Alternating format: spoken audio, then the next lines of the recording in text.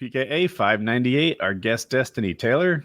This episode of PKA brought to you by Blue Chew, Lucy, and Lock and Load, the finest cum pills available anywhere on earth, and they are back in stock Monday. So mark your calendars. This come Monday, there's something, is when it's going to be back in stock. And so go, code PKA, 10% off this, all your cum pill needs, and any other products you want from Derek's site. Destiny, thank you so much for joining us today. Hey, thanks for having me on. Yeah. Destiny, do you really stream 15 hours a day? Is that normal? No, that was an exaggeration. I shoot for 10 hours a day, and then it ends up being Good gosh. 7 to 10. Yeah, That's so much. That is so much streaming. Is your stream nice to you? I mean, yeah, relative. It's not like they're shitting on me the whole time. What do you mean? That's what my stream does to me. Taylor? They just call me a retard, but I don't mind. Yeah, but like y'all don't moderate it at all. You don't be like, hey, I don't like people calling me retard, so anybody calls me a retard, just go get rid of them. Like, you don't have any wings of redemption about it. You don't be like, ban anybody calls me a retard, and start crying and then talk about how emotionally like sensitive you are. Spend like 3 minutes being hey, like, no, I'm not upset. I'll pull up to that. You know, like it's also like different audiences too, right? Like I'm a streamer. I've been streaming for like 12 years now. So like my audience is conditioned to watch me as a streamer, whereas your audiences are going to be a bit different, right? Yeah. Some people don't get, like, if I do a stream, that it's not like the show where it'll like 3 minutes will pass where I don't do a bit or a joke, and they're like, do it. Do something. Do Hank Hill molesting Boomhauer, and I'm like, Christ, no. Well, I mean, that's good, right? Like that just means you need to. That just means you need to stream more, so those people will stop watching you. That means you need a donation level where you say that. Yeah, dude, I'm gonna make that like $10,000, and I shut the fuck up forever. You turn off my screen. You're gonna want to raise that number. $10,000 to shut you up forever. That sounds like a hitman on the dark web. Like never talk again. Like charity stream. I was so in love with the idea of Taylor's house where they pay off your mortgage. That was a funny idea. I thought, like, I did look into Twitch's terms of service like a year and a half ago, 2 years ago, when I was thinking about that, and I think I might have gotten in trouble for having a fake charity called Taylor's House. It's not fake. It is. But all the money was going to go to my mortgage, and it was going to be called the Taylor's House Taylor's House. Yeah. What's confusing about this? Like that's the conversation you would have if anyone ever called you out. You'd be like, let me explain. Let me understand, sir. You donated to something called Taylor's House, a fund that puts money to go to pay for Taylor's house. And where did you think the money was going? I don't know. It sounded like a charity to build homes. It is. Taylor's. One house, one guy. Once we're done with that one, we'll move on. There'll be Jim's house and Mike's house. But now, Taylor's Bigger House is the next charity coming up with. Next house. Taylor's McMansion. Taylor's McMansion, yeah. Yeah, that'd be cool. So I was poking around your channel, Destiny, looking at seeing what you're up to, and it was a couple months ago, but it was you in the gym lifting, and you were talking about how you're getting back into lifting. You're doing that again. Is that still going strong? Are you sticking to it? Yeah, this is the longest time I've like consistently, probably like 7 or 8 months now, I think. Yeah, that's awesome. Good job, man. Yeah, it's been fun. Are you enjoying it? Like, is it more fun than the beginning kind of? I've never gotten any of the like. Some people, I even ran cross country in high school because they forced us to do a sport. I just did running because why not? I have never gotten any of like the runner's highs or any of that shit. Like you're done lifting, like, wow, I feel so good, or any of that shit. I've never felt that. I like watching the numbers go up, and then I like seeing changes in my body over time. And then I guess I like the idea that like, you're like accomplishing something. You have some discipline to stick with something. Like those are it's like it has to be like a very like cerebral thing for me, because I don't get that like emotional, like, oh my God, I feel so good that my muscles move today. Like I just feel it in my soul. Like I don't get that kind of feeling. I do sometimes, especially if I'm down, right? Like if I'm the best me and I lift weights, it doesn't turn me into a better me. But if I'm like, I don't know, seasonal defective, like just pissed off, and not pissed off isn't the right. If I'm just not excited about life, a little apathetic. Yeah, and I have two options: to either like watch YouTube videos about whatever, or get outside and move. Get outside and move. I never regret that. It's better. Yeah, you never regret doing it, and you will regret not doing it. That's how working out always is. Like there's never a time when I get in the gym and I'm like 10 minutes into it, and now I've got my song playing, and I'm like into the first like exercise pretty well, and my heart's beating. I'm never like, man, I shouldn't have done this. I'm like, I should have done this earlier in the day. This is fun. Why do I always forget how much fun this is? It's great. I'm going away this weekend, and so I do push, pull, legs, rest.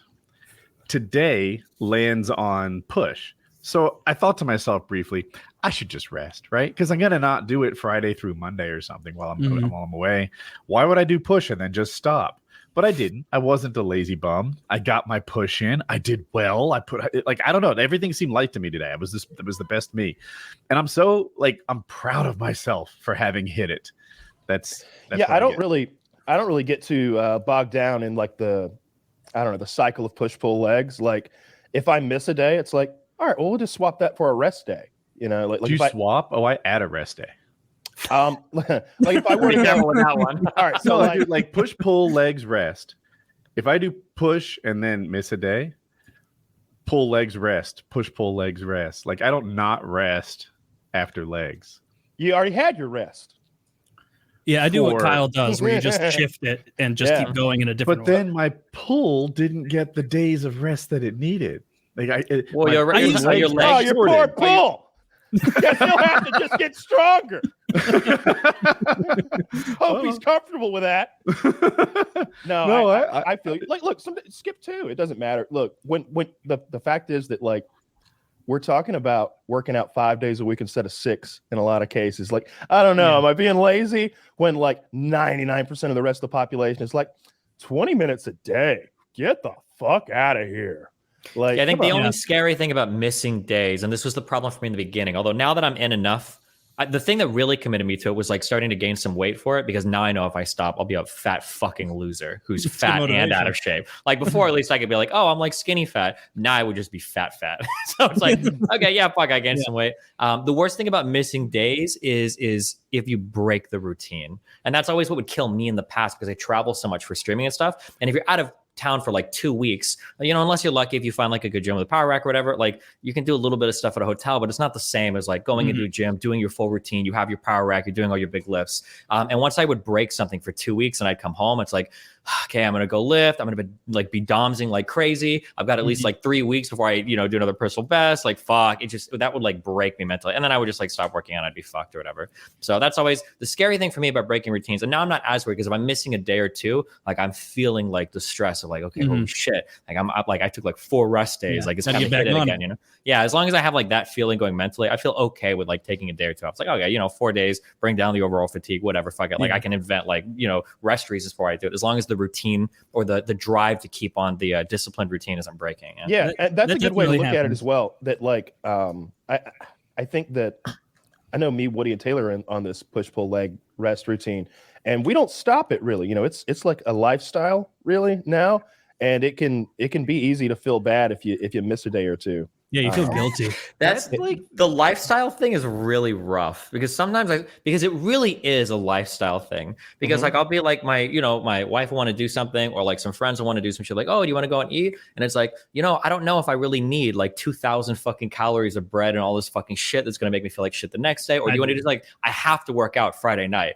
If you want to hook up or do something different, we can do it Saturday or Thursday, but you're not going to fuck my gym night up. Okay. I'm not going to miss that. And that type of building your life around stuff gets a little bit weird sometimes. I don't know if you feel I'm pretty strict with my diet now, and it's I don't want to go out to eat breakfast because I know it's going to be 1,500 calories of trash food, or I can have my oatmeal and a banana and a thing like that. Yeah, I build that all in. I don't know how you guys deal with that. I found restaurants. I even watched a series of YouTube videos where this guy is here's the stuff that you can eat at Taco Bell. If you only had Taco Bell and you needed to eat lunch.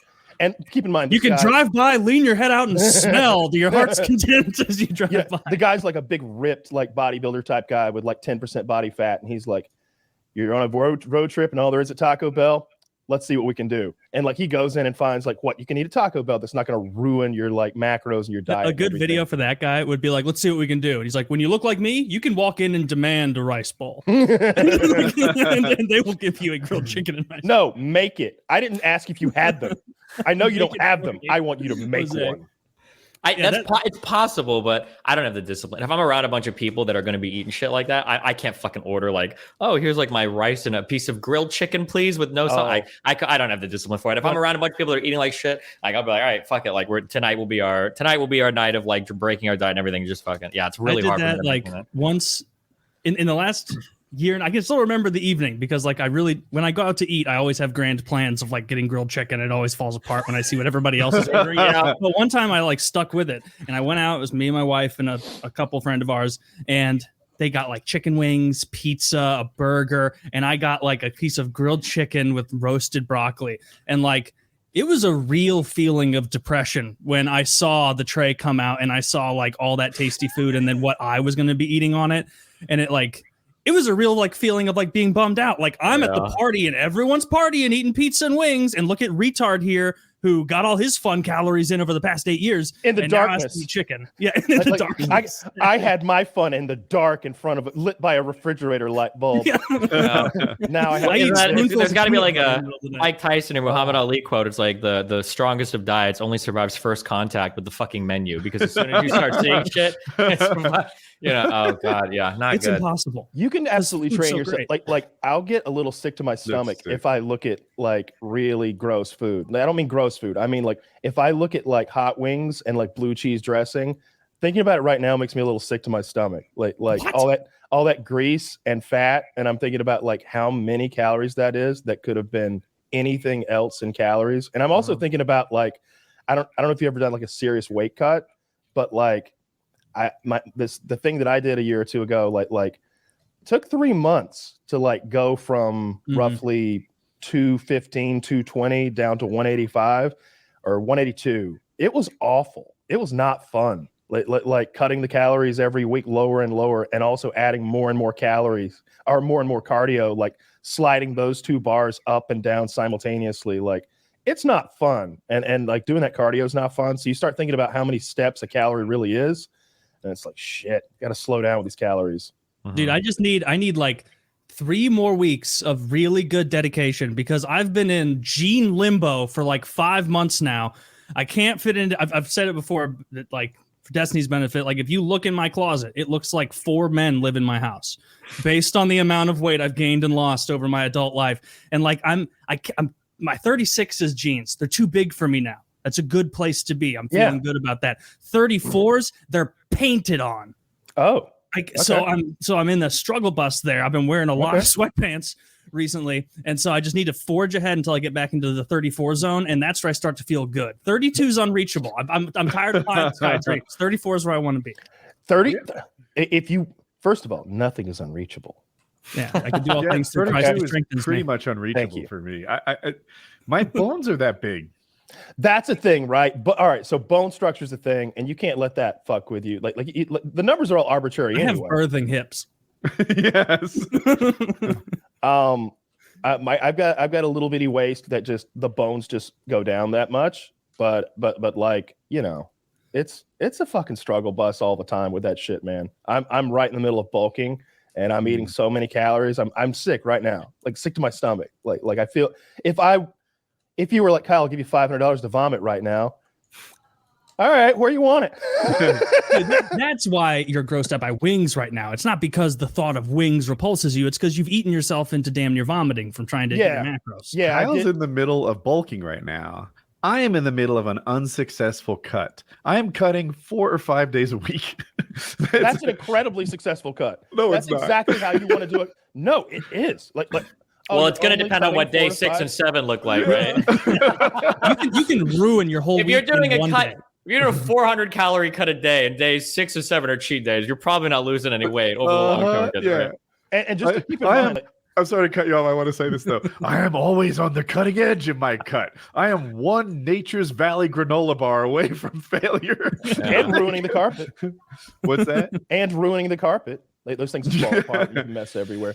Now, when I do a weight cut, it's not cutting 400 or 500 a day. It's cutting 100 a day. It's start like cutting 100 calories off a day, and adding 20 minutes of cardio, and then those numbers move up over the course of weeks and weeks and months. You don't notice 100 gone, but then when 200 are gone and 300 are gone, you're like, fuck, kind of miss that extra rice every day, because that's where it comes from. You just pull carbs, you leave protein and fats the same, more or less. I'll just get down on myself when I'm dieting. It's funny what Destiny was saying with the lifting thing, where like I've been doing that for so long. Like if I miss a little bit of lift, like when I accidentally stabbed myself in the arm on that package and I had to miss a few weeks, like I was bummed, but it's like no part of me is fearful of not getting back in the gym. It's my favorite hobby. I know I will. Diet, on the other hand, like if I string together any success and then I like order a pizza and I wolf the whole pizza down, then I'm like, well, sell the farm. It's all over. You fucked up again, you fat piece of shit. And like I get in my head and I start insulting myself. And then I'm like, well, you may as well just eat a burger, you piece of shit. I don't know if it's because I've grown up, like maybe I didn't get sex shamed enough or whatever, but I have never, ever, ever been able to relate to guys that talk about like post-fap, like, oh, what did I look at? I feel so bad about what I jerked off to. I've never had that feeling. I don't care what I jerk off to. I turn it off, I'm done afterwards. But if it's anything like the post-meal shit, I can empathize because you'll be like, fuck, so much like guilt. I'm so like, oh God. And until you're like really trying to like once, or maybe just for me, like, I don't think I've ever really known what it's like to be hungry. I think before you get into working out, like there are different types, like you get hungry, you want to eat or whatever. When you're like trying to lose weight and you're like working out, like that hunger is a different type of feeling. And there are times like, oh God, like I'm just going to eat a thing. And then you just feel like a fucking loser. Like, why could I just not? It's so temporary. The joy that you get from eating whatever shit you do. And it's like, yeah, geez. But then you go right back to that bowl or that box or whatever's there because it's so good. And I ruin my diet on the dumbest shit. I'll eat a whole box of extra toasty Cheez-Its for no reason.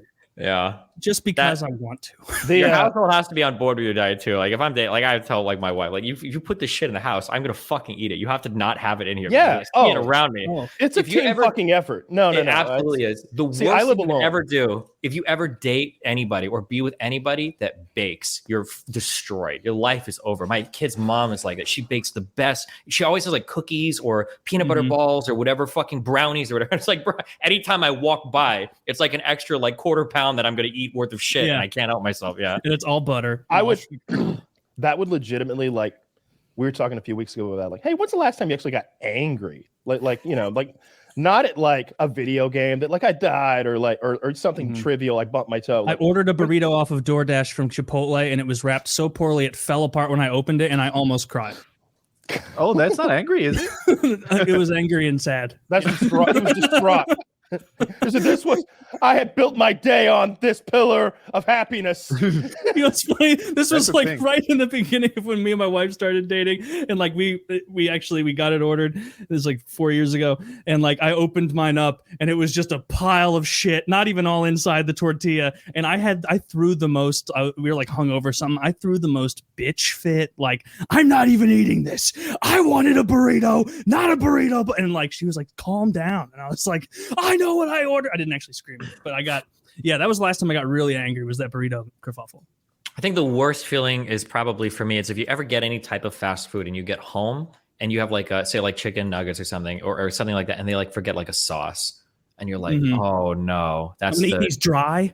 These are horrible. The sauce is the redeeming factor. Now you gotta go to the sauce drawer. You don't have a sauce drawer in your house where you dump all this extra honey? I don't have a sauce drawer, but I do have a straw drawer because I'm tired of people forgetting my fucking straws. I don't know what it is, but I can't drink soda with ice and shit out of a paper cup. It just feels fucking horrible. Oh, you're like, completely right. The cup isn't stable enough, right? And then like the ice cube, they're like getting in your face, and I feel like an autistic child, like trying to fucking gargle my fucking soda like a moron. It's getting all over. I gotta go into the bathtub just anytime I want to get a drink of Coke because I know I'm gonna make a fucking mess. Like, yeah, fuck. And when you have facial hair, there's always that remnant in your mustache from the ice that touches there. The straw's just better if you have a beard, for sure. Absolutely. For everyone, it's better. You guys have very similar beards. Like, I'm looking at them. I think that if I used Photoshop to swap them, no one would notice. I mean, people tell us that all the time. We look exactly alike. Yeah, we're the same weight. Yeah. No, the beard is like so clutch for an overweight man. It's makeup it's for facial contouring for guys. Right. Like for men, women get to do makeup, they get to give themselves cheeks, they get to accentuate their lips, like whatever it is that makeup does for women, it makes them look better. It clearly does. Ever see a woman with no makeup? It's like, baby, are you sick? Right? Oh no, Woody. Clearly, neither of you have ever seen a woman without makeup before. I've seen plenty of women without makeup, but I know. No, I can tell you how. They look like baby possums. They look like baby possums. They're all pink and squinty eyed. It's like, your eyes were bigger yesterday. Like, I draw them on. right? Yeah. Like, baby, did your eyelashes fall off? No, these are my actual eyelashes. Yes, here they are. Oh, man. Pussy's in the sink. But for guys, we have beards. The beards get like, any double chin you have, one chin again. Your whole face is just sort of drawn into what it should be. Yeah. I saw one of those crazy makeup videos on Reddit, and the girl turned herself. I didn't know what she was going to turn herself into. I just started watching this little Asian girl go to work, and with that, by the time she was done, she was Jack Sparrow, and it wasn't even like, oh, that's kind of Jack Sparrow. It was like, is that Johnny Depp on the set of fucking Pirates? Like, she did such a good job. It wasn't even a question as to whether that is Jack Sparrow or not. It was like, oh my god, yeah, it's pretty much, yeah. Yeah.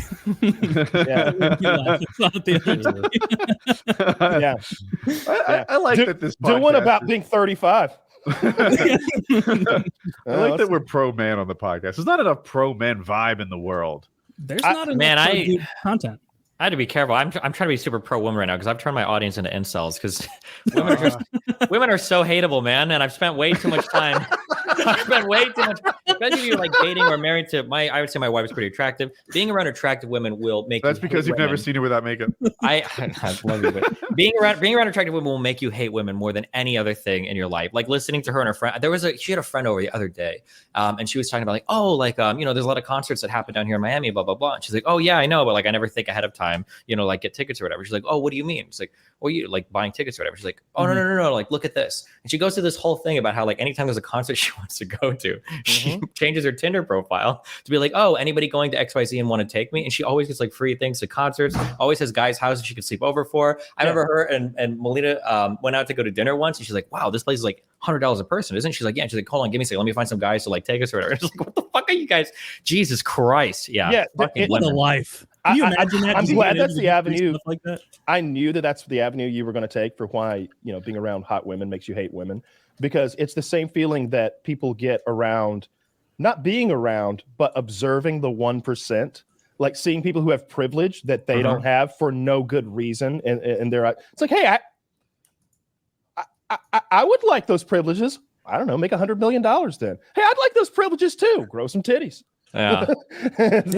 Yeah, I was going to say that it's so funny because it's like I lived like either the stereotype or the reverse stereotype, depending on how you see it. When I was like doing carpet cleaning, working class, losing my house, my life sucked. I was very conservative, very libertarian. Like I'm just going to keep working and working. I can pull myself. I can do anything. I got to work. And then when I would say I'm relatively wealthy, upper middle class, whatever. Now I'm like, damn, life is bullshit for working class people. Like I can speed around. I haven't registered my car in 4 years because I don't give a fuck. If I get caught with anything, I just pay my way out of it. I just do whatever the fuck. Like I'm driving around Nebraska plates still in fucking Miami. Like I don't give a fuck about anything. I can either buy my way out of anything or pay somebody to do something for me for anything. And it's like you live a totally different world. It's a totally different lived experience. Like the little little fines that are meant to keep the lower class in line. Like those are just the price of admission. Basically, yeah. And we're not talking about actually being wealthy. We're talking about like, okay, look at it the other day. What the average rent, like the mean rent in the United States, is $2,000 a month right now. To qualify, you need to make 3 times that per month. So you need to make $72,000 per year. The average income is around 50. Okay, so something there doesn't add up. So we're not talking about an absurd amount of money to get out of like the little speed rat bump. Race. If you're making $170,000 a year, which isn't like bonkers, oh my god, your family doesn't have to work any more money. It's like, hey, he's the manager over there, huh? Kind of money. Yeah, you don't really care about registering your play. Oh, if you make If you make $170,000 a year and then you get a $250 fine, the thought is like, the fuck? I have to use. Do I even have a stamp? Like I have to write a check and mail it. My time is valuable, Like it's not, oh my god, $250. It's like, the if you get a notice about like owing on your taxes, it's like, those fucking bastards. It's not like, oh, my home, my life. Like, I got a good example. That doctor's appointment I went to the other day. I self-pay, and I needed to get a new updated physical exam for my my TRT stuff. I'm getting new blood work done, and I also need a new physical to go along with it. And it's just a sports physical. It's that checklist you guys got for sports growing up. No hernias and blood pressure, ears and eyes. That's always literally just on a prostate check. Nah, this woman had fat fingers, and don't threaten me with a good time. I only go to fat-fingered male doctors. Dr. You know that guy in Milwaukee who won the arm wrestling competition? Just that guy. That guy good. He's like, I think you're clean, and I'm like, keep checking. He's like, I don't think you need this 4 times a week. I can actually see in there. It's fine. You're clean. It's like a bay window now. Like a porthole. No, it's like $120 to like show up, and I'm like, yeah, that sounds fine. I was also getting a prescription done, but then like I got home and I got an email that said, okay, you paid the $120, and keep in mind I stopped by a cashier on my way out, and they're like, oh, you're good to go. They charged me another $226 for like what they called a physical. It was some sort of, they called it something fancy. I don't remember what they call it, but I'm like, I call up and I'm like, hey. Well, first of all, let me just say, $226 extra didn't ruin my day. But I can imagine like what if I didn't have $226 fucking dollars and they just threw that on there unexpectedly? Yeah. That could ruin someone's whole. If I had children to feed, or if I like gasoline's almost $5 a gallon here, like Jesus Christ, that would really ruin someone's fucking week or month. That could throw someone into an absolute like crying on the floor, what am I gonna do kind of situation. For sure, like you'd be fucking destitute. Like for some people, if that happens. Did you see that thing the other day where the lady cried at her doctor's appointment and then the doctor charged her like $60 for some sort of like emotional well-being check? Oh, I saw that. I'm willing to bet that for those because I know that sometimes people get a little crazy online. Not to be a buzzkill, but there must have been something different, like either a specialist that comes in or some sort of. It can't literally just be the doctor listening to you cry. There has to be something else, I would imagine. Maybe she was really bitching his ear off. I'll say this: if your doctor likes you, they won't check boxes that see what. In my case, I didn't see the doctor I normally see. I saw his daughter, and I think that she didn't have a personal relationship with me, which is why she charged me for that $226 extra. Not yet. But her father is always like the opposite. He's like, oh, well, that shit nothing. Well, that's she'll charge me like the minimum, the $50 or whatever to show up. Like that's his bag. He's already got his retirement. He's 70-something years old, just in there for the lulls. She's grinding away, trying to squeeze some extra money out of me into that clinic. You know who has their retirement? The orthopedic surgeon, the Woodworth C. Oh, you're goddamn right. We were putting his kids through college at this point. I mean, your insurance Those guys make so much money. Yeah, it seems like me too. Oh, goddamn. Imagine any surgeon's probably doing decently if you're. I'm sure. I didn't know how well dermatologists did until I looked that up. Like as far as hardest one to get into. I didn't know it was so hard, but as far as specialties go, like dermatologists make a shitload, and it's like as far as the actual procedures they're doing, not nearly as invasive as most shit. So that would, but also you have to like probably a lot medical school. It's so you have to go mostly through the full, just skin deep. Yeah, it's not like being a dentist. I don't know. I don't understand why. I'm not saying it's wrong that it is, but like, why is dermatology so tough? It seems like it's right there with like. What's foot doctor? Pediatrist? Podiatrist. Yeah, thank you. Like. Wait, why do we think it's tough? I read it. Oh. It's on the internet, Destiny. Don't question it. It's definitely true.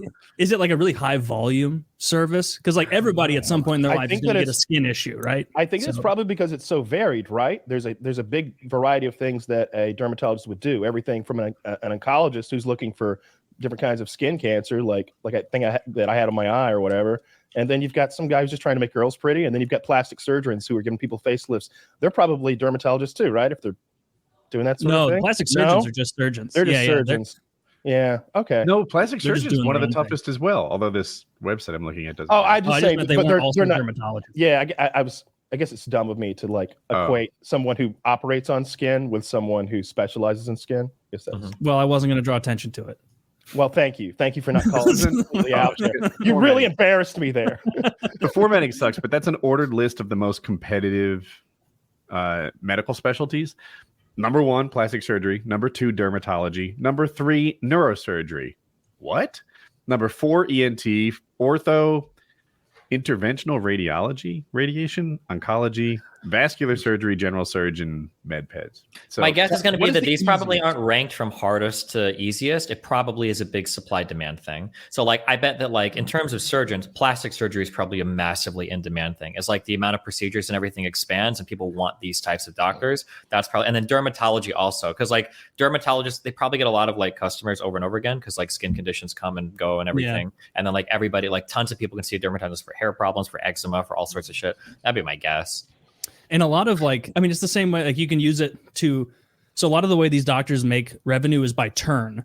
So like the number of people they can see on a given day. So like a plastic surgeon isn't going to be able to see a total of people as high as a dentist. I know a dentist isn't the same doctor, but like a dentist makes money by getting as many people in and out a day as possible. A dermatologist, because their procedures are so quick, I imagine they operate on like a volume thing as well, where they're trying to get, a shit ton of small procedures in that each kind of rake in a decent amount. But yeah, maybe, yeah. Who knows? I don't know. I was over on we were talking about the money thing, and I was on your Twitter earlier, Destiny, seeing what you were up to. I saw you tweeted something about like you said like millennials need to learn fucking how millennials, making 250K a year plus, like 50% of them say they're living paycheck to paycheck. I'm like, you guys fucking serious? It literally says that 55.4% of millennials making $250,000 a year or more report living paycheck to paycheck. I'm bad. I can't imagine that being true. How? What are you buying? Like, I don't get that. They're buying 2 cars, and each one is $1,200 a month. And then, I don't feel bad for people who make $250,000 a year living paycheck to paycheck. And then they're paying $3,500 a month of rent, and all of a sudden it's like, wait a minute, $6,500 of my money just disappears every month. That still doesn't get you very far into wasting $250,000, though, does it? I was gonna say, a lot of people. Holy shit! You can.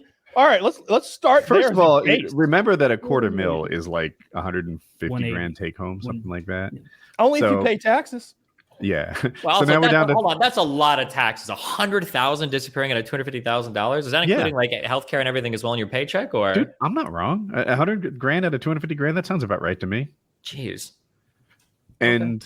It's almost like 40%, maybe in California, or is it 40%? Well, anyway, something like that. Yeah, it's a lot though. Let's use 150 as the operating amount though. Yeah, I don't think it's too far off. Like, don't forget, we have 150,000 taxes, the Social Security taxes that take that go for a bunch of that. Zach says 168K is a better number. I'm sure 150 is an easier number to use. So okay, think about that. So total $3,000 a week. You can spend that. So I used to do people's taxes, and the amount of money that they saved and the amount of money that they earned weren't as tightly related as you'd think. Like, I remember Bill Clinton raised income taxes on the top percentage of people. And like, we had a heart surgeon who was thinking about selling his second beach house. It's like, you have 2 summer homes? What'd you say? I said that's heartbreaking. Yeah, it's heartbreaking. Poor soul. Poor soul. And we had a school teacher who made $30,000 a year. They make 36 now. It's gone way up since then. And she was worth $3 million. She lived a very poor lifestyle. Mm-hmm. But like, so someone who's good at math, do this: 52 weeks a year. Yeah, $150,000, about $3,000 a week, right? Yeah. How the fuck do you spend $3,000 a week? Because not all of that is just going out to eat and immediately like perishable food items. Like if they go bananas and get a Tesla, that's a 1-year expenditure. Like for like the I mean, even a Tesla would be pretty. Aren't the Model S's like 80K or something, or 100K? How much are they? I have no idea. I refuse to believe that someone can make $150 a year and be living paycheck to paycheck. I'm going to be totally honest with you. As a really wealthy person, the people that I hate the most in society are middle class people. And when I was a working class person, the people that I hate the most in society were middle class people. Because middle class people, they want to have the status of being upper class, but they constantly act like they're fucking working class. So like, I'll hear people say shit like this, like, oh, like I'm living paycheck to paycheck, blah, blah, blah. It's like, well, what does paycheck to paycheck mean to you? It means that when I get home with my family after a 2-week vacation at Disney World, I'm having trouble making like the 3rd car payment for my 2nd child. It's like, are you fucking serious? Like, what do you mean? You're living paycheck? Like, even if we did that post-tax, you're saying $3,000 a week. Holy shit. Like, I remember like $2,500 a month doing like carpet cleaning. It's like, how the fuck do you guys blow so much goddamn money on like crazy shit? I don't want to pull the avocado toast memes, but like budget your shit. That's insane. There's so much money that's being like wasted on stuff. Or I shouldn't say wasted, but like at the very least, like acknowledge that you have a spending problem. If you're making that much money and you're actually struggling, short like any like major health issues or, some other like huge circumstance. I will say that if you've got any sort of like one of those really shitty healthcare situations, like a kid who needs whatever kind of medicine and it gets ridiculously expensive, like that can just suck all the wind out of a healthcare is a whole different animal. Yeah. Like a millionaire, like someone who's worth $3 million can go bankrupt in a couple of years because someone they love got cancer. Absolutely, yeah. Yeah, like that's totally different. I remember when my kid's mom had stage 4 non-Hodgkin's lymphoma, and we were still like, we hadn't like officially separated because all the paperwork or whatever bullshit. But because we hadn't officially separated, I was still filing taxes, head of household and everything. And for purposes of Medicaid and everything, we were still considered like joint income. She didn't qualify for any of that shit. I didn't have health insurance. I was a fucking streamer. And I remember I had to buy one of her medications one time. I went to a pharmacy, and for 2 pills to take home, it was $1,000. Like the next day we filed the paperwork for everything. Like, I can't pay for this. We're going to go fucking bankrupt. Like I was only making like, I think I made like $115,000 that year, which was way better than I made before, but not enough to pay for like fucking that for $500 pills. Yeah, no fucking way. Yeah, that shit was insane. Fuck. I have a lot of sympathy for that stuff. How tempted are you at that point to be like, can I look at those before I pay them? I want to make sure those are the 2 pills that I needed today, and then just run. Just How hard is it to rob a pharmacy? Even better, bring her with you and be like, take it. Or you do the poor person shampoo thing. You take them home and you crush them. It's like, okay, we're gonna mix these with water. Okay, this is gonna be 4 treatments instead of 2. Okay, yeah. I'm gonna dilute it a little bit. All right, lick the pill and then you put it back in the bottle. Jesus. Just get better a little at a time with your pill licks. No, that shit's absurd. Like you can't hold people to task for losing their money because of medical stuff, because we have a fucked up system and there's nothing to be done on their behalf about it. But like let's picture someone like me, 31 years old, making $150 after taxes. Let's say I'm even in New York. What am I doing to spend that much money? Oh, that's fucking absurd. Well, I will say, if you're not careful, because my thought process was when I jumped from nothing into streaming, the first year of streaming, because it was just crazy. I think I made about $100,000. And my thought was like, I was getting about like $7,000 or $8,000 a month in terms of like raw income, because I was a 1099 employee. I wasn't paying taxes or whatever. And I had the same process. I was like, I'm getting $8,000 a month. It is impossible for me to spend this much money. I went from making $2,500 to $8,000. Yeah, that shit was fucking 100% gone. I didn't save anything for tax or anything. I don't know how, but if you're not careful, money can slide through your fingers like nothing. Like until you're making at least like 500,000 or 600,000 a year, like 100, 200, 300,000 a year, that you can lose that. If you order out every single day, that's easily like $1,000 to $3,000 a month that's gone, depending on how much shit you spend. Yeah, people that on that Uber Eats and that DoorDash grind will lose a fuck ton of money. I've always considered people who have like $1 or $2 million to be in the danger zone, right? Being stupid as fuck, yeah. You're a millionaire or multimillionaire, but dude, you can lose it. You know, you just fucking buy all the stuff you want because now you're a millionaire and that shit will go away. You know, if you have 5 million, then all of a sudden your returns are getting you like 400 grand a year. You can be a little stupid, but if you have 1 million, you can lose it. You can easily spend more than your, stock market gains and ruin your principal. Especially when people are taking on more monthly payments too, instead of just making dumb purchases, they make dumb purchases. They have to start paying every month, and you can slide into oblivion very quickly doing dumb shit like that. Is it distracting to anyone else how much Destiny's background looks like the Italian flag? Yeah, shut the fuck up. Yeah, my stream says it all the time. What do you want to do? Like it's got to be by design, right? It. I just picked random colors. They look nice. Okay, you have a problem with that? I'll change one of them. Okay. The problem is that like in Europe, you guys don't have real flags. Okay, we have awesome flags in Asia and in the United States. Our flag is awesome. In Europe, their flags are just 3 fucking colors on 99% of them, or they copied the fucking stripe shit and they do that. So whatever 3 colors I pick in my background, it's gonna be some fucking flag. I think I went through like 6 different things one day, and I learned about all the boring fucking flags of Europe. It's like, okay, well, fuck it. I'm keeping these colors. They look I'm nice. a little biased here. Is the United States flag the best flag in the world? When you look at how boring all of the stripe flags for Europe are, the United States flag is pretty cool. Maybe not the best. I think right off the bat, we eliminate every flag that's nothing but 2 to 3 stripes, and every flag that's just an intersecting line with 4 different colors. Cut those out. All the Nordic countries gone. Japan stays because Japan's okay. Yeah. I don't know if you're aware of this. I saw it on Reddit. Come on. I know Japan redesigned their flag in like that. I don't know, like. At some point in the last century, they redesigned it. They just changed it to a slightly different shade of red. That was it. It's still the fucking same size dot in the middle of a white field. But I do like the original. I don't know. There's something understated about that. I like the Japanese flag. You like the Japanese one? Australia's flag is about being a bitch. Like you've still got like some stuff from the last country, right, from England on there. I know their money. I know them and Canada both have like the Queen's money on the Queen's face on their money. Canada's flag, very cool. I like the maple leaf thing. I think that's I don't know. I like their flag. They did their own thing. Yeah. You know what I like? I like Mexico's flag with the because the it's eagle. like Italy's, except they add a little spice into it. They throw the eagle in the middle. I like not that. just an eagle fucking up a snake. That's good. That's cool. Is it That's a is story. Poland? Is it Poland? Romania? One of those countries has like a dragon. Oh, No way. it's isn't it where Valentina Shevchenko's? Is it Poland? No, I don't know, not but Poland. whatever Poland the is a boring dragon one. country is, yeah, not Poland. Poland is like 2 colors, right? Some stupid. Yeah, and the Romanian one is boring too. Yeah. Most of the flags fucking suck. Like, oh, that's the flag you're talking about. That, Wait, which who flag is that? Welsh. Okay, well then Welsh. I like the Welsh flag a lot, and I like the way the dragon is like they're holding to that like bad Middle Ages art. Yeah. And you know what? Stick by your guns. I like And the that. dragon's like deuces, and Yeah. he's just like where's he going? What's he up to?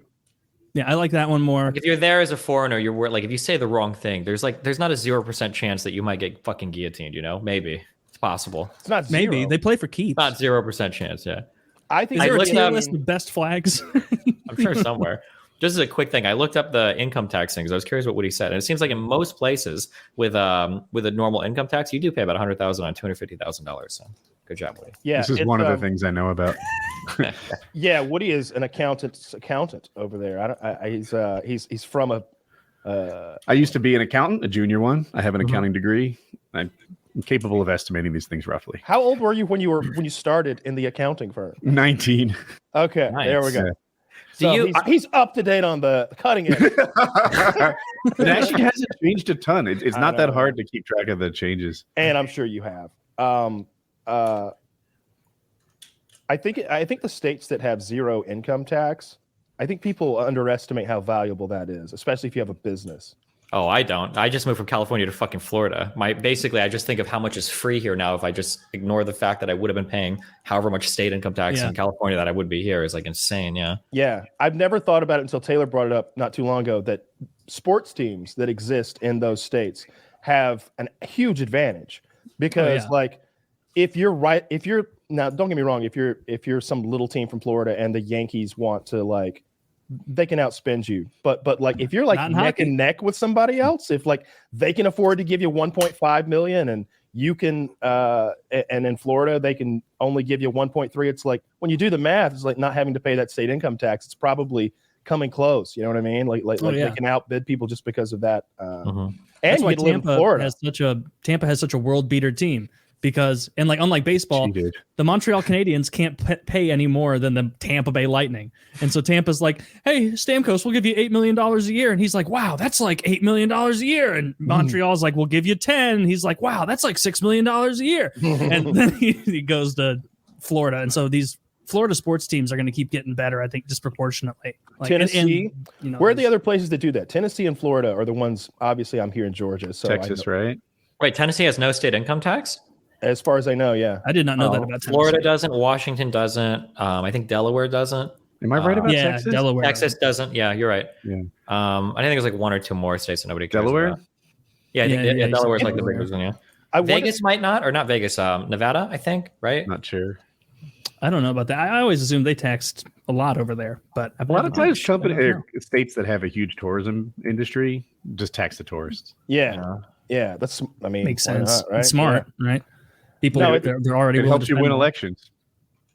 Yeah, helps you win hockey games. Helps you win all sorts of things. And Way more important than your stupid politics shit is the Stanley Cup. But I wouldn't mind as politics with Destiny. yeah, go for it. just as a slight boring political topic, I wouldn't mind the high tax states because a lot of people make fun of me like, oh, you're a big liberal and you moved from California to fucking Florida. Oh, I did go to the low tax place, which I did, and tax was a big fucking reason about it. I wouldn't care as much if I felt like I got something for my taxes. Like, not to. I always have to make sure my wife's not listening because I fucking hate making any concessions to her ever as a fucking. This is great husband behavior. Never admit you're wrong. Go to the mats over Absolutely everything. not. Sigma Why the male. fuck would I ever admit? Yeah, I'll send her back home before I'm ever admitting. Okay, you must have that feeling where it's like, if I'm among other Americans, I will shit on this country relentlessly because there's so many horrible fucking things that go on here. But as soon as a European shows up, I am the most patriotic, fucking Braveheart, Mel Gibson motherfucker, back-to-back World War champs, like undefeated Super Bowl world, like baseball, whatever. Yeah, fuck that shit. That's why I could never stand Pierce Morgan. It's like you're making good points, but fuck you. Yeah. Go back to your country. Fuck you. Yeah. If LA or if these really high tax areas were like European cities where they're like pretty clean, the roads are really well taken care of, they've got awesome buses, public transit, fucking everywhere. It's like, okay, yeah, fuck it, I'll pay the taxes. I spent some time up in New York City. Especially in a lot of like Manhattan. That's a place where it's like, you know what? If I get taxed a lot, that's cool. I have a subway, the buses work, tons of fucking taxis. It's relatively clean. Even though people in New York City say it's dirty, but I don't think they've ever been to like Seattle or fucking LA or Miami before. Yeah, I don't think they've ever been there before. If you think, or at least for Manhattan. But yeah, like in LA, there's like the streets are fucked. I have a little Focus RS. I can't pull out of anything without my fucking bumper scraping the ground because everything's so fucked on all the like everything. There's so many homeless people. Everything is disgusting. Everything's fucking falling apart. Like, what the fuck am I getting for all my money? Like, it just feels like a ripoff, you know? That drives me crazy. Yeah. Getting no tangible benefits for a huge amount of money out of your pocket. Are you, I saw you've been doing some stuff about like getting into guns or more into guns. I know you've been a gun guy for a long time. Oh yeah. In California, I only have like a Glock and a Mosin. I couldn't bring either to California because they're literal Nazis when it comes to it. But now I live over in Florida. Something I've been doing recently is trap shooting. It's actually so much fun. It's so much fun. I never would have thought that like shooting at a moving target could be infinitely more entertaining than just going to a range. You're like, oh, shooting at the same thing. But yeah, so I've got the target go away from you or across from left to right or right to left? Super depends. You can do. I'm gonna fuck this up. I think trap shootings where you pull and either one or two will fly away from you at the same like trajectory and everything. Then there's like either skeet shooting or clay shooting or whatever. But you can have like different stations set up that shoot different things in different directions. It super depends. Yeah, go. Before the expert speaks, I want to go first. Sorry, Kyle. If the target goes away from me, I can hit it because it's kind of like in the same thing and I can stay aimed at it. If the target goes left, like across your horizon, that's actually not possible. And it's done with magic and visual effects. Yeah. Well, you can. Oh, God. There's a bunch of different things that are all called different names that are about shooting clay targets, but trap is meant to simulate the old game of having birds in a trap. And you got some poor surf down there opening the cage up and letting it go and run away from you. So those go straight away from you. You'll either stand at a stationary station or move from station to station. But the wobble trap is always throwing a target away from you usually in some random like angle, but away from you. Then skeet, same thing. You're moving from station to station, but there's a high tower on your left and a low tower on your right. And they're throwing skeet intersecting, sometimes in singles, sometimes in pairs.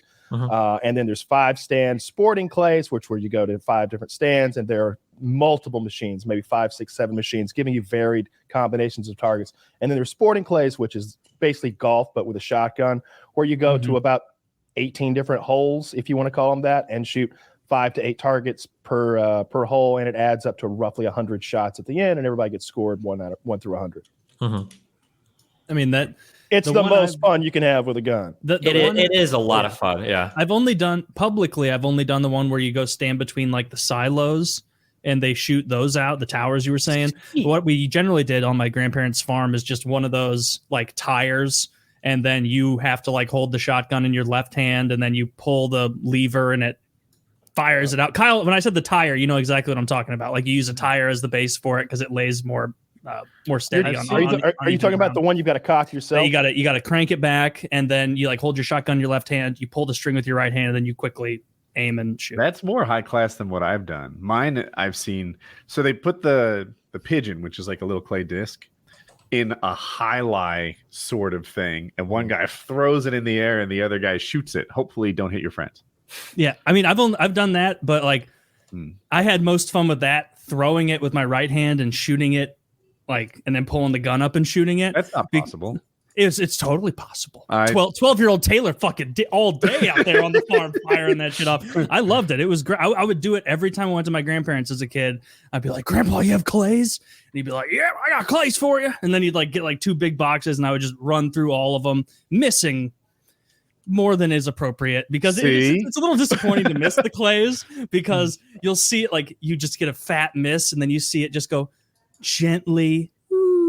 Yes, just a little crack when it. So I was a little spoiled when I was a kid. You know, we had all those things. The hand thrower one isn't not necessarily the basic bitch thing. We would use it for like trick shots and like learning to hit very difficult angles and stuff. And then there's the big spring loaded thing that you cock. And ours wasn't on a tire. Dad built this like stand for it that like went into the ground, so it was kind of at like chest height, so it was easier to cock. But then at 16, I kind of got into sporting clays. So my dad bought a 5-stand sporting clays range. So I had top of the line, like industrial resort style machinery that's solar powered awesome. battery. So everything's on a computerized system that you could work with your phone, and you could pre-program different games. So it would always be different, the combinations that you were fed. So you could, and you could tell it to like, you could be like, go crazy. And it'll be like ka-chunk, ka-chunk, ka-chunk, ka-chunk. And now they just start every like 0.8 seconds, a target gets thrown from somewhere. And it you always, when for your shooting for stuff like that, are you expected to have like a 5 or 6 round internal magazine, or are you expected to reload really fast? Because normally for a lot of the stuff I've seen, you're supposed to have 2 shots basically every time, right? Well, 2 is the most is the biggest combination you're ever going to shoot when we're like doing it the correct way. But if I'm just out there training, then I'm like, run them, and I've got 3 shotguns. Sure. Okay. Yeah, and I'll just load them up as many shells as they'll hold. You have 3 double barrels, or just 3 like with 3 semi-autos, like ready to go, and I'm just going as fast as I can. Like if I'm training, like I'm trying to get better, I would shoot 200 or 300 shot like a day, every day. And then like dove season would come around after months of shooting 300 clays a day. And we got the machines going 45, 50 miles per hour. Even the rabbit, which is this skeet that rolls on its end and hops along the ground. Like they barely would get out of the machine after a while.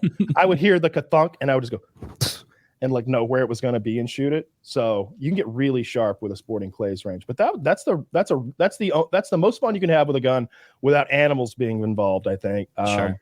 If you ever really want to have a crazy time and blow some money at the same time, it's Texas helicopter hog hunting. Jesus Christ. They'll put you. They'll find, they've got badass pilots who do that shit all the time. They'll put you in the side of an R-22 helicopter, and he'll fly that thing sideways, and your door is the leading edge of the helicopter, and your one ass cheeks on the seat, one's off, and you're like strapped in, leaning out with an AR-15, and he's chasing pigs sideways, going 25, 30 miles per hour, 30 feet off the ground, and you're just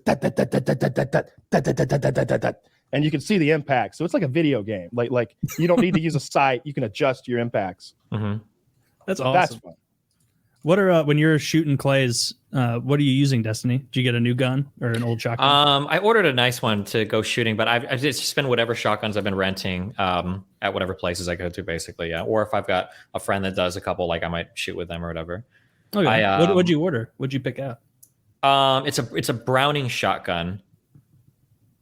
I'm embarrassed to say because I had a friend recommend it, but it's like a $5,000 shotgun, so I feel like a fucking loser. But don't be embarrassed. I think it's called a Synergy Trap Classic. Like you got the good one. Oh yes, yeah. I have a friend that shoots professionally. He's like, because I said I went shooting and I really like doing trap shooting, and he's like, oh well, you sure was trap or ski? And then he explained different times, like, well, yeah. And he's like, well, do you want to do different kinds? I was like, yeah, I guess. And he said that different shotguns excel at different types of shooting. And he's like, if you want a really nice like trap shotgun, you're gonna spend like $2,000, but like you should have a different gun for everything, or you could get a really good one that you can like swap barrels and shit. I was like, okay, fuck it, like link me whatever. And it's like, yeah, I got that. Yeah. So I'm excited. That should be here in a week or two, hopefully. So. Oh yeah, that'll be. Really it looks nice. Slick. Yeah, it is. It's a nice fucking shotgun. It's a really nice shotgun. I knew a lot of guys that shot. I love those. over-unders. They're so cool looking. Does it? I didn't click it. Does it have a really high rib on it? I think I think it does. I think it says high ribbed, right? Yeah, that's a trap thing. But I think you can take the barrel off or the ribbing off, maybe too. I'll know more when I get it, I guess. But. Definitely take the barrel off. It's going to come in 2 pieces, which is one of the cooler things. It'll come in a nice case too, with the Browning will. Yeah. Fucking better. $5,000. These are pretty wild too. But you got a really, really nice shotgun that you could like keep for the rest of your life. Yeah, I hope so. Yeah. And if you wanted for some reason to have children, they could have a really nice shotgun too. No, those shotguns are little works of art. Krieghoff does some wild stuff with their wood. I don't know. I know that you can get some of their woodwork where they use this petrified forest somewhere in Europe. That's like the forest was like it's been in a swamp for so long that the wood is turned to stone through the petrification process, and they use that wood to do some of their furniture, and it's real funky looking. But that's kind of like a basic bitch Krieghoff trap gun. I don't even want to know how much that costs. They're silly. this one we're looking at now, Kyle. What can you scroll back up, Zach? What is the benefit of that like weird looking long sight? The long. That's the rib. You're probably talking about the rib and how high it is. Target acquisition more quickly. This is a trap gun, and like, but I don't know about competition trap. I don't know what they do, but when I shot wobble trap, there was a good bit of reaction time because you hear the ka-chunk and then you have to find the target and get on it and shoot, and it's leaving you. You know, it's not like a left or right target where the more time you take, it's not going to change the amount of lead. It's the amount of lead is going to decrease because the target's slowing down as it goes from left to right. This target's leaving you. It's getting more and more difficult to hit. And that ridge on the top for makes me, it easier to lock faster on. target acquisition. It's getting up and on the target. Yeah, for me, that's what I would think. I don't know something. Prior to this, a couple months ago, I just never shot a shotgun before. No interest, or maybe I had once or twice at maybe an outdoor range, but I just never thought about it much. I had the opportunity. I think like a month or two ago, for the first time in my life. I swear I would never be the person to end up on one of the. I won't, because this video will never be released ever, or somebody's dying. Have you ever seen the? It's not a pistol grip shotgun. It's something worse. You know what I'm thinking of? It's like a. The Serbu super shorties that are like this. It's not. No. It's not. It's like a normal size shotgun, but the grip is there's no stock. And your hand is like down on some bullshit. Just on a pistol grip in the back, it just ends right there. It's not even a pistol grip. It's worse than a pistol grip. It's I know exactly what you're talking about. It looks sawed off almost. Yeah, almost. Yeah. I shot one of these, and I had a friend with me, and he was telling me, he's like, this has got a lot of kick to it. It's like, don't worry, I'm good. I watch videos. I shot rifles. I got it. And I shot some birdshot out of it, and it was a kick. I was like, damn, that like. Oof, it hurt my wrist a lot. Yeah, it snaps your wrist. And one of these type things, something close like enough. this. And and then he was like, hey, you should try a slug next. And I'm like, okay, yeah, sure, if you say so. So I load one in. He's like, this is gonna really kick. Never in my life.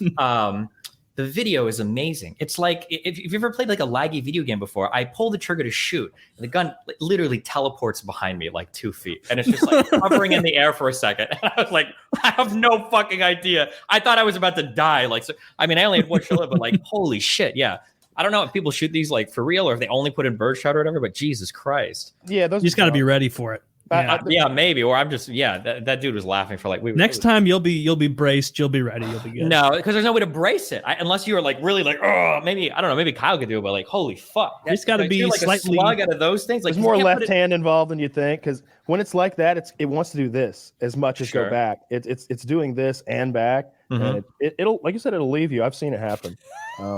Yeah, you've seen that video of the like Arab guys from like 15 years ago shooting the elephant gun, where it like they're like there's a guy filming from like behind the glass behind the guy, and like the butt like bangs into the glass. It shoots back so hard it's like a rocket takes off, and it was like, and not one of those guys in that video knew how to shoot that. I think there was one dude at the very end who maybe one guy does it, and it was like. And he sets it down, and he was the only one in that video. I remember the video you're talking about. There's one dude at the end that could do it. But yeah, it was. But all the rest, it was like, man, you're lucky to be out of this with your life, because those guns are expensive too. Those big bore rifles, like I always felt bad watching that gun bounce around that room because you knew the price tag. A lot of times, those like big bore rifles, I hear about like crazy prices. It's like, wait, that's a $14,000 elephant gun. Okay, like why? Oh yeah, you can't even kill elephants anymore. Yeah, you can. Well, I think it's frowned upon. What? They're invincible suddenly? Trust me, they'll die. They'll go down. I mean, you can, but ever since that dentist killed that I was gonna say it depends on what your job is, I guess. And you know, like we've talked about this before. That dentist was totally right. In the right, yeah. Literally, he was like, "I want to kill a lion," and like a Kenyan was like, "We have an older lion that is not allowing the younger males to mate with the lionesses. Can you kill this one for me?" And he was like, "Yeah, sure, that's fine." And so he kills that one, literally allowing the new adolescent males to come in and promulgate the group of lions, the pride, and the fucking park made a bunch of money from it. And the dentist is like, "Hey, look at me!" And everyone's like, I'm gonna kill you, you monster! You killed that regal animal." And like you see a picture of the lion, and it's like it looks anorexic. Like it wasn't like a fit lion. We got to get over this shit with these. Yeah. fucking animals, all right? Like Only it's some us animals. against them, okay? Like maybe when we're in a perfect utopian fucking society, we can start worrying about the goddamn animals. It's us and dogs and maybe cats, and that's it, okay? You had me briefly. Everybody gets triggered when I do this one, but like, or if I have this argument, when I see people get so mad about like there was the fucking gorilla, Harambe. the fucking lion or whatever. There's always have one question when people get this fucking mad over this shit. I always say, are you a vegan? If you're a vegan, you can be mad. If you're not a vegan, shut the fuck up. Why the fuck do you care? Like you're eating like how many fucking cows, pigs, whatever the fuck else, every fucking day of your life, chickens. You obviously don't give a fuck that much. Okay, cows are very friendly, cuddly creatures, and you're crying over some random fuck lion. Get the fuck out of here, you dumb fuck. Like that or is a random lions gorilla. Are assholes. If you think lions are nice, you probably don't know any. You don't know any fucking lions, bro. They're meaner versions of cats, and cats are assholes. Like, what the fuck? Yeah. Like, cats are horrible. If we are going to have an animal war, I'm not participating if cats are on our team. I'm joining the animals against the cats because they're mean-spirited. They're not kind. Dogs, on the other hand, loving, wonderful creatures. They love you with their whole heart. They would, if you died in your house and you have a dog, that dog would borderline starve to death before he started eating your body. A cat would pluck out your eyes for the fun of it. You'd be exhaling your last breath, and the last thing you would see is a talon approaching your pupil. Like that would be what a cat would do to you. And so I cannot stand behind cats. Even the friendliest cats I've ever met are like a really pissy, mean dog. The friendliest cats. Yeah. But people are like, this cat is so amazing. He's nearly a dog. Yeah, this cat's so great. Really? Because if there's a dog behaving this way, I would think it was the least friendly dog of all time. I'd poison it. Yeah, I would poison it. But yeah, the Harambe thing was silly too, because it was like, oh my God, they killed a gorilla. What happened? And they're like, well, a 6-year-old got in there, and the gorilla was potentially going to tear him limb from limb.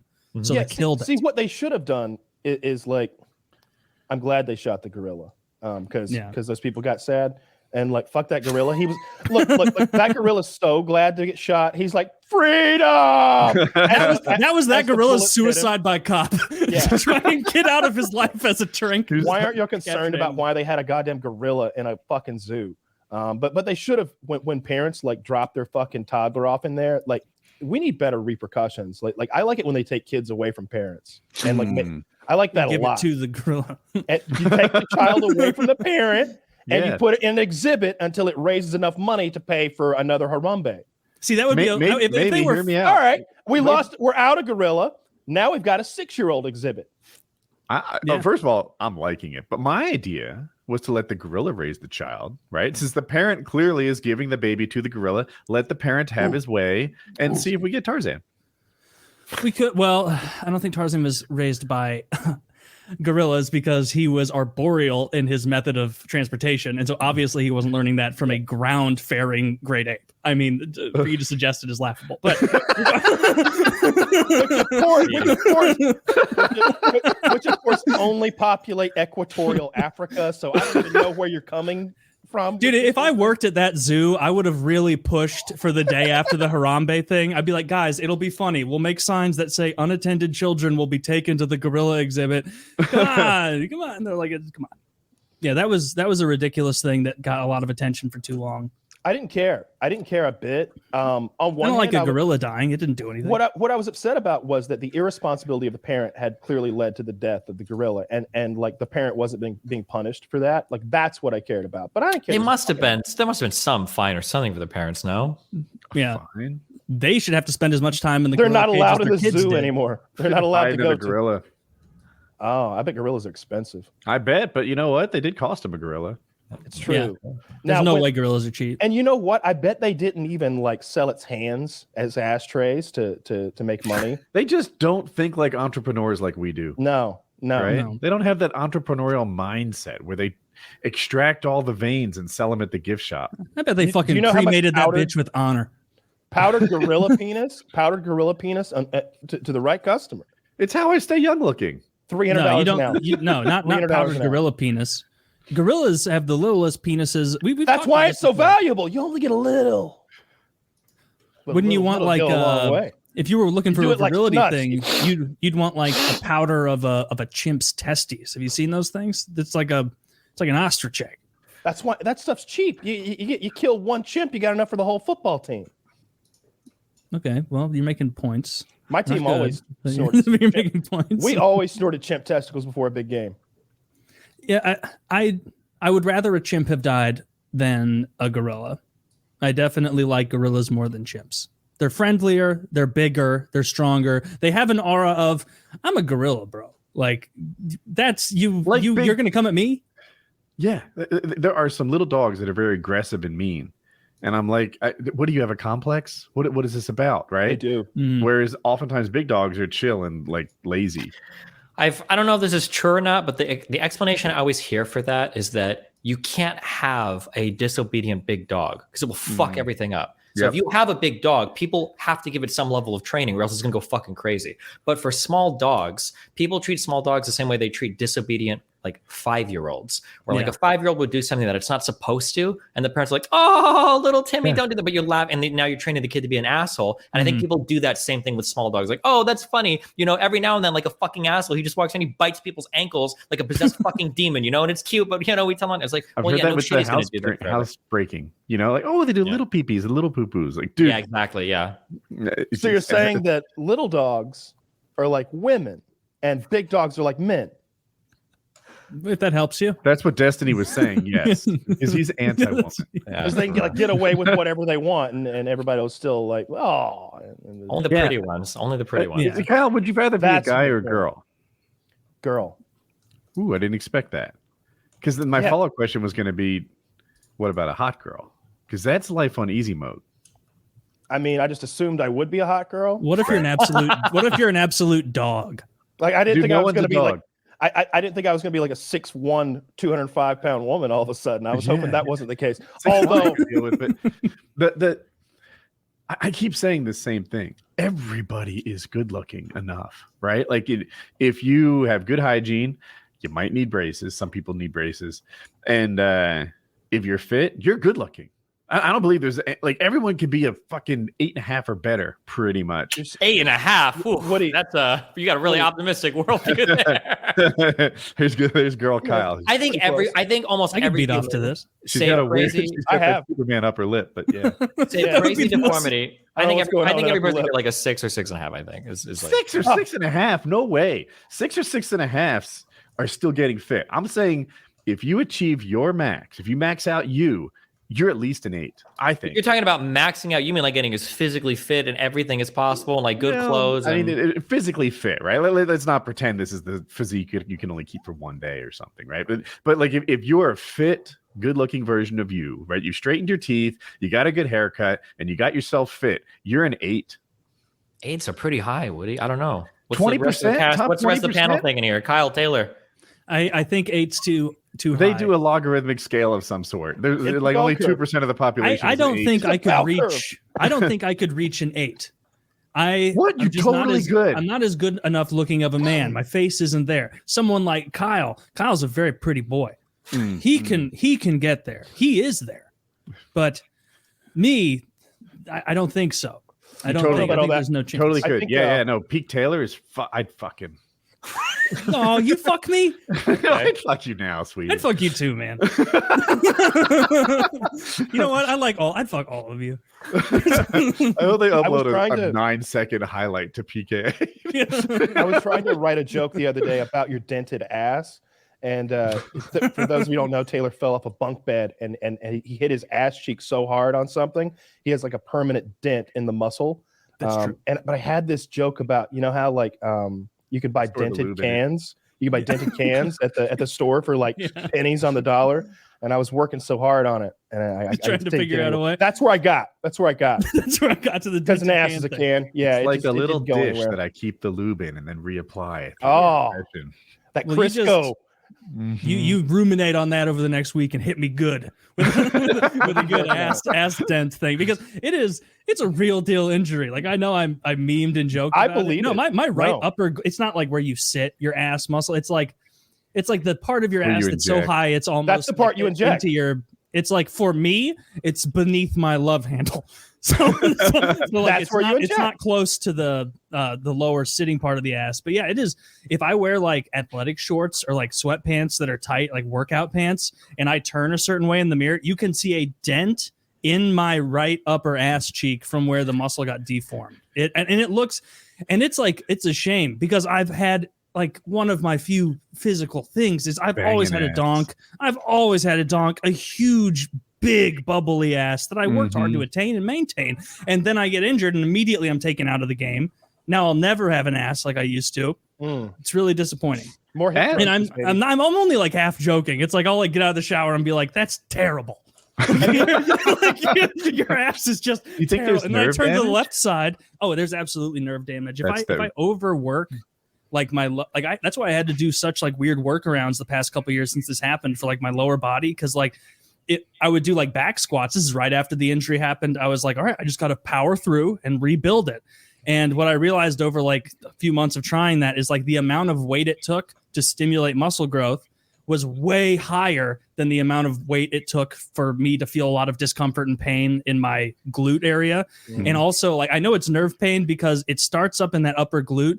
And if I really overexert it, there's a stripe about the width of my hand that goes from there down to almost the outer side of my right knee that just gets like numb and tingly sometimes if I like overexert it. And so now I have to do like all sorts of weird shit. Like I do like Bulgarian split squats, weighted lunges where I do less weight on my right glute than my left, like trying to recover it. But I don't know if I'll ever be able to do like heavy back squats again comfortably without worrying, which is another reason I got that hack squat leg press machine, because I was like, I'll be comfortable really like, well, everyone knows hack squat's more quad focused, but if you get one with a big foot plate, you can put your feet at the top in a wide position and that'll activate your glutes.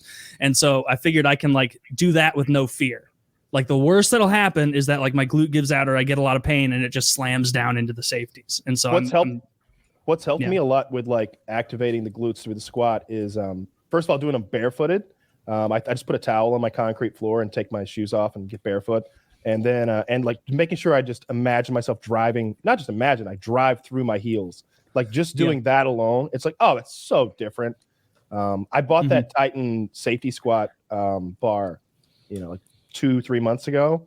I love it so much. Like I love it so much. It balances itself. I thought I was going to have to like hang on to those handles and keep it in place, but I was like, I'll squat and I'll just like make fists in front of me and like squat like that, and it balances itself like to where it needs to be, just on my back with all that weight. Now that thing, I will still sometimes use my Titan squat, like the easy squat thing, because it takes the weight and it front loads it and puts it way more on quads than on like glutes and stuff. And so I'll do that sometimes, but even then, like I'm a little skittish about throwing a ton of weight on the bar like I used to. I just don't want to. It just doesn't seem worth it, and it's that's kind of where I'm. I don't go super heavy. My hips hurt if I go my right hip, and like just that one. If I go really deep sometimes, and no, I don't even. I wasn't meaning like unbelievably. It depends on the heavy position, right? Yeah. Like if I squat from the back, I tend to hit the bottom more often. Yeah. I mean, like, nobody likes that. Well, some people do. I'm not even talking about like high weights. I didn't know. Like high. Yeah, some people like it. It's I can't. It's like some people like being hitting the balls. Yeah. Wait, did some people like what going all the way to the bottom? So we lost them. So Woody and I haven't been talking about weights for a while. So Kyle said he goes real deep, and I said it depends on the position. I tell you can hit the bottom from the back, and Kyle knew exactly what I was talking about. I didn't know how far down the double entendres we'd gotten, or if we were still talking about back squat. My weights. We're inside the cervix at this point. Gotcha. Okay. I was looking at those. Look, I'm still shopping at gym equipment because I every now and then I'll think about doing something silly and getting like one of those crazy, like there's one thing that's like a power cage with a functional trainer on either side. I've seen that. And the thing that's like overkill, man. No, it's not.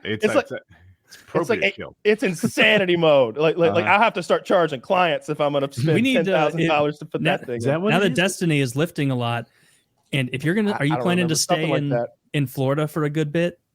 Why is this going to? Because if you are, you gotta join the home gym master race. Oh. You gotta get the home gym so stuff. I'm in an It's so apartment much right now, better. so I can't really. That sucks. I had a nice power rack at my house, I guess, when I lived in Omaha, though. And yeah, having a rack in the house is super convenient and super nice because you can do all of your big lifts out of it, basically, right? And then I guess if you want to get like cable machines, whatever, you can do that too. But yeah. I'm moving into a new house soon, but like preemptively, I've been building my garage gym, so I got quite a bit of stuff out there now, and that's where I've been working out for months now. Pro tip for you kids listening: buy a couple £1,000 worth of shit right before you move. I have resisted the urge to get the heavier equipment, but like I didn't buy a power rack yet because that's outrageous to move. But I have bought like a machine or two and I don't know 800 pounds of weights or something like that, and a couple barbells and like 2 sets of dumbbells and you know some stuff.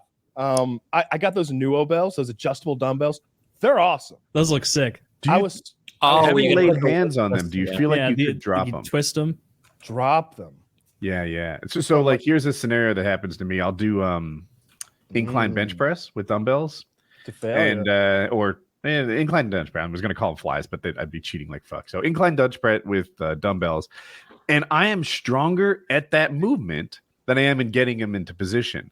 So sometimes I practically drop them afterwards, right? Like I don't want to fuck around with my own safety. It's like, I'm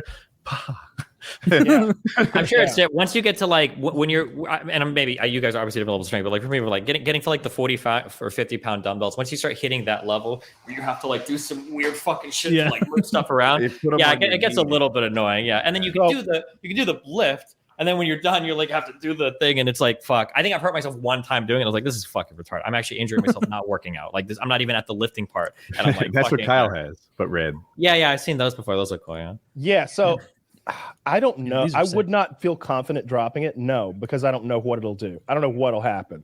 And they're $800 for the set. So it's don't drop them. Yeah. Jeez. So I will have. I already thought about this. I'm gonna have my rubber flooring. And I might put crash mats on either side of the bench when I'm doing, particular, exactly what you're describing. Because overhead press, incline press is like that when you're going heavy. If you've got 75 pounds in each one, 80 pounds in each one, bringing those down to the neutral position in a slow, safe manner can be dangerous on your joints. And I generally try to get them flat on my thighs, on my quads, like that, and then doing sort of, I kick them up and I get them to this position. And once I'm here, I'm good. I can get anywhere from here. But like it's from this position to like on the quads that can be a little rough. I don't know. We're gonna find out tonight. A similar thing happens with my functional trainer. So I do it's the equivalent of like a decline bench press. Like I'm doing flies up here and I'm pushing it down here, and I'm pretty strong in this movement. But getting to here is a problem. So I have to like go over to this one, pull it down, go over to this one, pull it down, get into position. Then I do the movement. And now it's like, well, don't break. And I do a little better than that. But at the my wingspan's like, we did it the other day. It's pretty big. And but at my at the gym that I started at, they've got the really big cable crossover machine. So I did the exact same thing. And I'd be getting like, I think 75 pounds on each one, depending on the movement. Like I'm not doing like a strict like crossover. Yeah, I'm actually similar to that. Yeah. Yeah. So I would do that little hop over, but when I'm at full wingspan, it's still pulling me apart like a rack. That's how wide this thing is. So when I released, it's ka-chow. Like I'd look around before I'd let it go, and I'd feel like an asshole if I ever dropped it from like I don't know here. Like, but sometimes you got to drop shit. That's I've definitely dropped the big dumbbells at that gym, and I would look around to make sure nobody was in the way, and if they were, I'd be like, "Hey, I'm dropping these." Like, are those steel-toed runners or whatever? Like, what do you call sneakers? Sneakers. Okay. Shoes, probably. If I were being specific, if they're like different types of shoes laying there, I would call like the sneakers. I think if they're like boots and loafers and such. I think I've gotten spoiled at gyms, like when it comes to flies or like reverse flies or whatever, like the actual D fly machine, the pec deck or whatever. I think it's so much better than anything else. Like I'll never do like having my shoulders out here with dumbbells is just like fucking agony, and like trying to like work the cable machines. Like you just have like the machine that you sit with your back and you got it, you just squeeze and you come like that machine is so nice. I'll It's admit Pec Tech is awesome, but how do you do such like incline decline equivalents? Like I kind of like doing like I stress the lower part, and then I do another one where I stress the upper part. That's cables. You need your cables then. Okay. Yeah, I mean the cables are great. Like I really like those studies that are like dull and hard to read, where they take the core samples of muscle tissue before and after, like this 6-week controlled thing where one group only does bench press and one group only does cable crossover and one group does pec deck. And they find that I think crossover is the highest activation of pec muscle tissue, but it was so closely followed by like wide grip bench. And then like so close behind that was the, you're talking about like 2%, 3% better on these exercises at activating muscle tissue. So it's not a huge difference. Yeah.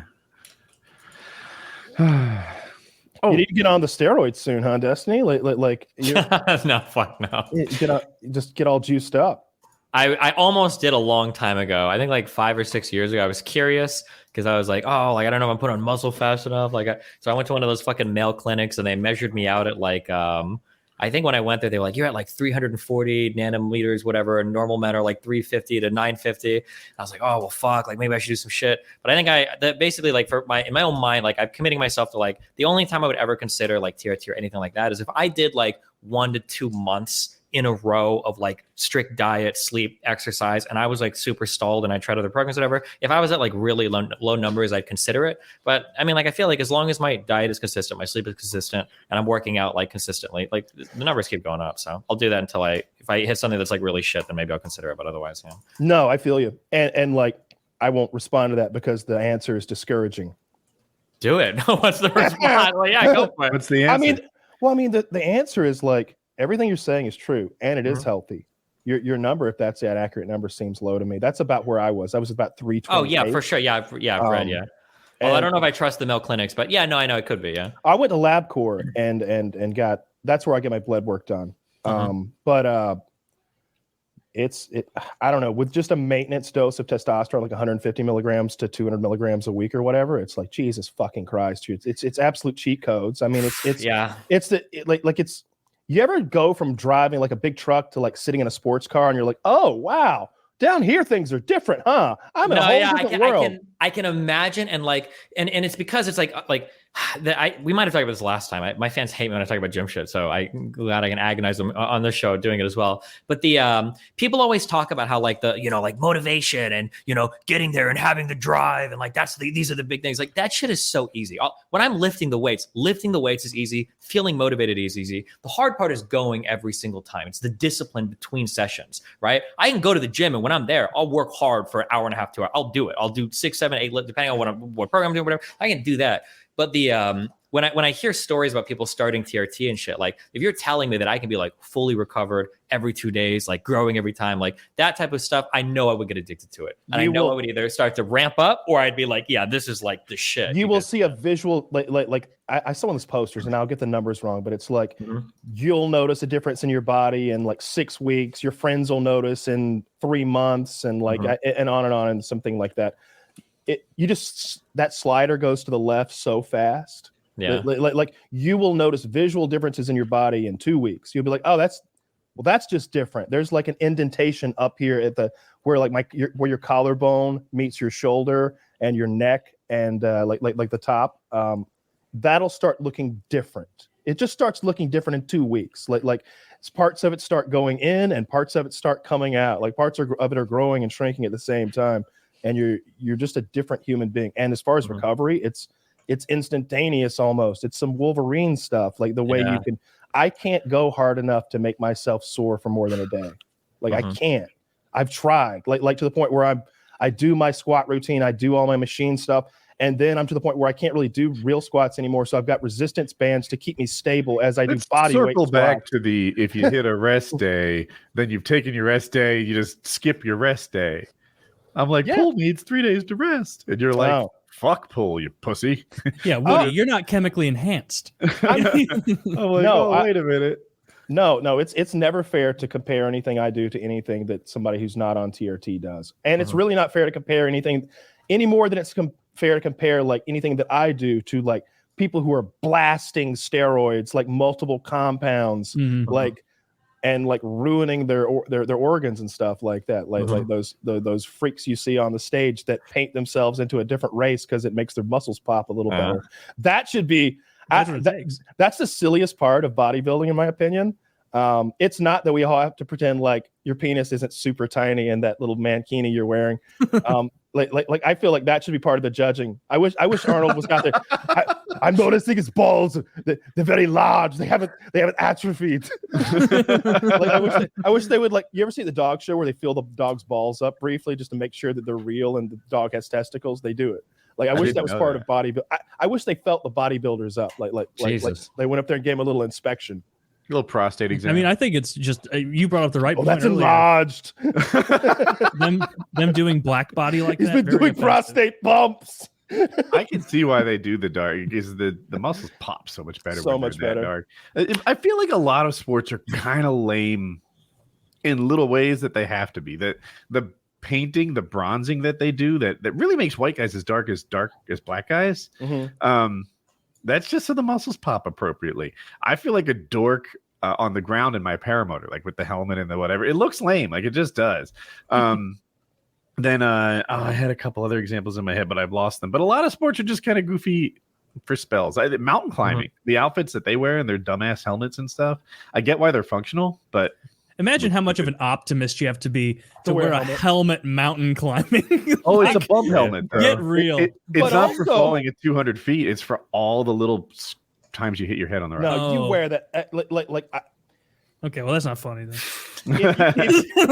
If you had said a skydiving helmet, I'd have been with you. But rock climbing, I need that helmet because like you could like it could be like a slope that you have to tumble down or something, and it's the difference between like getting to the bottom broken and getting to the bottom dead, right? Like, but if you're jumping out of an airplane like fucking Peggy Hill, I saw this whole iceberg on King of the Hill the other day where they were like, after Peggy fell out of that airplane, she was never the same again. Yeah, season 4, we all remember it. They show her like personality change and how she becomes like super confident in abilities that she doesn't even have anymore. They think that that's when she lost her Spanish, that previously she actually could speak Spanish. No, that's a wrong iceberg because she's never been able to speak Spanish. But like, hola, that would be funny to listen to where like she really did change because I like those little story things. The Simpsons, they had a good one of those.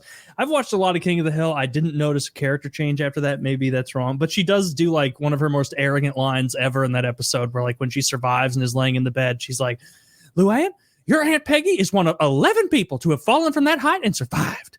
She's like, oh my God, Aunt Peggy. And she's like, of course, that is only a guess, my best estimate. To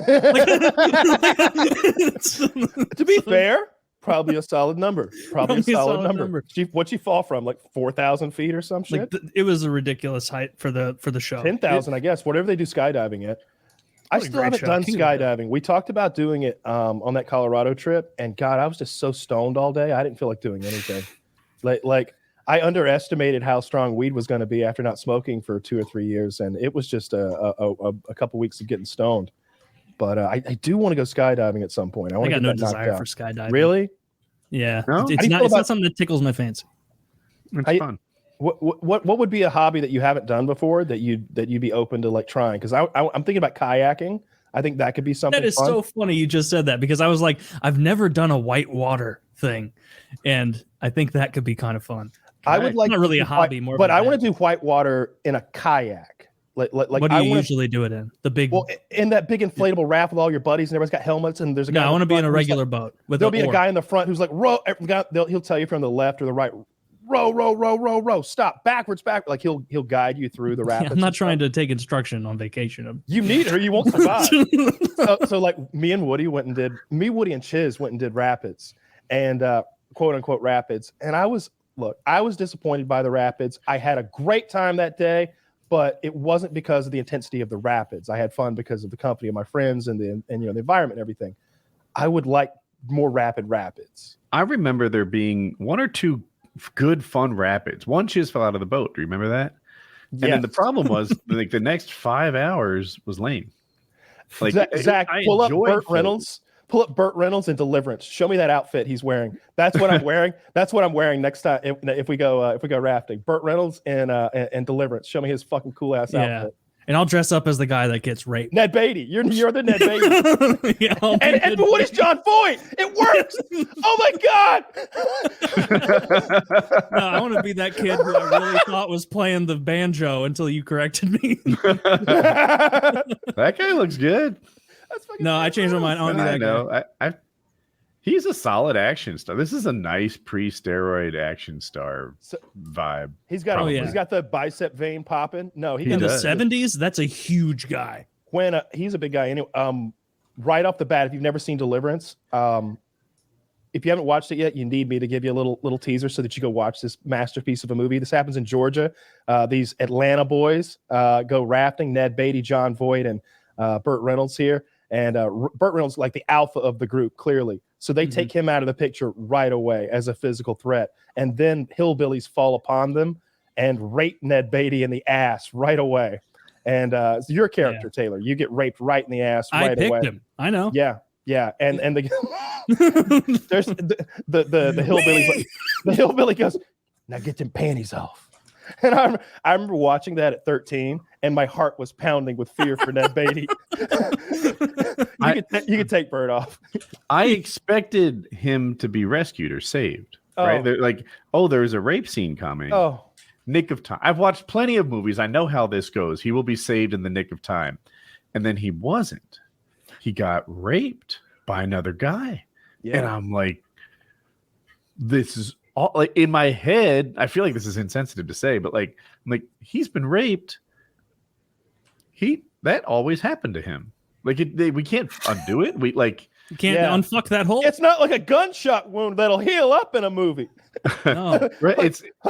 It's a mental wound. Like I just felt like, oh shit. From this point forward, you will always have been a guy with a dick in his ass that he didn't want there. And like all his friends saw it. All his friends were. They responded, I think, as well as somebody could. They didn't they were all like, they didn't laugh or anything, and they didn't laugh. They pulled their dick out. They gave him the sympathy and empathy that he deserved. Like they were good friends, but sorry. And I think that's to like go further into the plot because it's a cool movie. Like they kill the hillbilly there and the raper. I believe. I think they got the one that raped him, and the other one like runs off anyway. But like they're trying to say what to do with the body, right? And it's when Ned Beatty steps up, and he's like, "Fellas, I don't know if I want any of this getting out. Maybe we keep this a little quiet." But everybody's like, "Yeah, I could see why you maybe want to keep this one quiet, Ned. Maybe we do just hide this body here and raft on back to Atlanta." Team Ned there. Here. Yeah, like you could see yourself it going down that way. Like I don't want everybody to know Taylor got raped by that hillbilly. You know. Well, then don't bring it up. Well, that's like kind of like that's like the same thing at the end of Pulp Fiction, kind of, right? End of, middle of. Oh yeah. I do know the scene you're talking about. Yeah, he's like, get the fuck out, don't tell shit. What happens from here? Are you okay? No, next me and a couple of pretty fucking far from yeah. Where are we now? What are we here? What happens from here is me and a couple pipe wielding motherfuckers. I know. I'll probably get it right. Well. You can't get it right all the way. I'm gonna get about 5 pop banging ninjas with a pair of pliers and a blowtorch. You go to work on the homes here. You hear me talking, hillbilly boy? I'm gonna get medieval on your ass. And the guy on the ground goes. What did he say to Bruce Willis at the end? Nah, I mean, what now between me and you? Oh. That what now? And he's like, there is no me and you. I know all the rest of this scene. Let's just stop. Me and you. That's such a great movie. That's a great movie. It's time for a rewatch. It's been a while. Would you say that's Tarantino's best? No, Reservoir Dogs is his best. Hoping you'd say that. Obviously the best. Pulp Fiction's his best movie, but Reservoir Dogs is his best story. I like that little self-contained jewelry heist thing. It's a complete ripoff of an Asian film, by the way, 100%. He took his whole movie from like one aspect. He does that with everything. Everything he's done is stolen, and then he twisted it and made it fucking cool, snappy dialogue, and like wild ass visuals. And that's what Tarantino does. That's fine. I like Pepsi Reservoir isn't Dogs stolen. a lot. I watched Reservoir Dogs last week last week. And I love it. Tim Roth is like steals the show for me. All bloody and like not Michael Madsen. Madsen is just Madsen. That's his fucking personality. When he's dancing around that room and talking into that ear, that's such a great fucking scene. He's got that fucking straight razor. Anytime that song comes on, I do Michael Madsen's dance.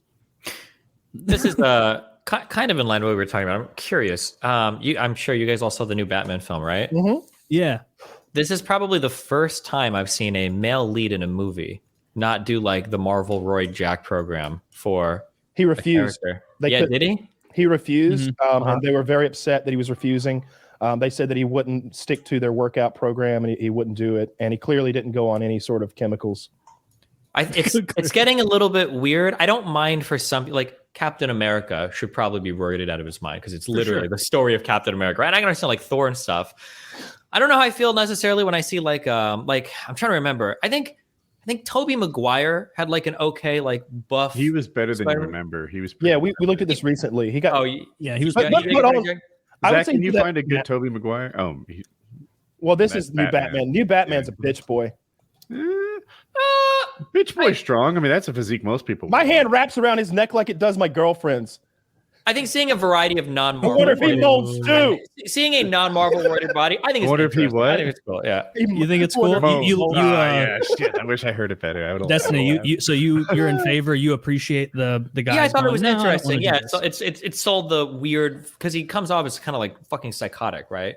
Oh yeah, Tobey Maguire is a bit more than I remember. I think he gets better than. I don't think that's his best. Is that not even? Because Tom Holland in the Spider-Man shit, that dude is Jesus.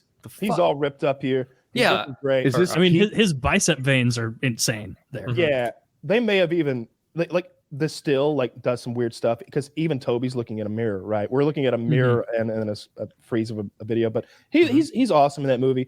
Look, I think that if you're going to portray that character, you should get jacked for it. Christian Bale does that every role. If he needs to be a fat guy to be Dick Cheney, he just wills himself to have male pattern baldness. The Machinist. His hair falls it's looking great. Exactly. I looked for a better one. I didn't find it. So this I think is peak Toby. Yeah. I love I like the facial thing, like the realization that's happening. Like he's as surprised as anyone else. Dude, the rips in between his pecs are impressive to me. 3 weeks on TRT, just normal male levels. Yeah, to get that definition, that's genetic. What he's like between his pecs, because it's just like you know how some chicks their boobs are wider. I think our pecs are just wider or closer together too. This is something. I'm sure, Kyle, you probably know this because you're way more into this. Something that I noticed that I'd never thought about before, because before I started working at all, my body was just a flat, just nothing. There's the most androgynous, amorphous, flat, no shoulders. Like when people said like, oh, if you want to do like low bar squats, rest the bar across your rear delts. I didn't have those. So the bar was just going everywhere, like nothing. After building more and after seeing like, oh, cool, I have like a male body. That's kind of cool. One thing that I noticed was how unbelievably important and how different posing makes you look. Yeah. Holy shit. There will be times where I'll wake up and I'll walk in the bathroom and be like, oh God, I don't know what happened, but I lost everything.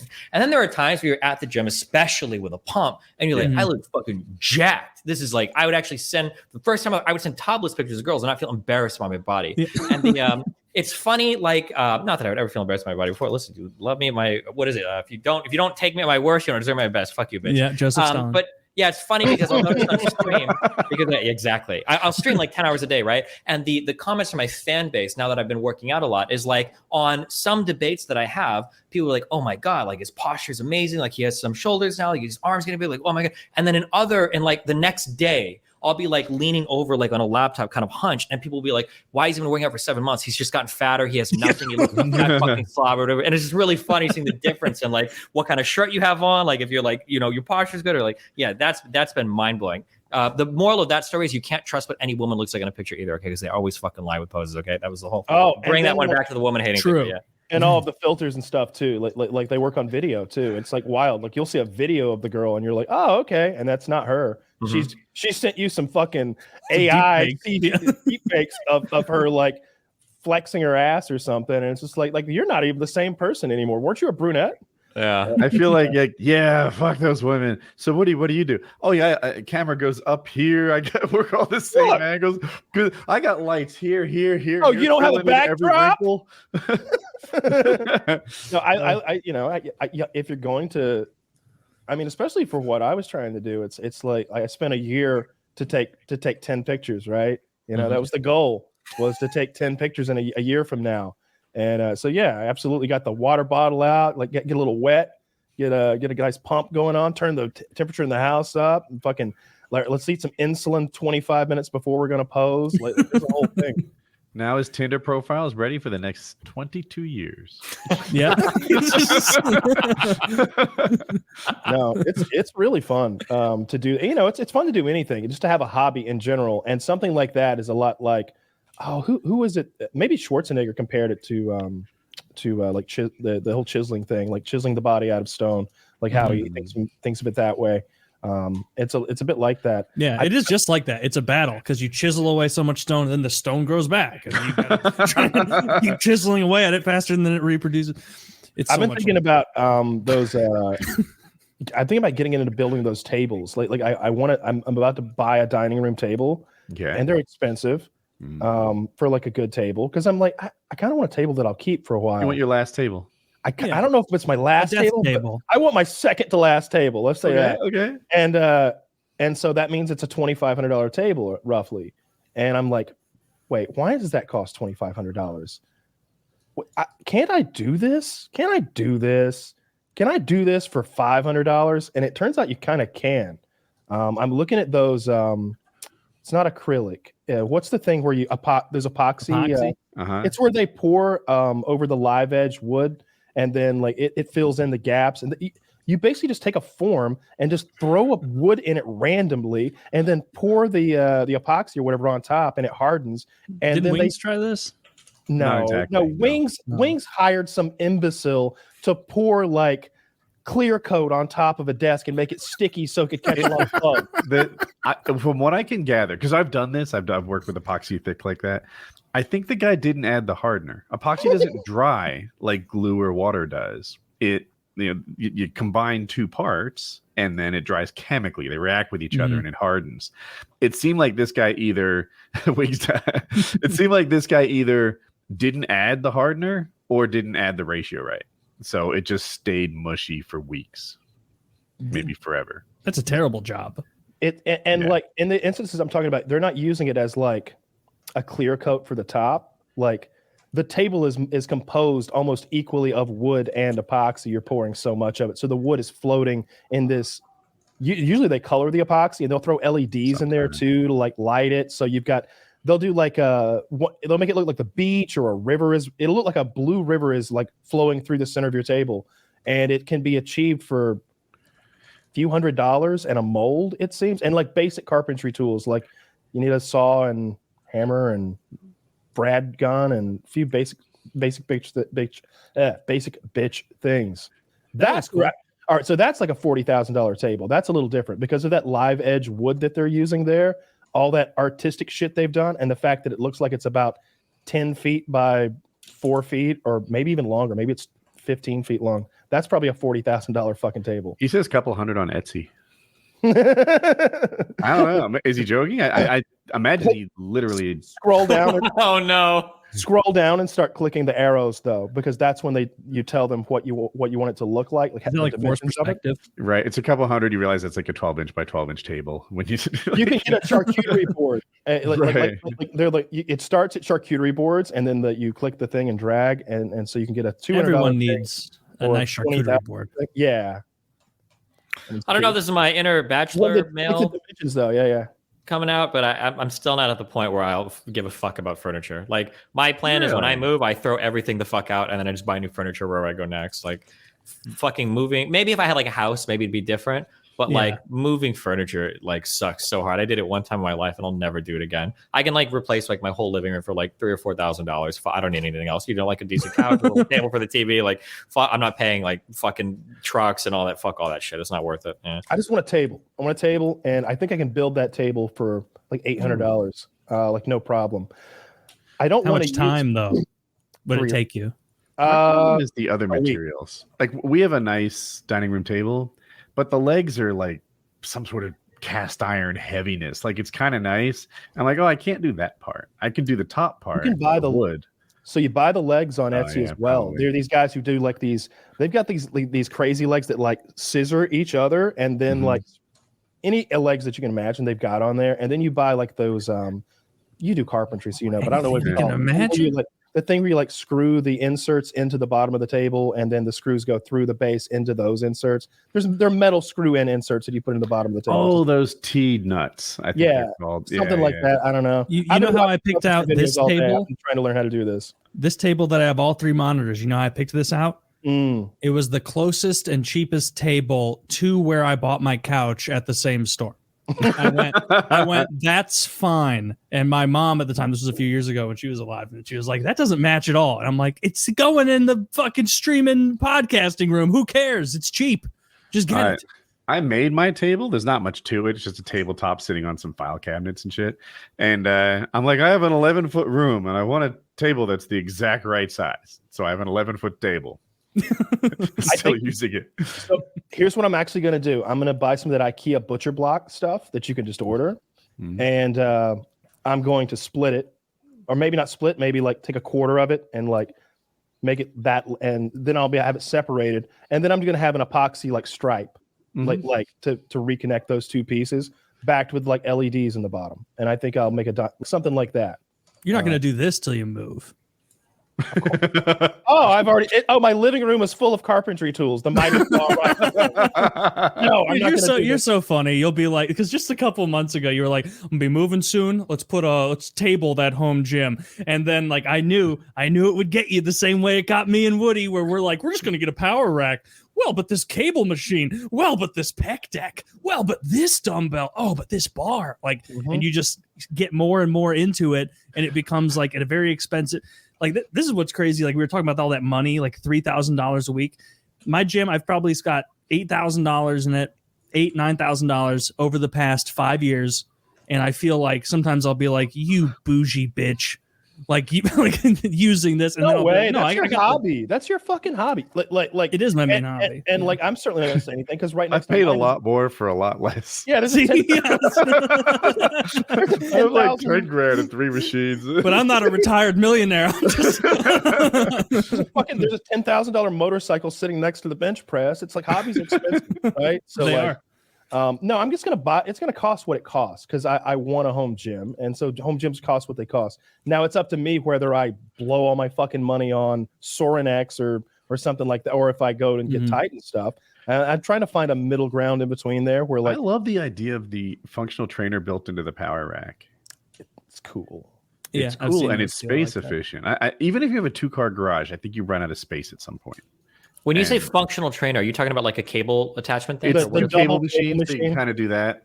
Okay, so the one where there'll be like 2 bars really far apart at the gym, kind of, and you can load weights on them and do like and oftentimes where the pulley goes from top to bottom. So you can top, bottom, and in the middle. I think you're thinking of a cable crossover, Destiny. This is a standalone little machine that has like it's a double cable machine with weight stacks, but it's built in this one little pod more than like a big spread out cable crossover machine. Interesting. They're like the cheapest ones are like $1,500. The most expensive ones are closer to $8,000. Yeah, something like that is that's a very expensive one, like a gym quality one. That would. Have you heard of the there's like a machine that it looks dumb as fuck, but apparently people actually review it pretty highly. Have you heard of something called Tonal? Yeah.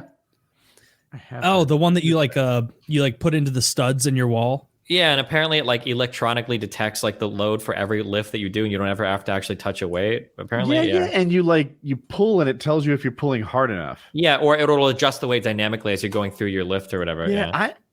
People review it highly, and I've never. They do. It looks really stupid, and it sounds really stupid, but a lot of people give it really good reviews. Yeah. How do I not be a pussy on that? How do I do better than last time when I have to try harder? I need weights to not let me puss out. Yeah, it's also like, I think I watched the Garage Gym reviews. Great channel, shout out Garage Gym Reviews. He did a review on this, and like, if you are more than like just like if lifting is a hobby of yours that you've done for years, this is not going to hit the weight requirements you need. Like it's not even close. And he said that like what was the word I think it was called like concentric pressure, like where, you know how if you like grab a resistance band, it's not equal pressure the whole time. He did say that this has that like concentric pressure where like if you pull something that's 40 pounds, it will be 40 the entire movement, it's probably magnetic, which is right? good. Yeah, it's magnetic or something. But he also was like, but if you ever do anything above, say, 170 pounds, this isn't for you. And so it's like, okay. So like any man who lifts for more than 6 months. a month. I'm feeling a little called out here. And it depends on your workout program too, right? Like because some people will want to max out or like lift heavy and maybe do, I don't know, sets of 3, sets of 2. Like people do that. We do sets of 12. You know, we do 3 sets of 12 on everything. So that means that like the highest weights we're working with on like, unless we're doing legs, are like, you know, in the high hundreds, low 200s. Stuff like and that. I'm glad you brought that up because I was like, as soon as I saw in the chat like Destiny was coming on tonight, I'm like, oh, I know that guy's fucking lifting, and I want to ask him. So if you're still doing the, so I saw you were doing starting strength from the thing a couple months ago. A long time ago, basically. I've gone through a lot of different things, but yeah. Okay, good. I was hoping to hear that you hadn't stuck with that because like, and I know someone will come after me. Starting strength is not a bad program. It's just people will do starting strength, which is like 5x5 compound lifts with low volume for like 8 months, which like is not the way you're supposed to do it. Starting strength is a way to teach you how to do the compound movements well. If you're comfortable doing the compound movements, it's time to move away from it. Yeah, I feel like it depends. I feel like a lot of it depends on a lot of things. I think that ideologically, I think that programs like Strong Lifts or Starting Strength, I think are probably really good if you're young and healthy and you could like figure out how to do movements and stuff. One of the things that took me a while to notice was that so like I started off with like basically just starting strength, and then eventually I was like, you know, which is like the ultimate sin as a beginner is to start looking at like isolation lifts. But something that I noticed when starting to do a few isolation lifts, because some of them are fun, was that I didn't actually have any idea how to use any of my muscles before. So I didn't know how to bench press until I got on the pec fly machine because I didn't even know how to activate my boob. Like when I would bench, I would sit at the bench and you're pressing, and it's kind of weird. But like I guess for a beginner, I'm body retarded, okay? Because I haven't done anything athletic in like fucking really truly like 30 years of my life, and then I finally like started doing gym stuff. Sure. Like you can sit on the bench and you can really push, and you're really only using your tris, your shoulder the whole time. And when you've actually sat at a pec machine and you're truly doing it correctly, and you're squeezing your chest forward. When I took some of that and then I went back to benching, and I'm like, this is a totally different lift now. Like I feel like I'm actually pushing the way that I'm supposed to. So I feel like learning some of the isolated movements helped. My workout now, if you look at it, is basically like starting strength plus at the end of my lifts, I'll be doing like some fun accessory movements or things that I feel like starting strength will miss. But I still do, especially since I'm still pretty new, I want to have big compound lifts. Like I like to be able to say like my squat is big, my bench is big, my deadlift is big, and I can overhead press for more than 100 pounds, hopefully someday.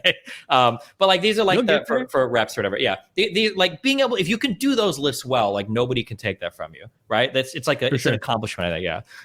And it builds like your whole body. So, but like, I don't think it's like a crime. Like if like you're always worried when you read through starting, so you start lifting that if you do like curls one day, like Rip Toe is going to come out of a closet and fucking kill you or something.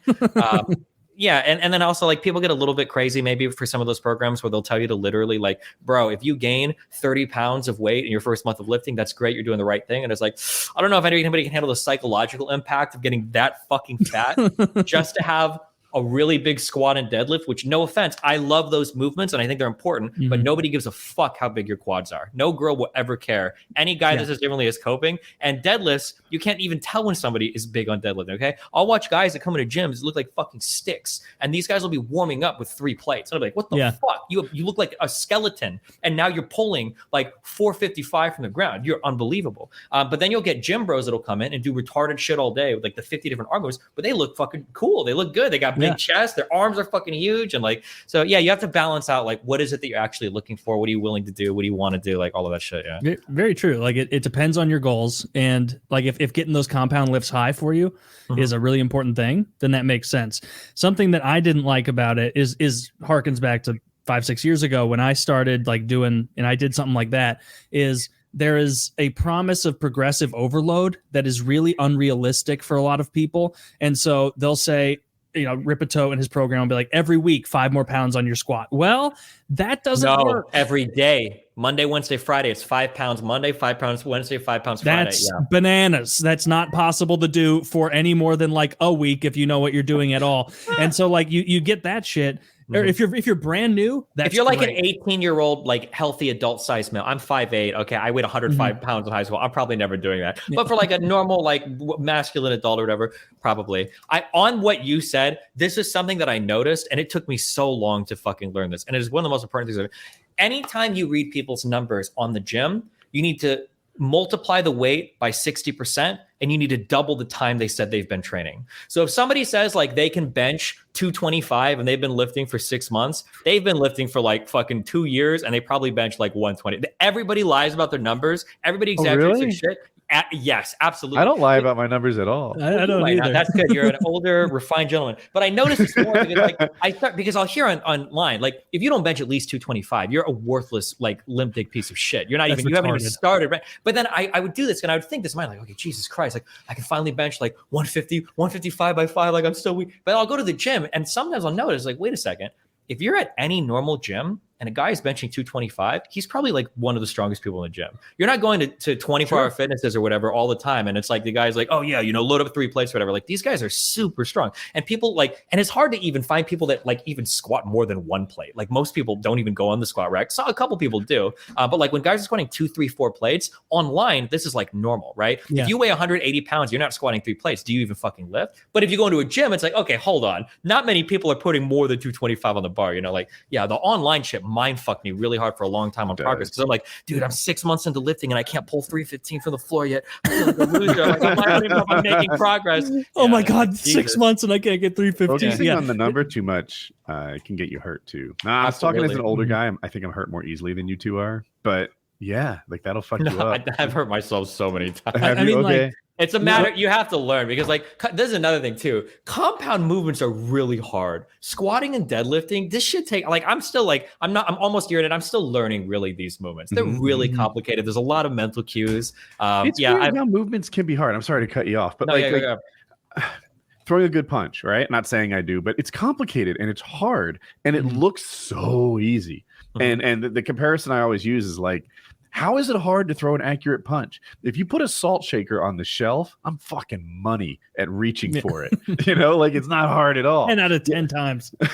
Yet somehow throwing a good punch with good form and rotation, getting your whole thing while that guy's moving and dodging is really tricky. People miss all the time. Boxers miss constantly. And back to the weightlifting movements, same sort of thing. You'd think it's easy to just push things up in the air, but add some weight to it. Start focusing on everything from fucking flexing your ass muscles to pushing it up to your lower back, whatever. And it's so many things to get wrong. Yeah, I think there have been so many movements that I've reset. I wish that like I thought about doing this after I get a few years in, is like making like how to lift for actual body retards, because there are like so many ways that you can fuck up lifts that you would just never even fucking imagine you can fuck. Like for instance, like I had to reset weights so many times. Like on the lat pull down machine, there are so many ways that you could like you could do pull downs that aren't even fucking using the right muscles. Like you're pulling it down, you're hunching your shoulders forward, like get the weight, like so many stupid fucking things that if you don't have a really knowledgeable person to point it out, or if you don't eventually figure it out because you realize you stalled in some really dumb way or the wrong muscles are hurting. There's just like so many things on these movements. It's like, fuck that is such like a perfect example of it, of like the lat pull down, because I feel like, and maybe this is stupid, but like almost a litmus test. You see somebody get on the lat pull down and you see the way mechanically they hold their chest, where their back is, where their shoulders are. You can pretty much tell right away, like that person knows what they're doing or that person doesn't. And that is totally independent of the amount they're lifting, because I used to be like, I have a cable machine in my basement for seated rows, lat pulls and everything. And I used to like get in my own head a couple of years ago and be like, I'm not going up on my numbers. Well, I guess I'll just do bad form pull downs. And then eventually I was like, you're alone in your basement, retard. Like, what are you doing? Like, and so I was like, you know what? Back off the weight and just be incredibly strict with it. And so like, I was finding I would like just picking random numbers, like 125 pull down with really good form and activation felt better than 190. Just a lot of doing that. What happened to me, the switch, mind muscle connection, right? We all know that. Think about the muscles you're moving. A lot of times I think about the body part I'm moving. When you do a bench press, you think you're pressing the bar up. You're kind of pressing your elbows up. Like that's the goal. If you do a bench press and you're focused on pushing your elbows forward, you're probably activating your chest. Same sort of thing with the lat pull down. If you think you're pulling the bar down, you might be getting it wrong. If you're pulling your elbows down, that's the movement actually is. And that was the sort of thing that helped me reset. That's why I always do like hook grip on pull exercises, because if you remove your thumb from the equation, like if you grip like this, it's like telling your bicep time to pull. If you hook like this and focus on your elbows, just like you said, you can force your lats, your rhomboids to do all of that lifting. What if you only give a fuck about your biceps? Then just fucking wrap it up. just get big ass biceps, dude. I have a problem. Like the way my arms are built, like they're just really long. And it's hard to get a lot of bicep mass. I every so often I think I look good. I talked about this before. I was doing overhead presses in the mirror with a shirt on. An overhead press is one of the exercises that I think I look best at. I see myself do it overhead. Like this exercise flatters what I bring to it. So I decided to videotape myself doing overhead presses with no shirt on. You guys will notice you did not get that video. I fucking look like Mike from Monsters Inc., that green monster with the skinny arms pushing up. I look so bad. It's so embarrassing. I do seated presses because my ceiling in my basement's too low to stand up and do it. And so seated overhead presses are very hard. And like I put a mirror in front of me about like 8 months ago, and I was just doing it in the squat rack, unhooking and then doing my presses, and seeing my shirt come up and then just like lay back down on my fat belly. And then I'm like doing the reps, like trying to feel good about myself, looking at my fat pasty belly. And like, I moved the mirror. I was like, I'm comfortable in my form. I don't need to see myself do this. Here's where I kick my own ass. So even on my best day, right? The day where I think my abs are as good as they've been all year, et cetera, et cetera. If I'm on my laptop on the toilet like this, I got the worst gut. It is hard not to have a gut when you're curled over like that. Oh yeah.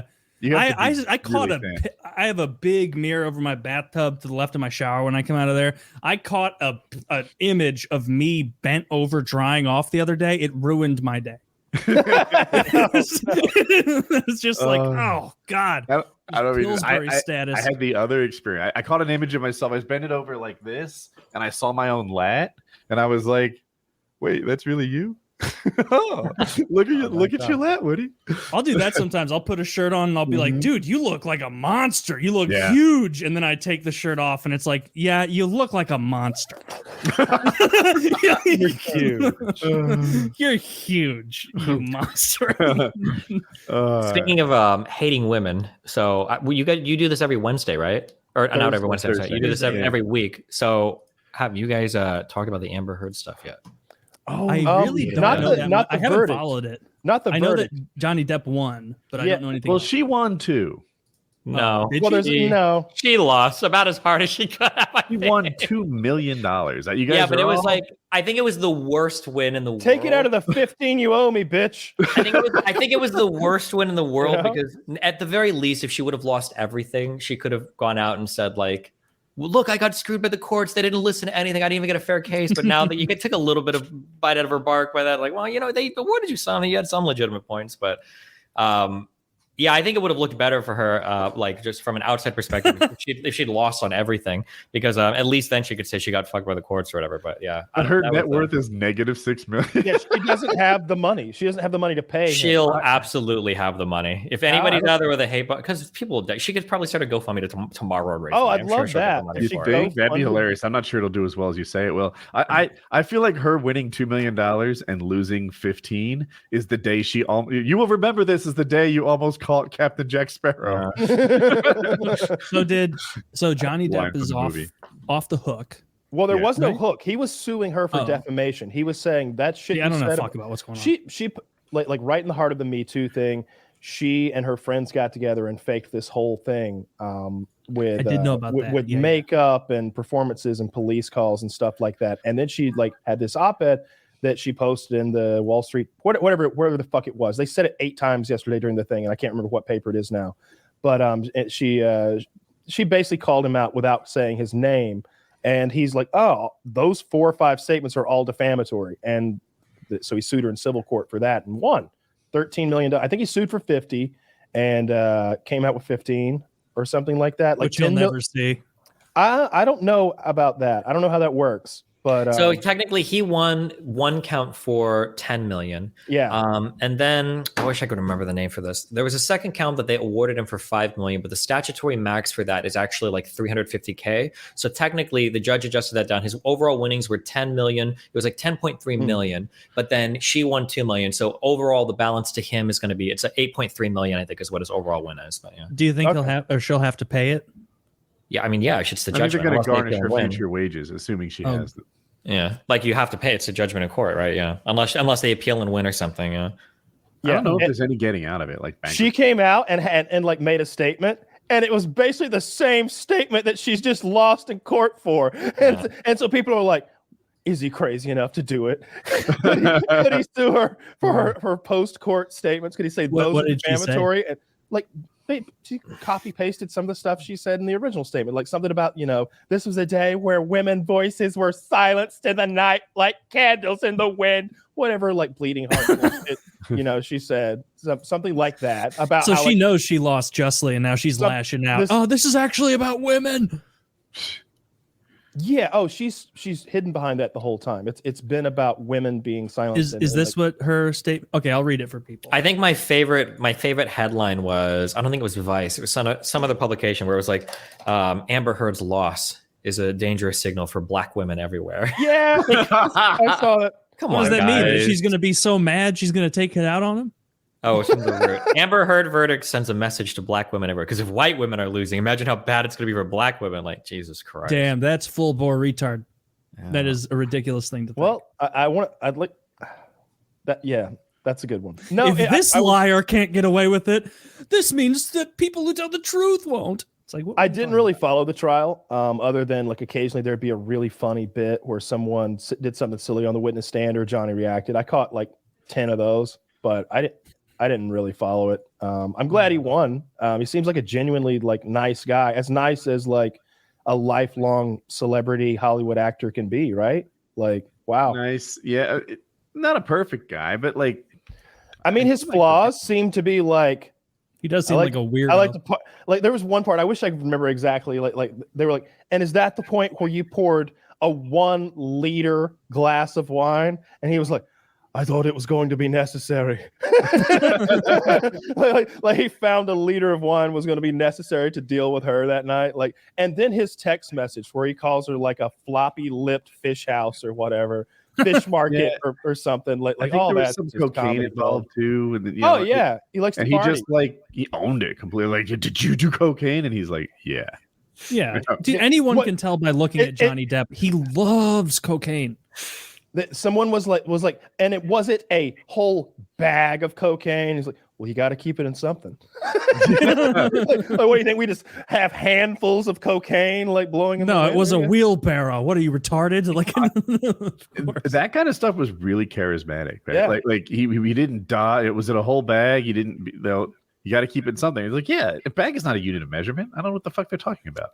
Yeah. I mean, he's a professional actor. If anyone knows how to present themselves in a way that's endearing to the general public, it would be them. I mean, she failed at it. She came off as it was difficult. What was she in? I don't remember her from any movies. She's in the no, she's a major actress. Most recently, she's in the Aquaman movie. That's the one that the fans have been trying to like get taken away from her for a while. Well, that makes sense. I haven't. Oh, isn't Jason Momoa Aquaman? Yeah. You sent me a photo of him earlier today. I'm gonna send that to Zach to put up. Jason Momoa looks exactly like Sam Hyde now. What? I saw this. Photo. You saw this? Yeah, I didn't know if I was being trolled. I thought it was Sam Hyde. Yeah, that's how much it looks like fucking Sam Hyde. He's just looking big and burly, a little overweight, bad glasses, torn shirt, which is very much a Sam Hyde look. Oh my! Doesn't that? Has that been shopped a little? Like, you know what's doing it? You know what's doing it? You see that stripe across the whole screen? It's making it look like his shirt's doing a fat belly thing. Like if you imagine that gone, like see, there's like this like this horizontal stripe that's a little angled. That's like, I don't know, it's a dirty window or some shit. Yeah. No, it's like look at his glasses, the forehead, the hair, the facial hair. Like that's very Sam Hyde-ish. Look how big his fucking They're forearm is. huge. Dude, you can know see what a Sam big Hyde on the forearm- right there. I'd bet on. Is that really him unedited? Is that really Sam Hyde? If that's Sam Hyde unedited, that is an unbelievable. Okay. Oh my God. Okay, that guy's. Oh, And remember, at he's 6'6". He's Harley's height. oh my Like I, fucking God. I'm What hyper is he? focused on his belly, but if you look at his delts and biceps, like Jesus, that's Look a at his strong human. forearms. Oh my Yeah, God, yeah. he's a monster. Oh, that's so scary. I know. Just Look at his imagine that. quad. Imagine Did you that catch his face quad? coming to you. Look at his calves, every bit of him. Like, Yeah. he is so much scarier than I thought he was. Is this real? Yeah, anytime I see anything related to Sam Hyde, I'm always 50-50 on whether it's ironic or not. It's so True. hard to know with Sam.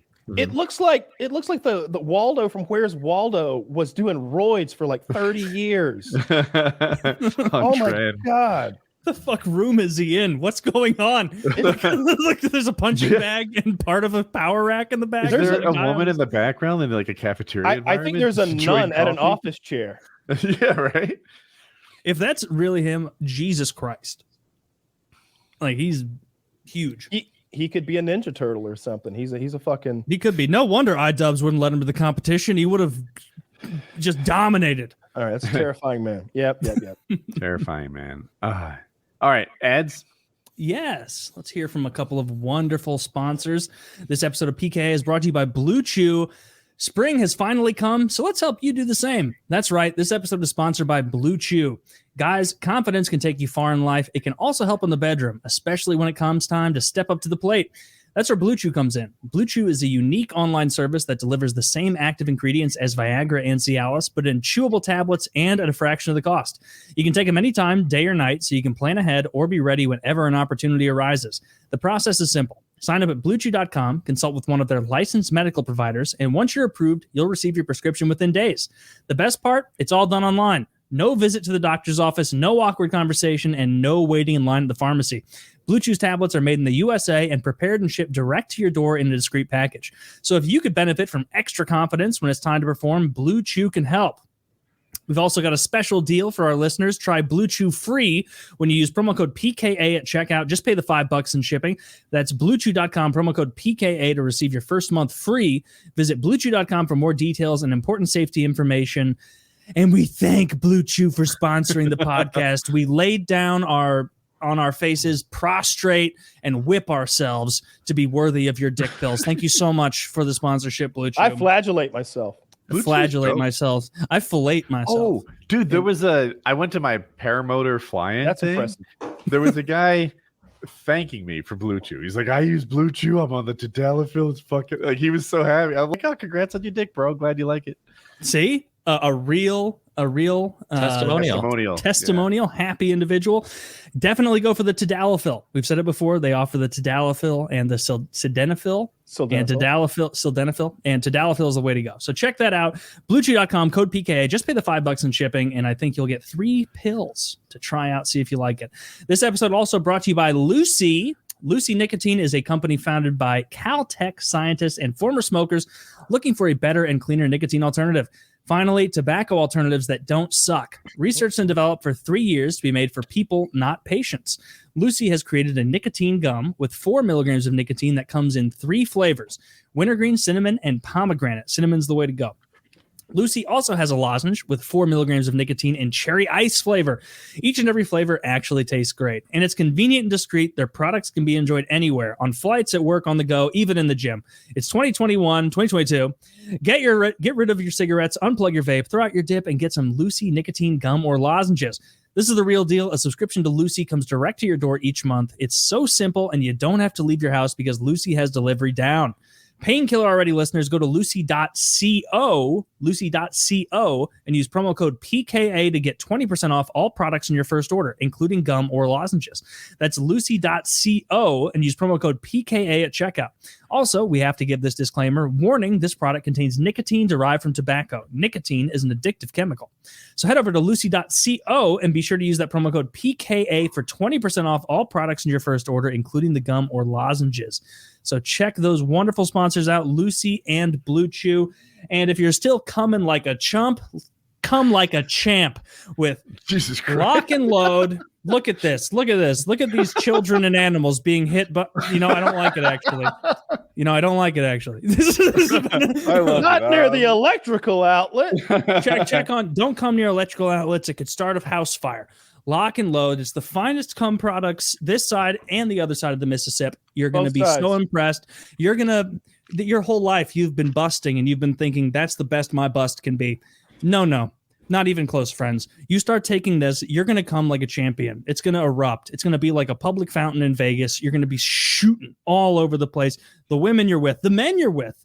Look at this. Celebrity, get me out of here. It's exactly like Gordon Ramsay. That's one of our giant hogs spraying him with fucking cum because we've been taking like a gutter. Yeah, it does look like a gutter. I don't understand what's going on. But buy the cum pills. PKA code. They're a little sold out right now, but they Monday they're back. Yeah. Destiny, I've been dying to ask you this. I saw an article that talked about Donald Trump, and it resonated with me. I feel the same way. They're like, this is what's happened to Donald Trump. He has become no longer entertaining. I don't give a fuck about everything Donald Trump says anymore. He used to blow you away. The dude could misspell something in a tweet like hamburger or covfefe or whatever. And it was major news that everybody carried. Now he's out there accusing people of being dirty and fake elections. And it's just the same bullshit again and again and again. Adam Schiff is still shifty. Right? This other guy's still sleepy. This other guy's still little. He has no new material. It's boring as fuck. You go to his dumbass rallies, and it's the same bullshit he's been saying since 2015. He is the equivalent, I've read and I agreed, of a Marvel Beach movie. Boys the same singing, thing over and over. Of the beat, hush. He's the equivalent of the Beach Boys singing California Girls 50 fucking years in a row. He's going to go up there. He's going to play all his greatest hits. We're going to build a wall. The election was stolen. This guy, he reads the same tired material off a teleprompter with a few little riffs that he throws in on his own. Some insults that seemed edgy 4 years ago, 6 years ago, but now they're not. Now it's just dull, boring nonsense. No one gives a fuck about it. The little name calling he throws in, it doesn't faze me anymore. I don't care. It just seems petty and little and small, and he doesn't have any new ideas, and all he has is the same redundant bullshit. I think when Trump runs again, he's not going to be the show anymore. There are lots of people who enter the presidential primaries as the leader, right? Jeb Bush had won that thing before he started, which is just a coronation ceremony. Hillary Clinton, she won before she started against Obama. It was just, it was hers to just give it to her. Why are we even doing this race? And they don't always win, these front runners early on. That might be what happens to Trump next election cycle. Thoughts? I think that's the off season right now. I think you're judging your favorite athlete, and it's not even spring training. He's working on his material like a comic in some little club somewhere. I think I'm sure he's working. And people listen to this, Democrats, am I right? And he's like working on like a tight five. I think What's the deal with dividends? What's the deal? I think there's a good chance he wins next election. I think it'll happen. The whole election. I think so. Yeah. Oh, yeah. I think the Democrats don't have anyone good. Well, the problem is that I think it's actually kind of simple for the next one. This is what I'm thinking right now. One is that the economy will always be blamed or accredited to whoever the president is, right? Sure. And if we haven't gotten rid of the inflation stuff, if we haven't cooled that off which is hard to say in 2 years, maybe that'll change. But if the economy is still doing in a couple of years, we're already probably losing the midterms if you're a Democrat. When I say we. If we're going to lose the next election cycle, it'll be to a Republican. Obviously, they're not going to run anybody against Biden, and the person that's going to run on the Republican side is going to be Trump, right? And if things don't change, it's going to be a Republican. You don't think they're going to run Trump? I don't think they're going to run Biden. Can beat him. I don't think they're going to run Biden. I'll run Biden. You'll never. I know that people have ideas about dementia or whatever. I'll put like 50 I don't want to get crazy, millionaire. You're over there or $20 or $10, whatever. Yeah, I bet you on it. They'll run Biden. I know for a fact. I'll bet it. Yeah. Yeah. You know, Don't they Hold on. always- I'll give you 2-to-1 odds on $10. I'll give you 2-to-1. If I lose, Oh. I'll give you $20. Okay. Of course. Pinky's up for Okay. this one, but Oh, let's that's actually a lot for me. That's yeah, wait. absolutely. So Yeah, wait. When was the absolutely. last time? Because I think they're absolutely the sitting president will not be running this time. I think I don't remember the last time, but it should have been Reagan. Is when it should have been, right? Like he shouldn't have came back because he's yeah. I can't. I mean, he of had course, there's dementia by then. two-term presidents where that happens a lot, but that's not what you're talking about. I can't remember the last time a one-term president didn't run. He should not run. Honestly, look, we got Biden two could more. die of old age. These How people can you Exactly, how can you exactly. throw away your That's a income no bet, by advantage? the way. If Biden dies, it's a no bet. Sure. How can you? or if Trump dies of elderly just- and obesity. Why would you risk throwing away your incumbent advantage when it's so huge? It's like one of the most important advantages. I don't think it's in- as big anymore. I think there's going to be a lot of voices that want to run Kamala. That's no poison. shot. No. That's She is poison very up. unlikable. She's and so she's not unlikable. funny, and she's bad with her voice. It's very grating. I can't see it being Kamala. I can't There are see going it. to be people who want Hillary.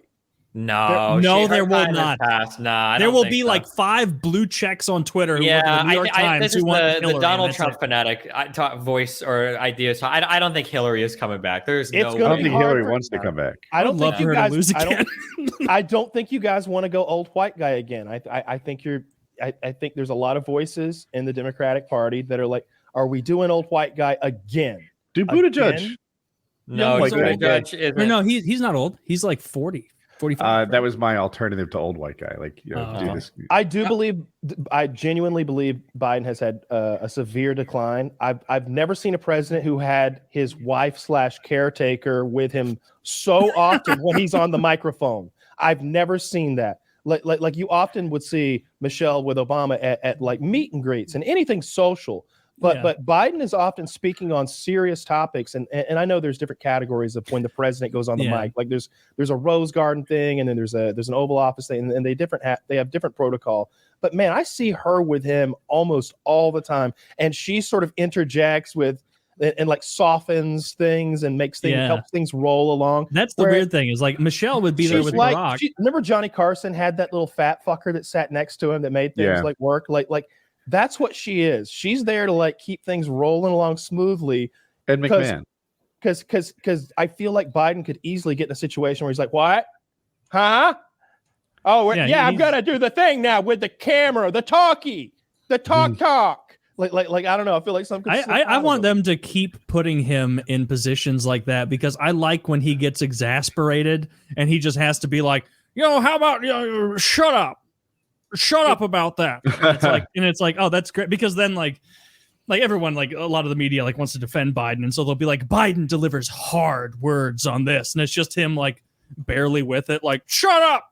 Okay, yeah, he's not just lashing out as an elderly person. Let's assume Biden is going to run, and let's just assume that it doesn't matter who comes from the Republicans. It's going to be they can all speak well. Like even if it were Ted Cruz, he's a difficult. It'll be Trump, but yeah, we can assume it's anybody. Yeah, whether it's Trump, DeSantis, Cruz, Rubio, anyone from the right. I don't really know who the field's going to be this time. Is Rubio a guy anymore?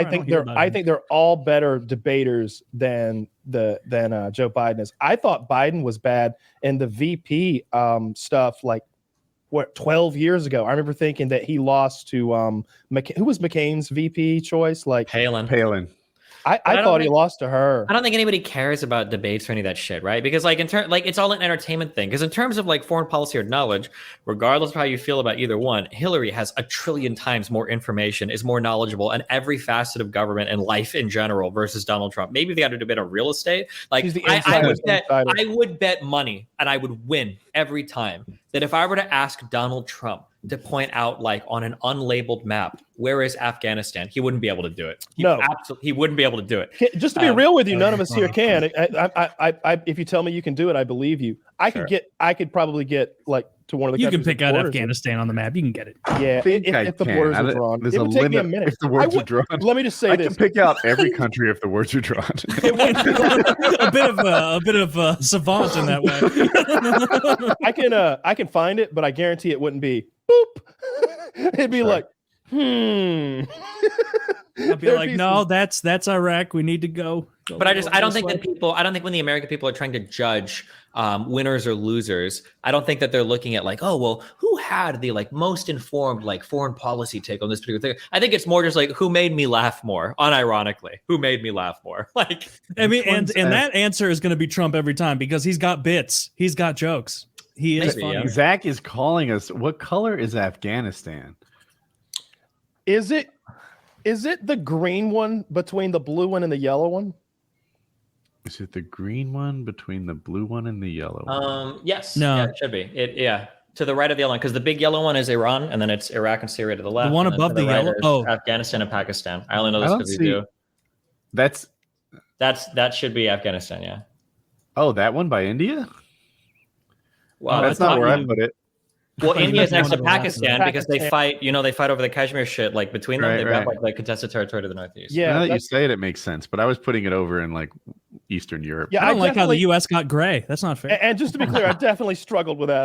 That was a minute. That was harder than I thought it was going to be. I think that map has some weird like shapings around the borders. So like, yeah, that's what it is.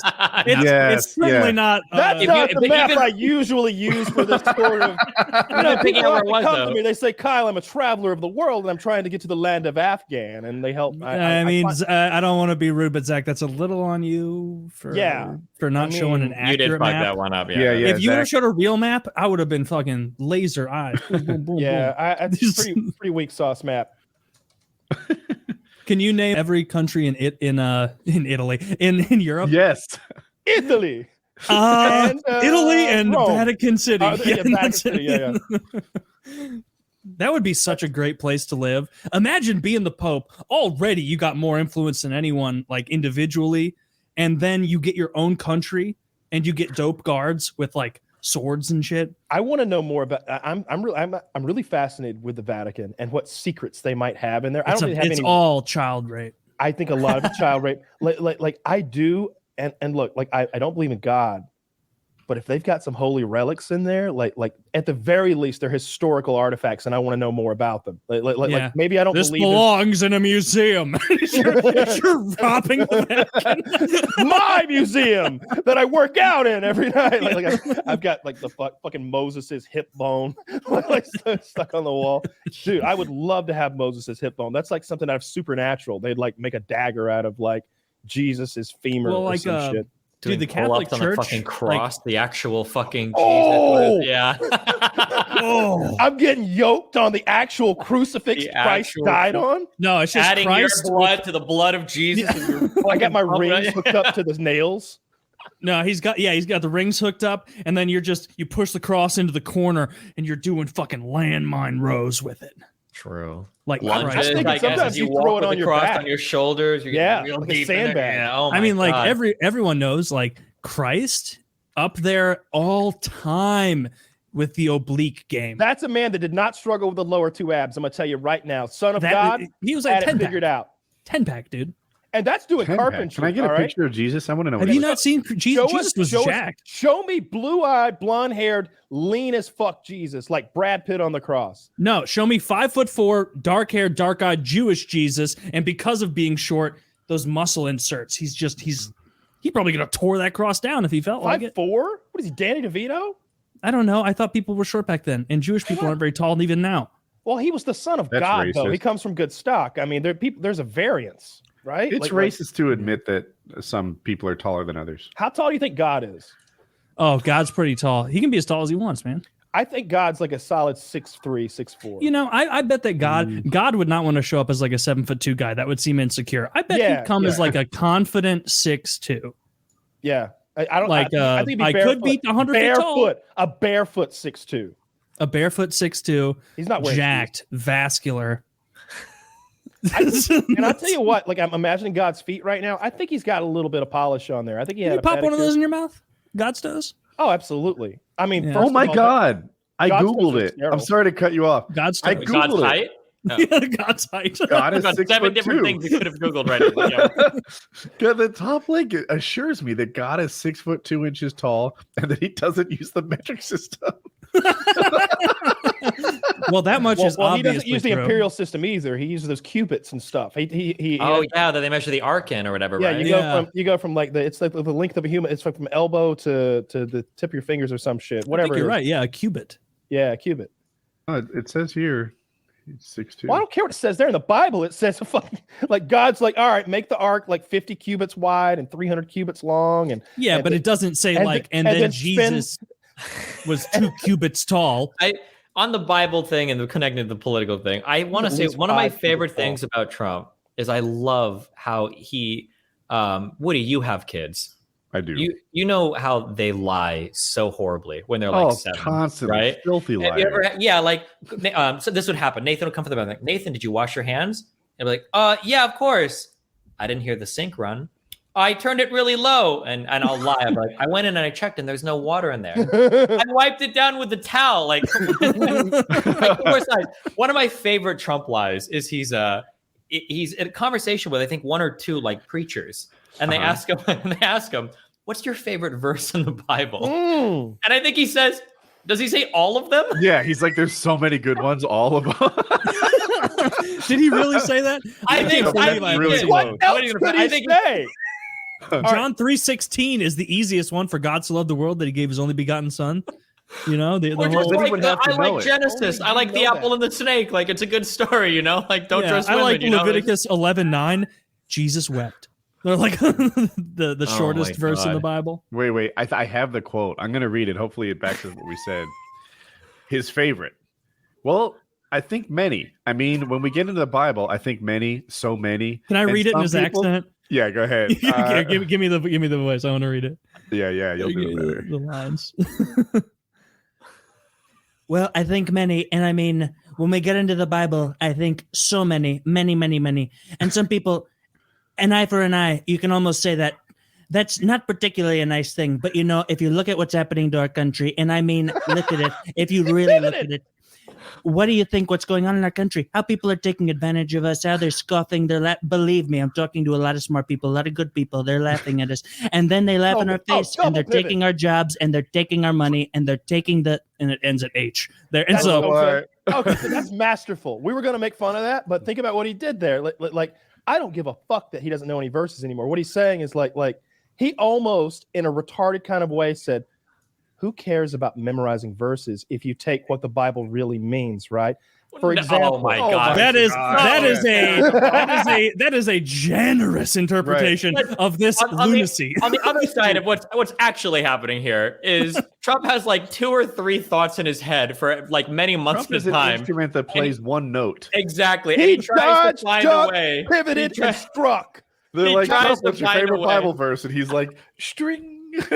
He could have so easily answered that with He's like, a gong. There are classics, John 3:16. I don't even need to repeat that. We all know it. We're all Christians. Like that level of thing would have been smarter. I just quickly doing that. He got away from it and started talking about how we're embarrassing ourselves on the national stage and we need to defend it. Like he went to a core issue that he doesn't care about. What does that have to do with the Bible? I think the issue it doesn't have anything to do with it because he doesn't know shit about the Bible. He doesn't want to talk about the Bible. I'm pretty sure right after this, I don't know if the rest of the quote is here, if I'm making this up, but I'm pretty sure right after this, something I asked him again, like, oh yeah, but like, what's one verse? Just one thing. I think the guy tries to ask him a second time, and he he has to pivot again. I'm curious. You guys, all 3 of you are put on the spot for that. Woody, do you have a Bible verse? Yes, Matthew 5:38. No, you can't read the Beatitudes. I can see you're reading it. Matthew 5 is called the Beatitudes. Very, very common passage there. Kyle, what would you say? Turn the other cheek. That's totally not me. That's not. I would say that I'm not a big fan of fairy tales in general. No. You're in a political position. What do you do? Yeah, What's that's I'm leading with the atheist thing. I'm going to be mocking Christians throughout the campaign. Okay, so you're just ready to fucking lose badly. I could tell a lot of lies, but I can't pretend like I believe in fairy tales and I don't have any imaginary friends. That's what it said on my Tinder profile for a long time. I'm not interested in people who have imaginary friends. And I relished the moment when someone asked what that meant. I told them it was Jesus. Like if you've got an invisible guy you talk to at night, yeah, is he your friend? Oh, he's your best friend. He loves you. Oh, he loves you more than I can even imagine. Oh, your invisible friend that you talk to at night, he loves you so much that he sent his only begotten son to die for anything you might do that he wouldn't like. Wow, he must Pretty really good deal. That's right? a pretty good imaginary friend you've got there is what you have. And people get real upset about that for some reason. But no, I don't have a Bible verse because I don't know any Bible verses. I was in church for years and never once do I remember them being like, and hey, write this down. This is called Matthew, blah, blah. I have no idea. You guys never had to do I that? couldn't We had to name do that more than all half the a dozen time. of the books. Trump, a Presbyterian, has repeatedly said that his favorite book is the Bible. But in yep. an interview with Bloomberg last August, he declined to name his two favorite Bible verses because he said it was way too personal to share. Remember on the campaign trail, he would hold up on the campaign trail. He would hold up. He'd say, "These are my two favorite books. One was the Bible because you have to, and then number two is Art of the Deal." That's what he was saying. I thought it was going to be the Constitution or something. Dude, that is, dude. You cannot look at that and not laugh. That is so fucking funny. It's funny. Having said that, like I'm done with the Trump show. I've seen it for 6 years in a You row. say we that, know. but they're not. They're Woody. not. I mean, like the party Woody, is like. Woody, are you saying did he win your vote last time? Close. It was close.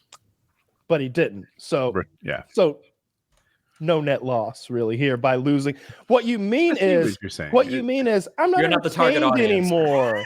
But I'm not entertained anymore, and I think that hurts him. I think the does. country follows me. I think a lot of people in this country are no longer outraged by everything he does, interested in everything he does. If he were to wrong get about Twitter that back, he released a press release today talking about how some Georgia official was corrupt and that's why he lost the election. They got to let get go rid of of the that. election. You got to shit. drop that. You got to drop Yeah. that. This is what I was talking about last week. Trump, I could win you this election. This is so easy. This is so easy. It's the core issues. It's the people. It's what's happening right now, and that's why he was so Inflation. good. That's why I think he was so good on Twitter is because it seemed like what he was interested in was like the current events. He's hung up on this stuff from the past, and he's got to let that go. We don't care if the election is stolen or not. I don't want to hear about rigged voting machines. I don't want to hear about how the politicians in Georgia and Arizona didn't cheat old for you. hat. Like that's It need to makes be you talking look. It's about- one of the reasons you why, need like, to be talking about loser. inflation and dead children, Mhm. and you need to be talking about Russia and Prices how of Your dead energy. children? I'm not sure that's his issue. No, price of energy, price of food is the main issue. people Good always, issues. whenever new politicians get in office, people like pundits and stuff will say like, "Oh, there need to be, there need to be courts, and we need to be holding people accountable." Blah blah blah blah blah. Thankfully, the politicians are a little bit smarter, but nobody actually wants that. When you get into office, people want you to make forward progress. If you get into office and you make like the first like 100 days about trying to hold the last people accountable or like have courts, whatever, like it just you look salty as fuck. You look like a bad winner, and you just seem like vindictive and spiteful, and nobody's actually going to be on bad board with your optics. message. Yeah. Yeah, it just looks bad. Yeah. So yeah, it's good to just move on. And Trump being like so fixated, like it almost comes off as like a like a Division III athlete or like a high school superstar who's like trying to hold on to his glory days, and he got like defeated in the election, and he's like that's like his whole life's mission is to prove that election was stolen. And it's like, bro, it's time to let it go. You still have like the whole Republican Party is still behind you. The next president is probably going to be a Republican. Like, just let it go. Like, move forward. Like, Where do you stand on the Roe versus Wade thing? First of all, pro-choice, pro-life. Second, how do you analyze the politics of what's happening? How boring do you want to be? Really, you think this is boring? Maybe Well, the viewers there's out two there things. So disagree with you. I'm pro-choice as a morally and philosophically. I'm very pro-choice. As a matter of law, I kind of think it should be in a vacuum. It should be left to the states because it seems to be a very contentious issue still. So it seems kind of mean for the federal court or especially the Supreme Court to decide that thing. From a law background, I think that Roe v. Wade was shitty ruling. The whole substantive due process and how all that is built out is very weird. There's like 17 different amendments that they draw from in order to say we should have a right to privacy, a right to abortion. and also the case that it's based on, like was the woman's name? It was Roe. Roe, and then there was Casey v. Planned Parenthood later, but yeah. But she falsified her story. That didn't happen. Sure, although the precedent that was set is kind of the more important thing. But the original case is weird too. But the unfortunately or fortunately, I think that Alito's ruling, if it comes out, I think is bad. I think that even if we thought that Roe was bad law, there's kind of this concept with the Supreme Court or with all courts called stare decisis. This idea that like once you've made a decision, especially like a watershed decision that other stuff is built off of, you kind of have to stick by that. And when the Supreme Court gets in the business of reanalyzing 50-year-old decisions and then reinterpreting them and doing this stuff over and over again, you kind of undermine the validity of your court. And I think for that reason, not whether I'm pro-life or pro-choice, but for that reason, I think Roe and Casey should both probably stand, because we don't want a Supreme Court that's constantly re-ruling and reinterpreting stuff from decades ago that other stuff has been built off of. Yeah. I was looking at it more like, so I think that pro-choice is the more popular position. I think something like 2/3 of America think that there's depending on how you pull it. Yeah, it should be, right. I'm with you on that. And I was wondering if it could have a positive effect for the Democrats, given that the Roe versus Wade threat always seemed hypothetical and not a problem, and now it's like, holy shit, like it's a saving grace. If you're a Democrat, you're like, please get rid of Roe v. Wade, because Biden. I love Biden. By the way, he's done an amazing job as president. Fuck all three of you if you don't think so. I love Biden. I ride or die, but he is not the type of guy to drive people to the polls. I'm sorry. Right. People voted for Biden because they were voting against Trump. And Biden is not the guy to do it. But with the Roe v. Wade shit, where you're actually telling women to go buy a fucking hanger if you want to get an abortion, that is like the lifeblood saving thing. Hopefully, or drive or stay away. Yeah, I've got a couple things to add to that. Yeah, so on the Biden thing, what Biden does well is I don't disagree with many of his decisions. Like if you take Ukraine, I think everything he's done with that has been the right move. I'm so happy we're not in the war yet. We're somehow winning the war. Like the support he's given them, the amount of even like political support he's given them and not given them, like everything is perfect. How he brought them, how he let NATO come to their own decision. We didn't go in like George Bush and we're going to lead a coalition of the willing. Like no. You guys get together, put your heads together, and let us know what you think. We're waiting. Yeah, dude. And everything like Germany and Italy and everybody on board with the stripe bans for Russia and everything. Yeah, a lot of. And there are other things outside of Ukraine that I think he's really done well too. The problem is he hasn't inspired even me, who's kind of on his side, at all. Right? This guy doesn't speak and get me to line up. He doesn't get me excited. He doesn't bring people to the polls. In your example, so Biden has he's actually done a good job as president.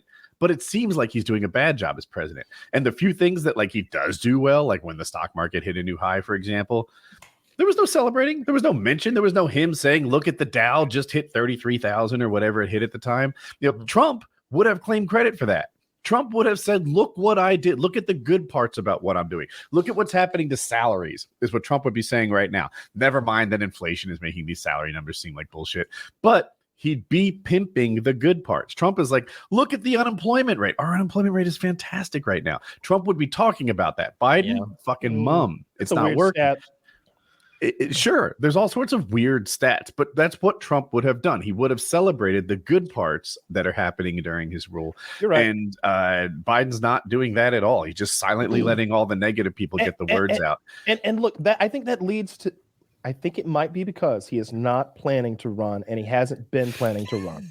Think about it from that point of view. And then if you're the kind of guy who thinks Biden is a smart, calculated man, or at least a good politician, or he hired good people. If you believe in any of those things, then why isn't he touting his accomplishments? If not that he doesn't plan to run on them because he doesn't plan to run, and someone else might need to tout those later as because he doesn't publicly speak unless it's absolutely necessary. I think it's because he's actually a good bureaucrat and not a good salesman. Yeah, I think so. If you look at it, maybe to Kyle's point, if you listen to Biden talk in the past, oh man, Woody, if you want to look at a good speech, him talking about U.S. involvement in Bosnia in front of Congress is the most fired up I've ever seen him, and it's really inspirational. It's actually really good, but I think he was a younger man, and I think that probably does play. No, absolutely, he was in favor of course, for U.S. intervention in Bosnia. But he was a he was a younger man. It was bad. And I think what was bad. The Bosnian conflict. Taylor, I don't know if you would have hated it if you were politically interested at the time. You were probably like 16 years old. You're probably right. They were ethnically cleansing those people. They were ethnically cleansing. Yeah. Raping was just how we win hearts and minds. And the U.S. involvement was all Air Force. Like we had 0 deaths, I think. If not, it was very close to 0 deaths. Yet we had a huge influence on that war. Was that when Serbia was fucking with Bosnia? Serbia, Bosnia, Croatia. Slobodan Milosevic fucker. Yeah. Right. So we were able to really, help people get a little less rapey, and it was without sacrifice boots on the ground and soldiers. And dying. You can't underestimate like how important that is on the world stage. I'm sure everyone took notice that America pushed some buttons and flew some planes, and they won a war across on the other side of the planet for themselves. Just like right now, we're all looking at Russia, and like of course, like people like us are like, haha, look at Russia. They don't know how to fight wars. I'm sure there are people out there who are like in the market for weapon systems, and they're not going to buy Russian weapon systems, and that's their second biggest export, by the way, is weapon systems. Like from a financial business standpoint, winning wars is good because these superpowers, they make weapons and sell them. Like American weapons are shitting on Russian weapons right now. Whatever happened, because I remember that big story like a month or so ago, maybe not even that long, where it was like, Russia's going to make Germany buy fuel in rubles. And it was like this big threat, this big thing. Like what happened with that? Is Western Europe just like going with less power now, like more expensive power? It's gotten more expensive, but they, even with the stripe bans of some Russian stuff, I'm pretty sure they exempted energy industries from that because Europe still needs that oil from Russia. I mean, that makes sense. Like why fuck over the people of Italy and Germany because of that, you know? Mm-hmm. I haven't been looking into that too much, so I'm not really sure. I think the whole thing is fascinating, though. Like this is one of the bigger political events of our lives. I think it's top 2 or 3. Obviously, 9/11 is this monumental fucking. If there was a multiverse, it's one of those events that you can't move. Right, happened in all of them. Why didn't Captain America stop him? What was he doing? Because Captain Afghanistan was too powerful. I wish there was a Captain Afghanistan. Like that's what they would have done back in the day. Like that's how we have all those Russian villains in our comics, because they were the bad guys. Oh yeah. Have you seen like the way like American propaganda cartoonists drew Japanese people in World War II? You look at that now, and it's like realism. They get the Bugs Bunny teeth just right. You look at those now, and you're like, "Damn, I get we were at war, but fuck, like this is brutally." Imagine you were like an Americanized Japanese person. Yeah, you're like, and you were thrown into camp. Yeah, man, I even remember just watching is it Breakfast at Tiffany's, and they have like the Chinese guy. That's Mickey Rooney. That's Mickey Rooney. I know. Yeah, he's not a Chinese, right? He's a white man. He's a white guy, and he does like the Harold. Yeah. Oh, Harold. My God. Oh, you don't even understand me. And it's like his eyes are closed behind the racist eyeglasses. Yeah, and I'm like, Jesus Christ. Doubling down. What a world. It was funny though. We've advanced a little bit since then. I watched a really good movie last night. It's called The Little Hours, and it's about a group of. It's a convent, a nunnery or whatever, but all the nuns there have been put there because they're mentally disturbed, and their priest is John C. Reilly, and so it's not a serious movie. It is a comedy, and the things get like really mixed up because this guy fucks like the king or the duke's wife and has to flee the castle, and so he flees there to hide amongst the nuns. And he poses as a deaf mute so that like that way they can't be asking him any questions. He can't be saying anything. But all the nuns are trying to fuck him now because they think he's a deaf mute who can't tell on them. So they're all over him every time he gets alone, and he's trying to fight him off, but he's a deaf mute, so he can't say no. And they're really hot. It's really funny. I can't think of her name. Who's April from Parks and Rec? The brunette that dates Chris Pratt. Chris Pratt. I don't know her name. Audrey or something. That sounds right. But yeah, I know who you're Aubrey Plaza or something. Yeah, she's in there, and there's a good bit of nudity. It's fun. It's a real funny little movie. It's on Amazon for free if you want to watch it. Speaking of movies that are fun, it made me think of a movie I watched just last night that is not fun at all. I think it's on Netflix, and I was, Destiny doesn't know. When I play Magic the Gathering Arena on my laptop late at night and I'm relaxing, I like to have something in the background. Usually it's Family Guy, King of the Hill, old Simpsons episodes, but I also, my favorite genre of film, I like campy, shitty horror movies. I just really enjoy them.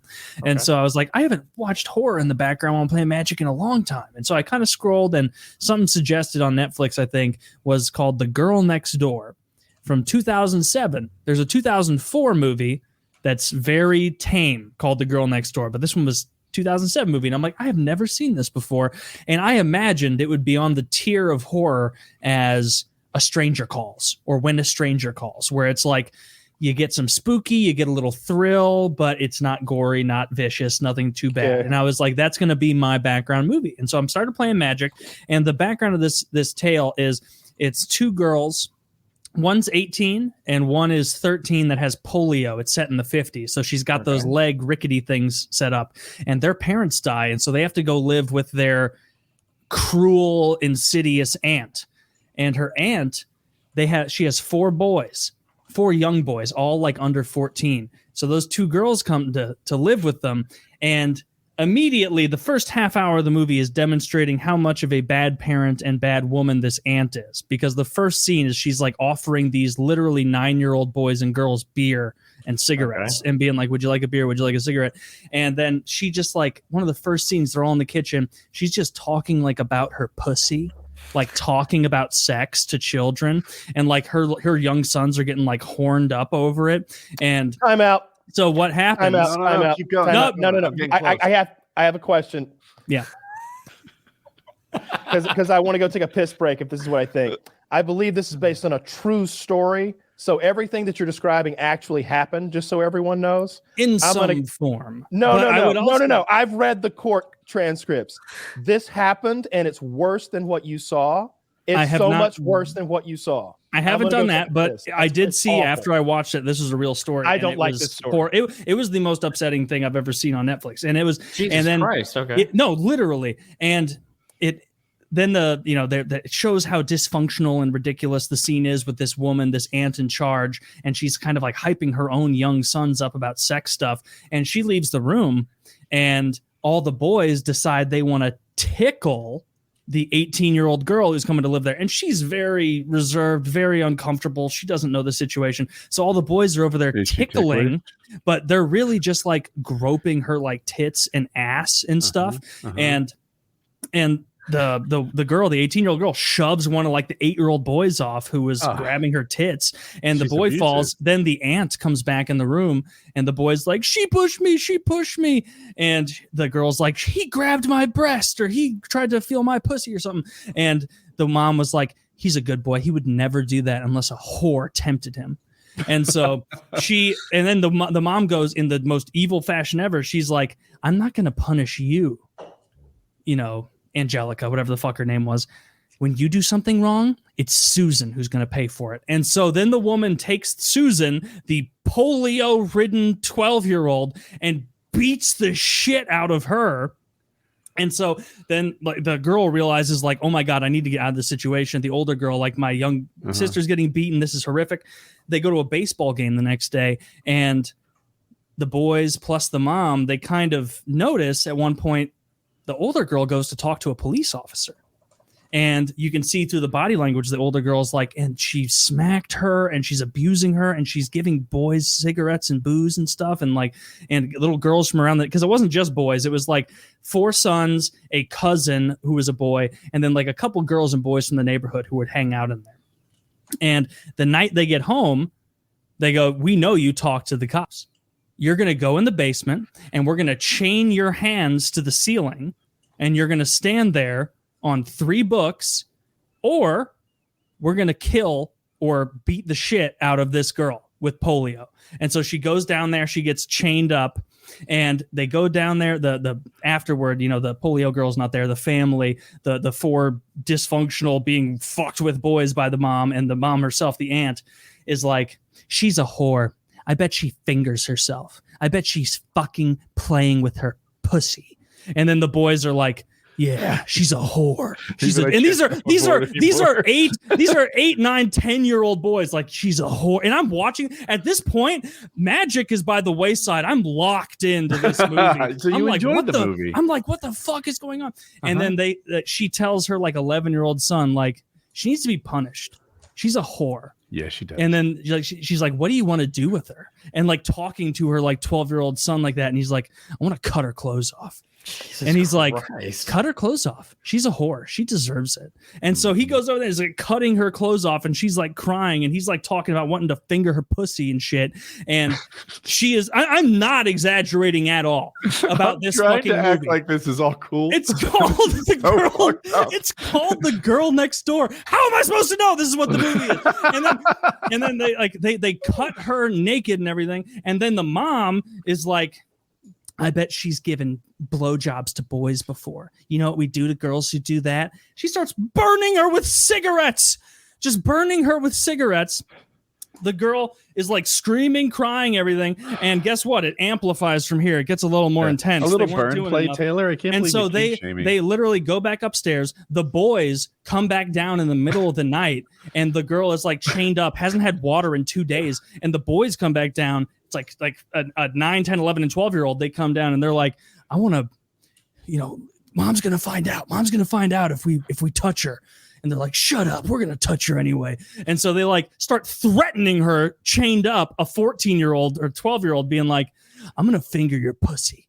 It's going to happen. And if you say shit, she's going to know, and she'll come down here and we'll tell her you did this. And I'm watching this like, oh my God, like this is a brutal thing. The mom comes back down the next day, decides that's not intense enough. So they take her down.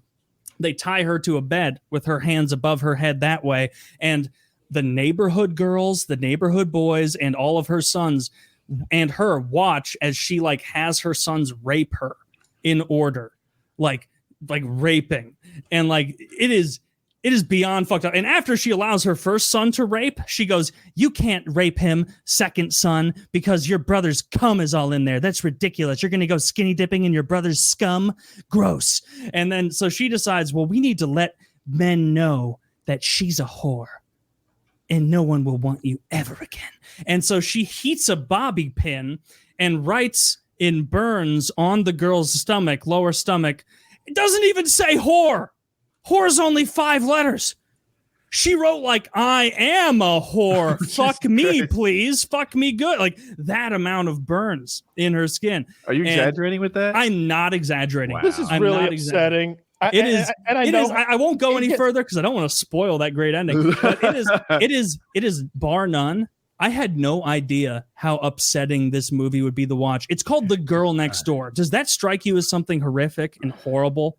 I knew about it, so like as soon as I didn't know about describing it, I was like, "Wait, that's that thing that happened. That have you seen it? Happened." I would not know. No, I would not watch the movie. I know what happened, and it's much worse than what you're describing. It's and there was also the part after the writing on the stomach where the mom decided this is horrible and she's a whore, and she starts giving a little monologue in front of all the boys and neighborhood girls. She goes, there's only one little place that makes a woman want to have sex. And if you get rid of that place, why are you then it no longer wants to. I'm telling the fucked up story, dude. And I feel like you're like one of those movie recap channels on YouTube where I've gotten like what is the place? I don't understand. The place is the clitoris, and then the woman uses the aunt uses a blowtorch to burn the woman's clitoris. She ruined her clitoris, and then the woman dies. She dies at the end of her wounds, almost mercifully. How bad they were to her. But I was like finishing up that movie, and the credits were rolling, and I was like, There's no world in which this is appropriately called The Girl Next Door. Like give us a real horror story, because there's another movie called The Girl Next Door and it's about a silly little phone call. Like there's no reason for this, but this ruined my evening. It ruined your evening? The whole night. Like hour late tonight, I'll be thinking about this again. It's so awful. It's so awful that happened. It's one of the most, and it's not a movie that relies on the gore and stuff. It's more just the thought and the knowledge of what's going on. It's truly upsetting. And I watch a lot of horror. It is rare for me to find a horror movie where I'm like, oh no. But this one did it. So I guess hats off in that way. But it didn't scare you. It just like disturbed you. It was just gross. Yeah. It really makes you like feel. It makes me feel worse to be a human if that's what we're like. You know what I mean? It's like only some of us, a small percentage are. But that's what I'm saying. Like some of us are like that. Like I'm one of those things, and one of us is like that. Like it's just it makes us all lower. It's so awful, and it's terrible. I think I saw a post on Reddit once, like one of that described like what happened, the whole thing, and I read it. I don't want to read that. It's real bad. It's just so awful. I don't like that story at all. That might be my least favorite story. That I will not be rewatching. No, it was. You don't want that one on Blu-ray? I like fucked up movies and shit like that. And so part of me, like I'm watching, I'm like, this is great. This is like really fucked up. Like I like when it catches me off guard. I did not see most of that shit coming. But then you're also then you realize it's based on a true story and it's pretty horrific. Yeah. I don't like torture porn. I don't like that stuff where people are like tied up and being cut apart. Like Hostel. That shit was the worst about it. Hostel was like 0% scary, 100%. If we show someone's finger getting cut off in this way, maybe people will get scared. There was a whole genre of gore porn, like Audition, Hostel, the Saw movies. That Martyr. There's these like Italian films or French. Like, there was this whole genre where basically it was just like how much gore can you put on the screen, and like that's like scary or horrific or whatever. But I think they're distinctly different from like if you grew up. I grew up watching a lot of the horror movies from like the 80s and 90s that are almost like, looking back, I didn't really think of it at the time, probably because I was a kid, so they were scared of me, but they're almost like comedy horror, right? Like Freddy Krueger is like a comedy horror guy. If you see like that, it's a little tongue in cheek. He's made his jokes and stuff. Or Child's Play, Chucky is like it's like they always have like a joke before he kills somebody or some shit. Sure. Because like right in the heart of that, you had that whole thing with Congress and the MPAA where they were they were dragging musicians and actors before Congress to testify about gore and stuff. And the MPAA cracked down so hard they would make like a Jason movie or whatever. They would be like, okay, let's edit this down so that we can get an R, and it'd come back X, like not even NC-17. Like they would have to cut so much out. They were pretty tame. I watch a lot of those 80s horror movies, like Freddy. The first Nightmare on Elm Street's a really good movie. The second movie is just a big gay allegory and has very little to do with actual like Freddy Krueger and his mythos. You got to go like 2 more movies before you get to another good Freddy Krueger movie. Yeah, most of Freddy Krueger was. I didn't like those. I didn't like the Halloweens either. I didn't think those were scary. Halloween 1 is good, and Halloween 2 is like self-contained. It like actually is a direct sequel, so I like that. After that, I stopped watching. Fair enough. What is a horror movie you like?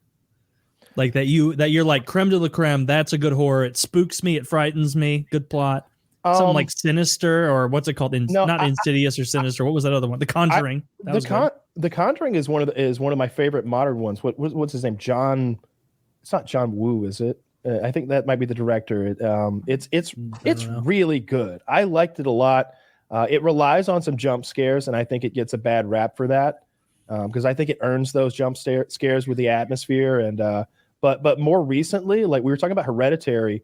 And the way that Hereditary and Midsommar, and films like The Witch, have this really creeping sort of atmospheric thing that this, from the very beginning, they're sort of putting you in this place where joy and happiness don't exist in this world that you're in. So we're starting way down here, and just wait, we're going further. Like there is no happy sunshine. Teenagers in a high school enjoying their class, and there's no calm before the storm. We're starting out in a shitty place, and wait, it gets worse. Yeah. Those are great movies. I like The Conjuring too. I liked both of the Conjuring movies. Maybe there's more, I don't know. But then those other ones that were like synonyms that both came out like around 2010, Insidious and Sinister. Yeah. Those were pretty fucking good too. I liked those. So I get them a little mixed up. The one with Ethan Hawke, it's the one where you have the Bagul demon who makes children kill their own families, and he records it. So he like there's like the tree with the hanging people that he finds the film. Yeah. Now the first half of that film, before you realize there is a Bagul demon that looks silly, is excellent. It's masterful. And Ethan Hawke's a good enough actor that he can carry the whole thing on his shoulders. But once you see that there's a Bagul demon and like you see it, it's kind of downhill from there. But it was a scary movie to me at the time. I remember when I watched it's not The Ring. What is the Japanese horror movie that has Sarah Michelle Gellar in it? And it's got the little cat boy that's going whatever. Grudge. That fucked me up when I was 18. The Grudge got you? I remember Grudge. I thought it was stupid. It's something about the way the little girl like moved all disjointedly, like really threw me off. But The Exorcist, when I watched it for the first time, it scared me more than I think it scares most people, especially like today, like 20 years after I was a kid, because I was religious at that age. Like I wasn't an altar boy or anything. I didn't think too seriously about it, but I believed in God. And so I was like, I mean, the devil exists. I mean, demons exist. Like I know they do. And here there's a really good example of like what that can. I don't know, that was a scary movie. That was where like they like blacked out with makeup, like the eyes and the like white face of like that little Asian boy who like The looked Grudge. dead. Yeah, and he was like crawling on the ceiling. Yeah, that was all right. I liked The Ring a lot more. That came out when I was like in middle school, and I remember like it being the movie of middle school where everyone was like, "Oh, it's the scariest movie of all time." Like, but of course we had no perspective on scary movies, but it was the scariest to us. But I haven't seen The Ring in fucking 15, 16 years, but I remember liking it at the time when I saw it. I thought it was really scary. Yeah, different things scare me. Like I've never been afraid of the slashers because it's like, I grew up on a farm. Like if somebody tries to come in our house with a knife, it's like, what were you thinking, boy? It's just not going to end well. So the idea free knife. It's literally what you're thinking as a country boy, like on a farm. It's like, so somebody's going to walk up the driveway, past the dogs, break through our big ass door. And like, what we're not going to be loaded and ready? Like, what is it? Like you're just not afraid of the guy with a knife. I don't know, Destiny. Are you a horror movie guy? What do you enjoy? I grew up watching every fucking horror movie, all of the classics from the 80s, like all the Hellraisers, the Child's Plays, the Jasons, like every fucking classic horror movie. I watched a lot of the gore porn ones because they're interesting, I guess. But I think if you've I don't know if you guys ever did the fucking weird shit where you watched all the actual like crazy shit from like Ogrish and like the really old gore sites and stuff. Yeah, I wish I hadn't. I watched one about a year ago where this guy's kidnapped these two Japanese people, a man and a woman. I don't think they know each other, and he's got them on these stretchers facing each other. Oh, you're talking about the movie, the one that ends with him cutting her head off, and then as she's flying through the air, she bites him to kill him as her head is flying off. Well, that's cool if that happened. I didn't make it to the end because I got to What's a part this movie right called? There's a part right at the beginning. You got to the We'll go ahead, like he finger bangs her until she squirts on his face, and then he jerks the guy off then until he comes on her. And I was like, oh no. And I fast forwarded a little, and he's about to cut her nipple off with some scissors. And I was like, what am I watching? And that movie was a horror movie. That movie gets so much worse. There's a part where he's like driving nails through the guy's dick with a hammer to like cut it off, and it's just like the most insanely ridiculous fucking movie in the world. That's one of the like just the crazy. What is this movie called? I don't even know what it's called. It's weird as fuck. Damn, I want to watch it. Like I get on like Amazon has so many little subgenres and channels that I like go through these little deep dives. Like that's how I found that Spanish language film where the girl is having sex with a tentacle alien. Jesus, that's a horror movie. Like it kills and rapes like a couple people. The tentacle alien does, but she's like down with it, and it's like it looks like one of those wild tentacle animation porns that I'm sure none of you have ever seen. So I'll describe them thoroughly. There's tentacles supporting the woman, and there's tentacles in every orifice, and she's really having a good time. And that's what this movie is. It was called like Untamed, I think, or something like that. Yeah. I think my two favorite of all the things I've seen, and people will laugh at me for these, my two favorite horror movies are, one was, and I swear by this movie, and fuck everybody doesn't like it, okay? The very first Paranormal Activity. Oh yeah, it's incredibly scary. It's a good movie. It was a creepy, when the guy comes in, when the priest, because everything seems kind of comical, you don't really know what's going on. When the priest comes into that house the second time and he's like, I have to leave, like I'm freaking out or whatever. Like that movie just sets up the atmosphere. So, and they made that movie for like $32,000. The scariest part of that movie to me is when he goes up into the attic and suddenly our two, because being together like is such a, you feel safe. Like of course. Yeah. Like I've had that where I'm watching a scary movie, but I've got my girlfriend with me. Now she's not going to protect me from fuck all. If anything, she'll get in the way while I'm fighting it. But her being there is like, all right, we're together. Yeah. So like when you have that with that couple in Paranormal Activity, when they're together, they're a team. If I see something, then you see it. There will be no paranoia where like, did she really see it? Like we're together. But he leaves her to go into the attic to check on the noise, and it's and you don't really get to go. He can't really tell what's up there, and it's like if it takes him, she can't help, and if it takes her, he can't help. They're so close to being locked away from each other, and him being in that act, and her down here, and neither one of those is such. That was the scariest moment of that to me. Mm-hmm. And there are so many like creepy He moments. finds a photograph up there that can't exist. That's what happens. And then I think right after that, maybe there's a big jump where something drags her away, like something like that. Why can't the photograph exist? Because it burned up in her house fire when she was a child. Oh, Yeah. It burned in that house to nothing, and now it exists up there as like this charred remnant. And it was is the first movie the one where at one point it's either the husband or wife that walks into the backyard and is like just sitting there hanging out there until the other one comes out. Like I really remember weird. Yeah, I remember that part scaring me a lot. I think it was the husband that was out there and he was just like dead-eyed staring at nothing until the wife comes up, or maybe the wife. The wife is sitting on a bench. Oh, there was the one too where the wife is over the husband just staring at him while that's fucking weird. Yeah, that's one of my favorites. Another one of my top 2 favorites is super great, borderline campy, good special effects. There's a movie called Drag Me to Hell. Yeah, I've seen that. I've seen Drag Me to Hell. I really solid, super good movie. Really funny ending. Everything about when she's fighting the woman in the fucking grave and everything. That movie is really well done and really funny. Those are like my 2, I think, like my favorite, like newerish, like horror movies. I think do things like really well. I enjoy those 2 a lot.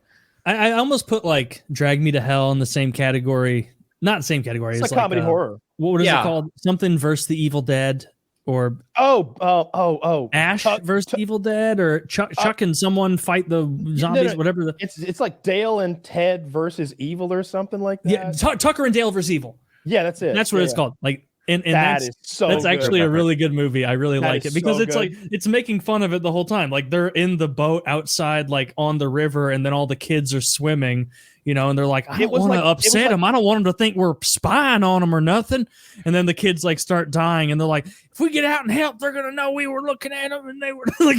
It's this thing where like it's very meta. It's the same way Cabin in the Woods was like meta, like they're literally going through the tropes and all the multiple horror enemies. Like this movie is like that. They can't help that they seem like the bad guys from horror movies. They just seem like hillbilly rednecks, but really they're just like 2 good old boys who bought a cabin together and they want to fix her up. It's a tremendous movie. Like Tucker and Dale versus Evil is very funny. I love horror. Like I want a movie that's going to scare the shit out of me. Like that's going to really fucking scare me. And I feel like once you've watched enough horror movies, that just doesn't happen anymore. Yeah, it's hard. It's like I don't know if it's tolerance. Yeah, I don't know if it's an unpopular take because it's an M. Shemaimai or whatever the fuck. I remember thinking The First Science was a really freaky movie. I love it. Because that was one popular one. I wasn't. I think you have to get like halfway into the movie before you finally see the fucking alien dude and the shitty. Further. I love that. Movie. Yeah, I think movies that do that atmosphere really well. I think are. I give a lot of them. Science was one of his great movies, and like. Everything tied together at the end. I guess it's pretty simple, cute. Right in reverse. At the time, I really loved it. I think some people don't like it because it's too formulaic, and it's like, look, it's beautiful that way. I like it. It can be simple, but Mel Gibson is so likable in that movie, and he carries that thing so well. And the kids are excellent actors. That Kieran McCullen kid and his whoever brother did a great job with the cleft flip. Or Joaquin Phoenix. Was that Joaquin Phoenix? Wow. Yeah. Joaquin Phoenix. Yeah.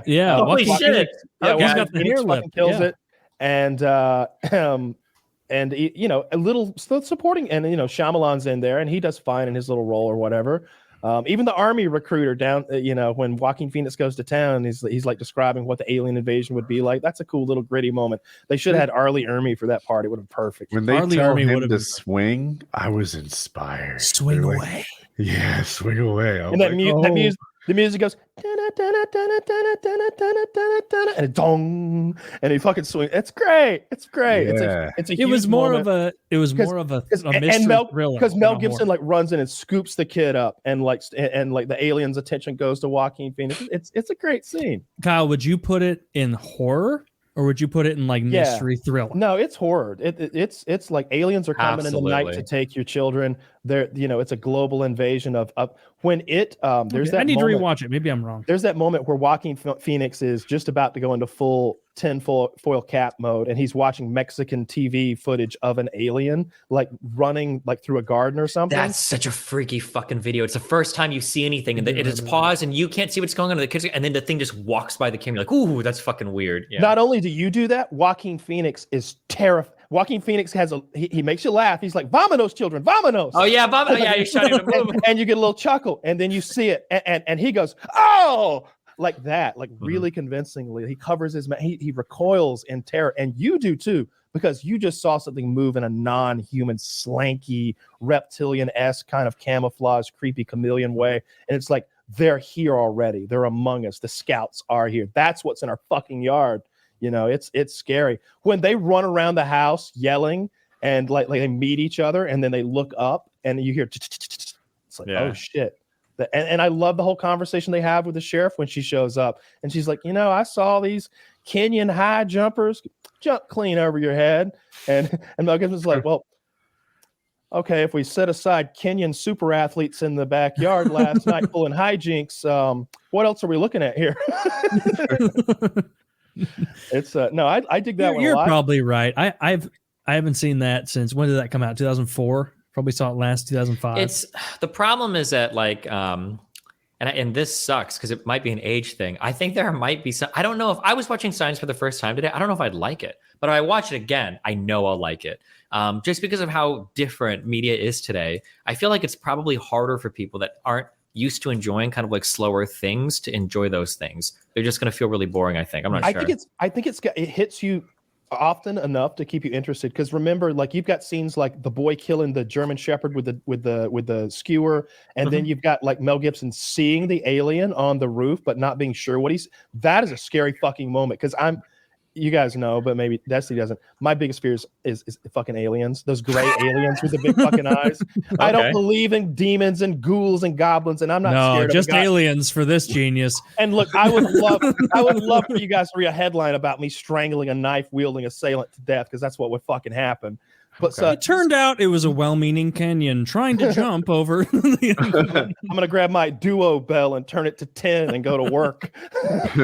like I'm not worried about that either. But like a fucking extraterrestrial showing up in his like interdimensional light speed craft or whatever and beaming me up for a little operation is like my biggest fucking fear, because I don't have shit for that. Not that guy. Show me the fire in the sky. Kind of a pussy. You're scared of that guy? Kyle, that's what you're afraid of, you pussy? I can punt that. Kyle. Show me the fire in the sky aliens, because those are the scary fuckers. Oh, is that the guys that do the eye drill thing in that fucking movie or whatever? First they like throw like a handful of shit in his mouth for like no good reason, and he's like like vomiting up the shit, and then they like, you know, that like fetish thing where they vacuum seal you to a bed with like that. Yeah, I remember. They like do that to him inexplicably, and then haphazardly use like the least sci-fi knife you've ever seen to cut a mouth hole in it, and then they go. I think that's when they throw the shit in his mouth, like, and they're just doing awful things to him, and it's believable-esque as a kid anyway. When I watched this shit, yeah, look at that bitch. Yeah. He's scarier in HD. Yeah, no nose. Yeah, I mean, that just looks like Groot. It does look like Groot. I'm gonna be honest. Yeah, Groot's problem though. That's Groot's a nice guy. Groot wouldn't tie you to a bed and vacuum seal you. He might. All right, to make that go away, I'm gonna have nightmares. You couldn't stop. No, that's what I'm scared of, because I figure I can handle most of the other things at least what's conceivably. Behind aliens for you? Like right behind aliens, what's the next big fear? You said you don't like slashers. But for me, like I'm not scared at all of the demon alien movies. It's more like the insidious person you wouldn't expect that's doing fucked up shit behind the scenes. That's what's more scary. Body horror is terrifying. Like American Horror Story. I'm sorry, American Psycho. Like that's a spookier story in a way, because it's about a guy who just fucking kills people for fun, and you don't expect him. You just got. I mean, come on, you'd expect it if you spent 5 minutes with that fucking guy. That guy was weird. That is so fucking true, that people are like, oh, Patrick Bateman was flying under the radar, and then like he gets interviewed by the cops, and he's like, I dabble in rape. And they're like, all right, on your way then. Yeah, I think the whole thing is that like I think the interpretation that a lot of people have is that he didn't kill anybody in that movie. That he's just he's just fucking crazy. Yeah, like none of that happened. A lot of it didn't happen. I've and read none of the that murders. theory. I don't think it makes sense. Well, there's it at doesn't. It least a doesn't. couple killings that you know he didn't do because he like wakes up after something or like shit wasn't how it was supposed to be. So you know at least a few of them didn't happen. Like I think the homeless guy killing, doesn't he like confront all the cops afterwards and then after he like wakes up or something or Yeah, I thought the and homeless just, and one just so we're definitely clear, like if you consider American Psycho 2 to be canon, then it just None of outright us. Wait, there's do. an American no Psycho one 2? does. they Yeah, Mila, and it has Mila Kunis in it. Don't even acknowledge it as a movie. You guys are scared of all the wrong things. Like Kyle's scared of aliens. Someone else is scared of American Psycho. I'm scared of like the IRS, YouTube's automated strike system, shit like that is what keeps me up at night. Have you heard that old R.I.P. Norm Macdonald bit where he's like, everyone's afraid. Everyone's afraid of terrorists. More likely than that is you're going to be attacked and killed by your own heart. Imagine that you're afraid of terrorists and then your own heart kills you. I was just laughing my ass off. I have a brag. I mentioned on the show for like a year and a half now, like working to keep my blood pressure low so I don't have to go into those stupid medicines that ruin your dick. blood pressure. I say it funny. Blood pressure. Like an Asian. My blood pressure. 120 over 70 today, baby. Wow. Nice. What was mine when good. what was mine the other day? I don't remember. 200 over 100. At least. I sent you a text when I got it because I got that physical that I paid. Oh, wasn't it good? Or was it I think it was good. Yeah, I thought you killed it with the blood pressure. Yeah. I'm sure you could search BP or blood pressure or something. No, it was. I tested my blood pressure recently. I am blown away that I'm in a healthy range. How? The amount of salted meats I eat? Might want to get a professional take a look. Nah. Instead of that Amazon. I got what I wanted out of that. And so I got what I wanted. A tacit admission that it's okay for me to keep eating the way I do. Pretty sure you got the same $35 Amazon blood pressure cuff I do. I'm not sure about its accuracy. All that matters is the number on the machine, right? Yeah, fuck it. Yeah. That's like when you go to weigh yourself in the morning and you're like, you go to sleep and you're thirsty as fuck and you wake up and you're parched. You just take a shit and you're like, fuck, if I wait like 2 hours and weigh myself, I'm going to weigh like 5 pounds less than I should. Like that is a good number to stick with. Yeah.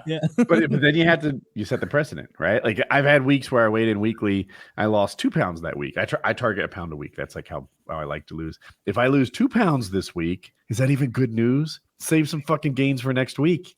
Now I have to lose another pound to go down next week. I would have rather just lost 1 pound this week, maybe be at the high end of my daily scale so that next week I have an easy. Let me ask you this. Yeah, what he's trying to prorate his weight loss. Let me ask you this because I have a formula in my mind, I guess, that's like suffering times time, and equaling results or whatever. It sounds rock solid. And you can suffer more. You can suffer more and do it for less time, right? Or you can suffer less and do it for a longer period of time. That's the way that equation works to achieve the same results.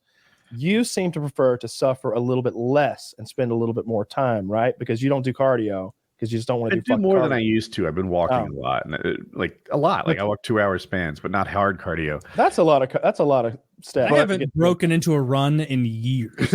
Kyle, the answer is I wasn't trying to achieve a picture day. I was trying to do a lifestyle change. Yeah, it makes sense. So I didn't want to be I'll make up a number, 1,000 calorie deficit daily, which would be 2 pounds a week, right? Am I crazy?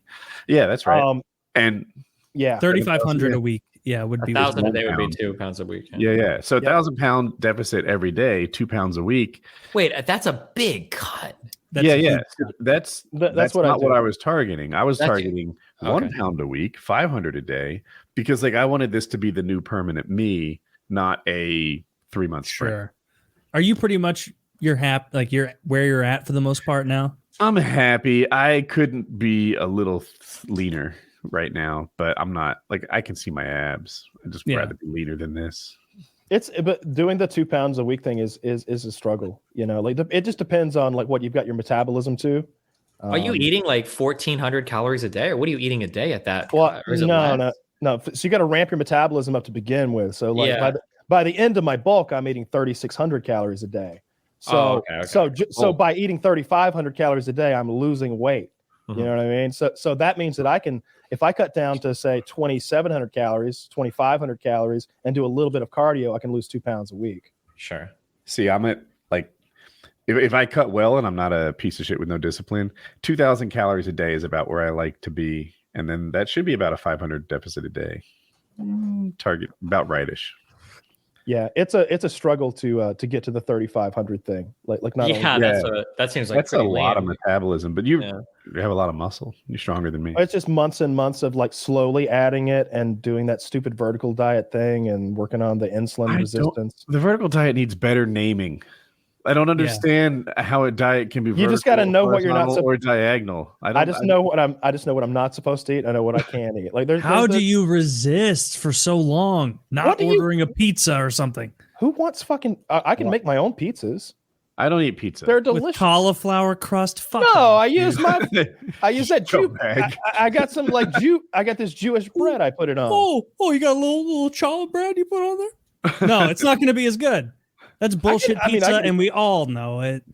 Pizza's not a good. See, I have a cost benefit analysis on all this stuff, right? Like the things that I can suffer with and the things that I can't. Going from sugar to stevia, huge gain. I give up very little. I still like my stevia coffee, right? Giving up pizza's not that good, and it's absolutely shit for you. Wow. Like wow. Pizza's not that good. Hot take of the millennium. Like right here. Like the vertical diet works for me because like my favorite meal, like if I was when I went to Morton's the other night, like I wanted a filet mignon, and I wanted a baked potato. Now I got like butter on my baked potato because I'm at Morton's. But like when I'm eating it here, I put some like substitute stuff on there, or I put some like fake ass cheese sauce or something. Greek yogurt, usually it's like sour cream to me. I put ketchup on my baked potato, and it's bullshit and it's low class, but it adds a little something to it. That is salsa. So low class. I'll put salsa, sriracha, anything to get flavor in there. I think it is. I'm sorry, Kyle. I'm talking over you. But no, like, that's what I'm saying. Like my diet food is like ketchup. my favorite meal in the world, which is like a baked potato and a steak, right? So like I'm really happy to do that. And I like to like, there's like so many variations. Sometimes I'll just slice the steak up and do like a stir fry thing and just throw it on the rice and spray everything with sriracha and just eat a big steak bowl. So I don't know. I don't mind it too much. I like, if I'm going to do ice cream, there's like Halo Top ice cream that's barely any different than a protein shake on the when you look at the macros in it, and it's a Halo pint of ice Top's cream. very good. What flavor are you hitting up most of the time? Peanut butter every time. The peanut butter cup. Have you given cookie dough a go? I've had them all. Peanut butter cup's my favorite. Ooh, you don't like the problem cookie with Halo Top ice cream is it's at home. If I have ice cream, I want to have it outside in the heat, in the sun, as a cooling factor. It's an environmental dish. It's not. I'm not looking to have ice cream at my kitchen counter. I am. Really? Okay. I want to sit on the minority here. I'll sit on the. I eat the whole pint in one sitting. I like So on the couch watching outside TV. on. I'll settle for one of those metal tables, but I'd really prefer a wooden picnic table to have. Like that's so where ice cream. You would never just sit there and be like, "Oh, I'm going to watch fucking Ozark or whatever," and get your whatever that protein ice cream is called. Halo Top. Like that's an environment where I at home I would have something. I have watermelons this season. In the winter, I'll have like citrusy stuff, but in the summer, just watermelon. So what is your snack is fruit? Like if you're sitting there watching Ozark or whatever, your snack is like clementines or something like that? I'll either have now this time of year watermelon. Other times it's like a tropical fruit mix, like grapes and different honeydews and cantaloupe and shit. But popcorn. I also do chicken. It depends as on a snack. Yeah, I will eat cold chicken out of the refrigerator as a slab, as a snack sometimes. Fair enough. I eat a lot of sandwiches too. Like I'll just make like turkey sandwiches. I like that a lot. It's so fucking good. Do you have a bread source that's not pure evil, or you just? I mean, I need carbs. Can't you just eat the really good whole grain huge breads or whatever, the 23 grain shit? Isn't that like okay? I don't want slow digesting carbs, so I'm just getting like the cheapest white bread I can get, and I'm eating like as much of it as I want, right? Because I need as many carbs as I can. I'm eating like 300 carbs a meal or something like that, anyway. So you're a bit different though, because you're burning. You have a big leeway in your diet for your maintenance, right? Yeah. Well, I'm in a surplus now. I'm about probably 400 above. I'm eating a lot of calories right now. It's really fun. I do my French toast for breakfast like 5 or 6 slices of like bread soaked in egg beaters with cinnamon, and I grill those up and put my bullshit fake syrup on there, and it's just like a stack of them this high. That fake syrup is good. It's so good. That was the best recommendation you've given me of like fake sugar stuff. Was that fake syrup? Yeah, yeah, I have it all the time. I have that Greg Doucette French toast, and I put fake syrup. And Kyle said something that was really powerful to me. He was like, "I'm eating so much of this fake syrup." I was like, "It's got to add up, right?" The whole bottle of syrup adds up to like 140 calories. Yeah. That's not a lot of calories. Like you look at the syrup, You and it's like every tablespoon is 5 calories, and I'm like, how? Like, how is that possible? Because then you look at like a regular fucking Aunt Jemima or whatever, and it's 100 calories per tablespoon. Yeah. Actually, I just looked. A can of Coca-Cola is the same as that entire bottle of maple syrup. Yeah, they're both, and it's a big bottle. It's really tasty. Yeah. I put it on anything like that. I do a lot of variations of Greg Doucette's French toast. I'll take like a loaf pan, like that are made to like make an individual like loaf of bread, like that big. And I'll take the French toast and like tear it into like bits and then soak it in that egg mixture and then just pour everything in the loaf pan and bake it. And it makes this big, like, I don't know, chewy, delicious cake that you can just eat. I cover the whole thing with that syrup and eat it with my hands. You know what I did for breakfast today? I made, and if this is excessive, I'm joking. I scrambled myself. I had 9 eggs. Did you really have 9 eggs? Yeah, I had 9 eggs for breakfast. That's 630 calories of egg. I don't know. Do you know how much niacin in that is, man? I don't know, but I ate 9 eggs for breakfast, and that's fine. I was full. I ate 6 and I eggs also had a bunch of turkey sausage in it as well. Were they real eggs that you had? Yeah, real eggs. Yeah. Grade A large. Boom. I had to use a wok. I had egg whites with some peppers mixed in, and we called it an omelet. I do something similar if I'm doing eggs. Ton of hot sauce.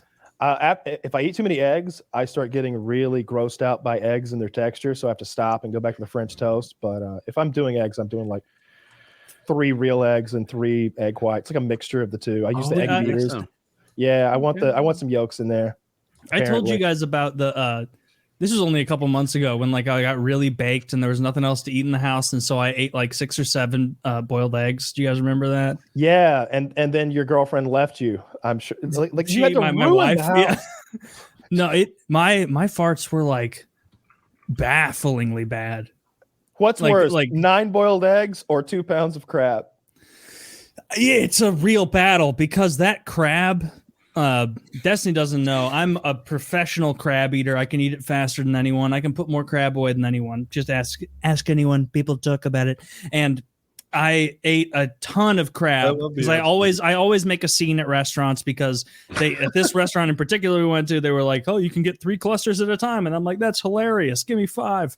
They're like, "What, 5 clusters?" And I'm like, "No, 15." And then then they do all that shit. I farted so bad all of the next day that like on the beach, my wife was like, "Oh, the sea smells bad today." And I'd be like, "That was me 2 seconds ago." She's like, "Oh my God." And she's like, "How is it hanging in the air on the beach? Like how is it a fog around us on the beach?" Have you ever farted at the beach and been worried if someone 9 yards away would smell? Because I have, and it was a real deal smell. But it was so worth it. Because like when you're in the process of eating all the crab, I live in Missouri, I don't get good crab. And so when I finally get good access to crab, it's just tremendous. It's a meal for kings, crab legs. Is it? Oh yeah. Well, that's why they call them king crab legs.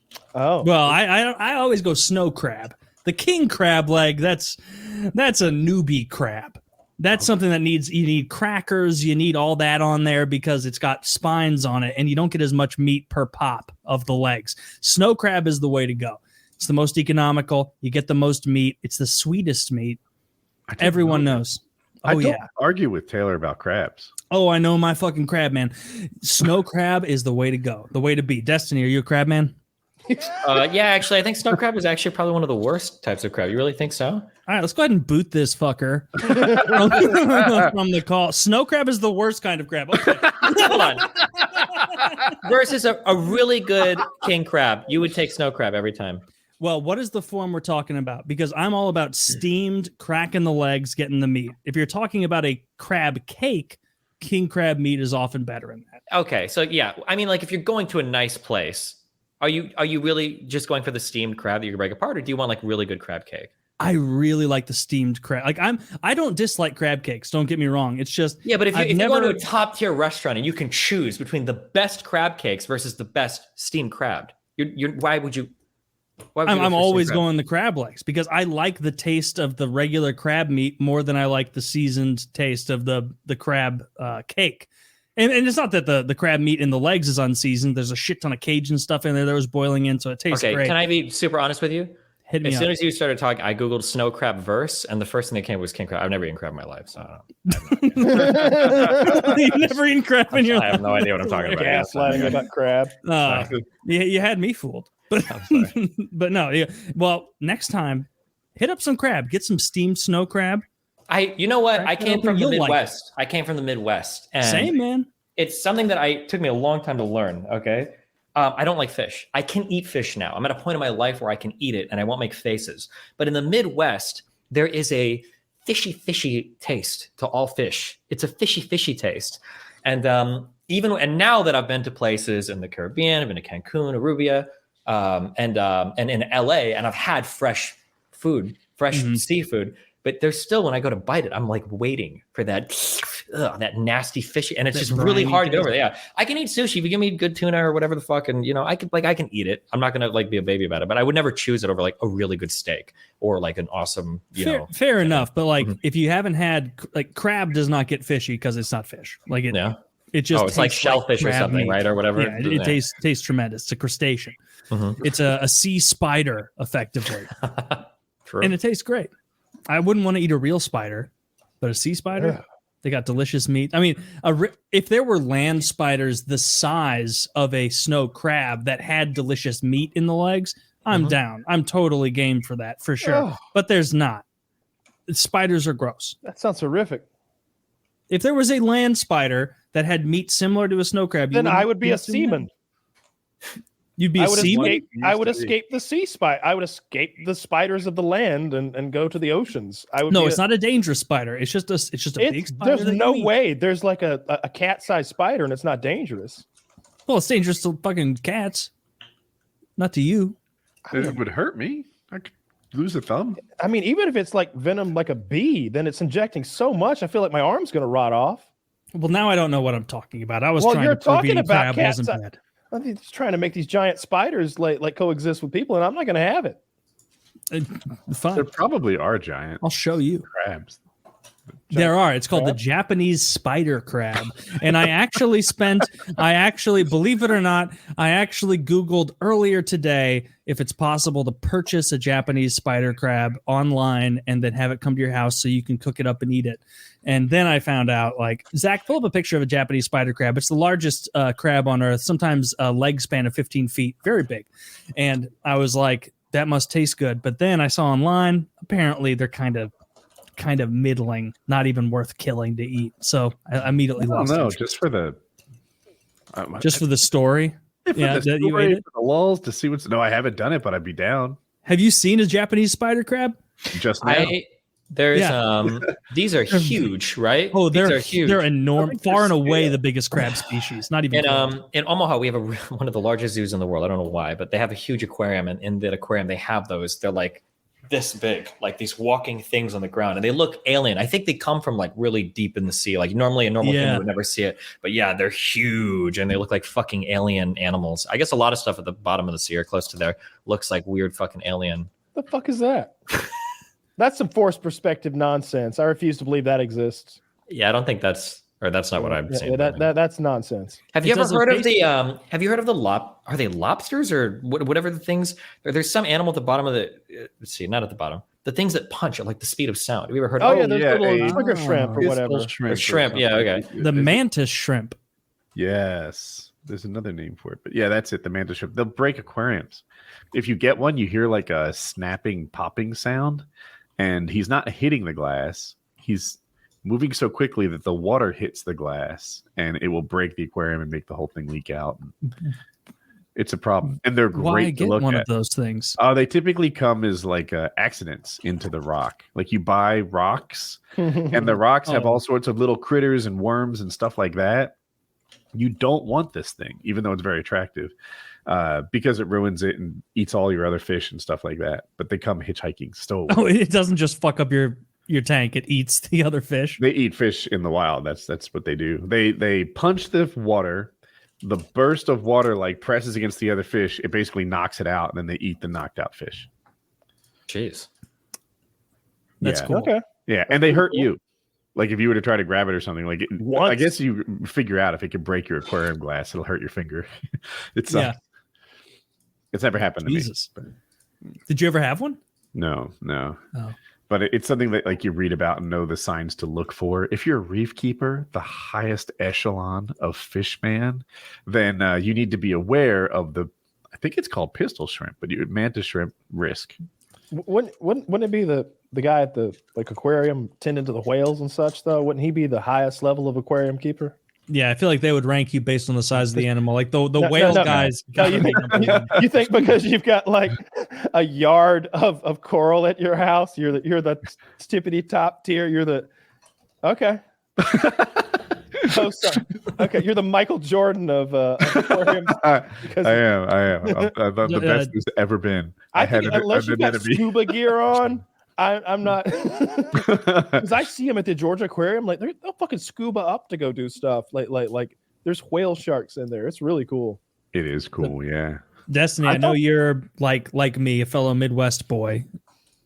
Does any part of you ever think you'll make it back to Omaha or anywhere in that region, or are you? I get depressed just flying into that city. If my son didn't live there, I would never, ever go back. It is actually agonizing to be. I don't know why. This is going to sound really, I don't know, privileged or disconnected or something, but just like, I feel like there's just like nothing for me that exists there. Like in terms of like everything that I do online, like the things that I'm interested in, the issues I talk about, like who my friends are. You're an internet being, and you still feel like this physical location has nothing for you. Now, yeah, it's just like when I'm flying into Omaha, like I'm looking at the whole city, like what is there for me here in this entire city? There's literally nothing. What's in Florida? Yeah. Miami just seems like a cooler place. My wife likes to be here. I have some friends down here that I know personally. I mean, weather, that's huge. Well, I came from LA, which has like perfect weather, so it's hard to compare to fucking Miami. But did you own a place in LA? No, always apartments. I own a house in Omaha where my kid and my kid's mom live in. But yeah. Roger that. Yeah, I would just because real estate's so insane. Like, I bet if you had a place in LA, it would have grown to like half your net worth. Yeah, maybe. Real estate is the that's something that we haven't figured out yet in the United States. We're getting pretty close to having to do something about that. Yeah, dude. Is it going to crash again, like 2008? Well, I don't know what it's going to do, but maybe. In Raleigh, they're like, it takes 40% more money to buy a place now than it did a year ago. The problem is that, like, before when it crashed, okay, everybody says that it's going to be like 2008 again. The problem before was that mortgages, through a whole bunch of weird tricks, got like plugged into all of these like international investment markets that just drove the fucking demand for these types of like financial products, mortgages and shit up insanely high. The issue now, though, is that slowly over time, what's happening is there is genuinely a massive fucking demand to live in cities. That's not artificial. Like some of the prices have probably been driven up because of a combination of inflation, a combination of some supply chain stuff, a lot of which has been resolved. But I think like people keep looking for like these ways, we got to build affordable housing or we need to like raise the interest rates. You can try to do tricks like that, but we need like to genuinely overhaul how we do zoning in the United States because there's more people that want to live in places than there are houses and the costs are just going to continue to go up. There's no way to get around that. It's like a physics problem. Like, but the people don't want to live in the kind of houses that you just proposed, right? You're like, you change the zoning. And what he means is change from like low and medium density housing to high density housing. Yeah, like Americans need to get over themselves and learn how to live in fucking high density places because it is a 7 trillion times higher quality of life. And until they figure that out, they can starve on the fucking streets and be fucking morons. It's so unbelievable. That quality of life thing is a matter of opinion. There are people who would be like, I'd rather drive 40 minutes to my house with a yard and a swing set than drive 15 minutes should be able to my do apartment. then yeah, they should drive 2 hours out of the fucking city to go live where they want. But actual cities should be actual cities. In the United States, it's true here. It was true when I lived in Glendale. It's true when I lived in Culver City. It's true when I lived in Huntington Beach. I should not be in a high density place that has like a fucking 10-story apartment or whatever, and I can walk across the street and see these dilapidated shit fucking houses that are going for $850,000 a pop because the zoning is fucked. That's unbelievable to me. If you want to zone for some single family housing and ruin your shit, you can do it. But like there needs to be way more ultra high density like places in the United States because it makes public transit work better. It makes retail work better. The places you can actually walk, if you go to Europe, you can walk anywhere. Anytime you're in an apartment, like, oh, if I need to get some milk in Europe, I'm like, oh, I'll be right back, Melina. I'm going to go downstairs and get some milk. If I need to do in the United States, like I got to get my grocery list. I got to go down to my fucking car. I need to drive 15 minutes away. I got to do a whole fucking ordeal. Like it is so agonizing you ever to go live on in the, cities. I mean, that's more of a civil planning thing. So like, that's how? No, that's a car thing. No, but you're talking about the subreddit "fuck cars." that's part of it. They talk about that shit, but yeah. Yeah, this is the whole front page of that. Because if you eliminate cars and the infrastructure to facilitate them, then like life just improves so dramatically. Does it really? If you live in the suburbs, well, like there's no way for me to walk to the store comfortably. What they're like, saying I have is you to can get rid of the suburbs and just create more density. Or like move the so I have to lose all my room in my house and live in an apartment. Well, no, we're not saying. I don't think the fuck cars people want to like. Okay, well then fuck that plan. Fuck you. No. I think what they want is for there to be no cars in the cities. Okay, well they can have no cars in the cities while they're getting beaten up and murdered at high rates. Like, and I obviously am biased because I live in St. Louis, which is the most dangerous city in the country. Do you live in Don't answer this if you think it's the wrong question. Do you live in the St. Louis city, or do you live in a nearby? No, St. no, Louis? He's down. I lived in St. Louis City for 2 years, a couple of years ago, up until the very end of 2018, and then I bounced to the suburbs, and I like it a lot more. I just because like I have a Raleigh address, but you guys probably everyone's seen my house from the Google Maps.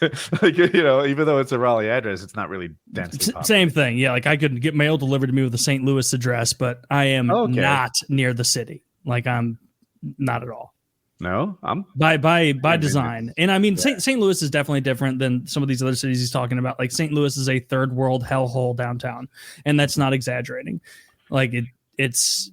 I remember I know a lot of my friends now that none of us have ever been like, oh, be careful. But now it's like, damn. If I go to the cards game, I gotta stay in Ballpark Village, otherwise it's too scary. There's weird a lot of U.S. cities that have these problems. Go ahead. I'm a world away from places that are 6 miles away. Like whenever I see like murders and shit in the news, they're not far from me by paramotor. Like it's a very different environment from like my yard and my neighbors. Like they all seem like nice people, but it's not that far. Like I am in Raleigh. So what were you saying, Destiny?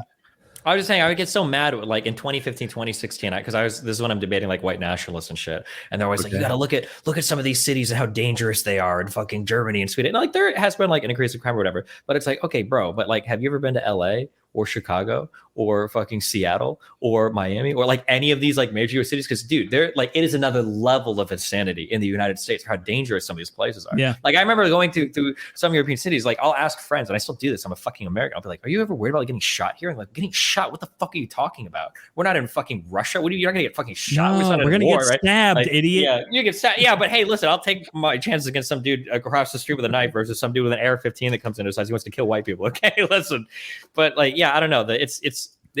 We're in a really sad state of affairs for a lot of U.S. stuff. And the thing that bothers me is I know we can do better if we could recognize that there was a problem so that the political will would exist to fix it. But we're just not there right now. And it's very frustrating to me that I go to like, I remember in 2013, I lived in Warsaw for 3 months, and I'm thinking like Poland, shithole country. Obviously it's Poland. And dude, in 3 months in Warsaw, I never needed a car ever, a single time. I could ride the tram and the buses. Even like looking at the maps without speaking the language. I got around that entire city. I never felt like I needed a car ever. And I could everything was actually nice. Everything in Europe is so much nicer. Or like trains, like I can go from two places that would be like a 3-hour flight and go to the airport. I can take a train for like $60 to go from 2 hours, and it's like the easiest, nicest ride ever. And like, I don't know. American cities are very, very, very frustrating. Yeah, I mean, but it's almost like, what is to be done about it? Like at this point, so many things have been built up in the suburbs, like that.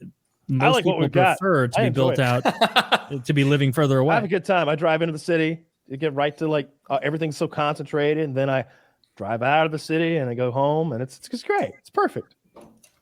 Yeah, I like the suburbs too. I'm It's pretty great. happy I have a giant home gym in my basement. It's safe as hell. I have to drive everywhere, and if I want to go to the city of St. Louis, it's quite a drive to see a Blues game. But guess what? I don't fucking go to St. Louis very often because it sucks. Like, that's why I don't go. It's not necessarily because of the crime or anything like that, although that does play a part when you're talking about a city like St. Louis. But it's just that the crime has driven out all of the fun stuff out of the city, other than Busch Stadium with Ballpark Village right there. Like that, they have like an area with bars and stuff, and that's literally it. It feels like a few years ago they built Ballpark Village to be like, hey, you can go to fun bars and stuff right from Busch Stadium where the Cards play. And you cannot leave that area. You can just stay right here the whole time. And now, like, that area is getting dangerous. There was a murder in the middle of Ballpark Village like 2 weeks ago.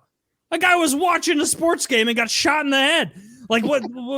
It's a horrible place to live. And I don't want to be here. Good. I remember that stupid fucking. Do you remember that stupid fucking Seth Rogen tweet? Where he tweeted out, Casey Neistat tweeted out something about how he got robbed in LA and he just got so pissed off, and I would get pissed off getting robbed. And Seth Rogen tweeted out, oh, well, I've been robbed like 15 times. I don't know. I don't think it's really a big deal. Like, I've never felt violated. Like, bro, I hate you so much. I'm just worth $60 million. I don't mind getting robbed. Shut up, bigot.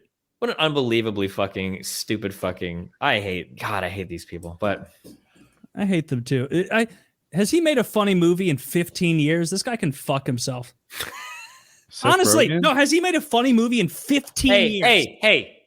He was in Pineapple Express. Okay, chill. I like the North Korean. 2008. That was fucking 14 years ago. Fine. Okay. So What's the end must come or something? The end is just the end. Is it the end? I thought that was very good. It's a shame what happened with James Franco. Okay, that one was fun. Wait, what happened with James Franco?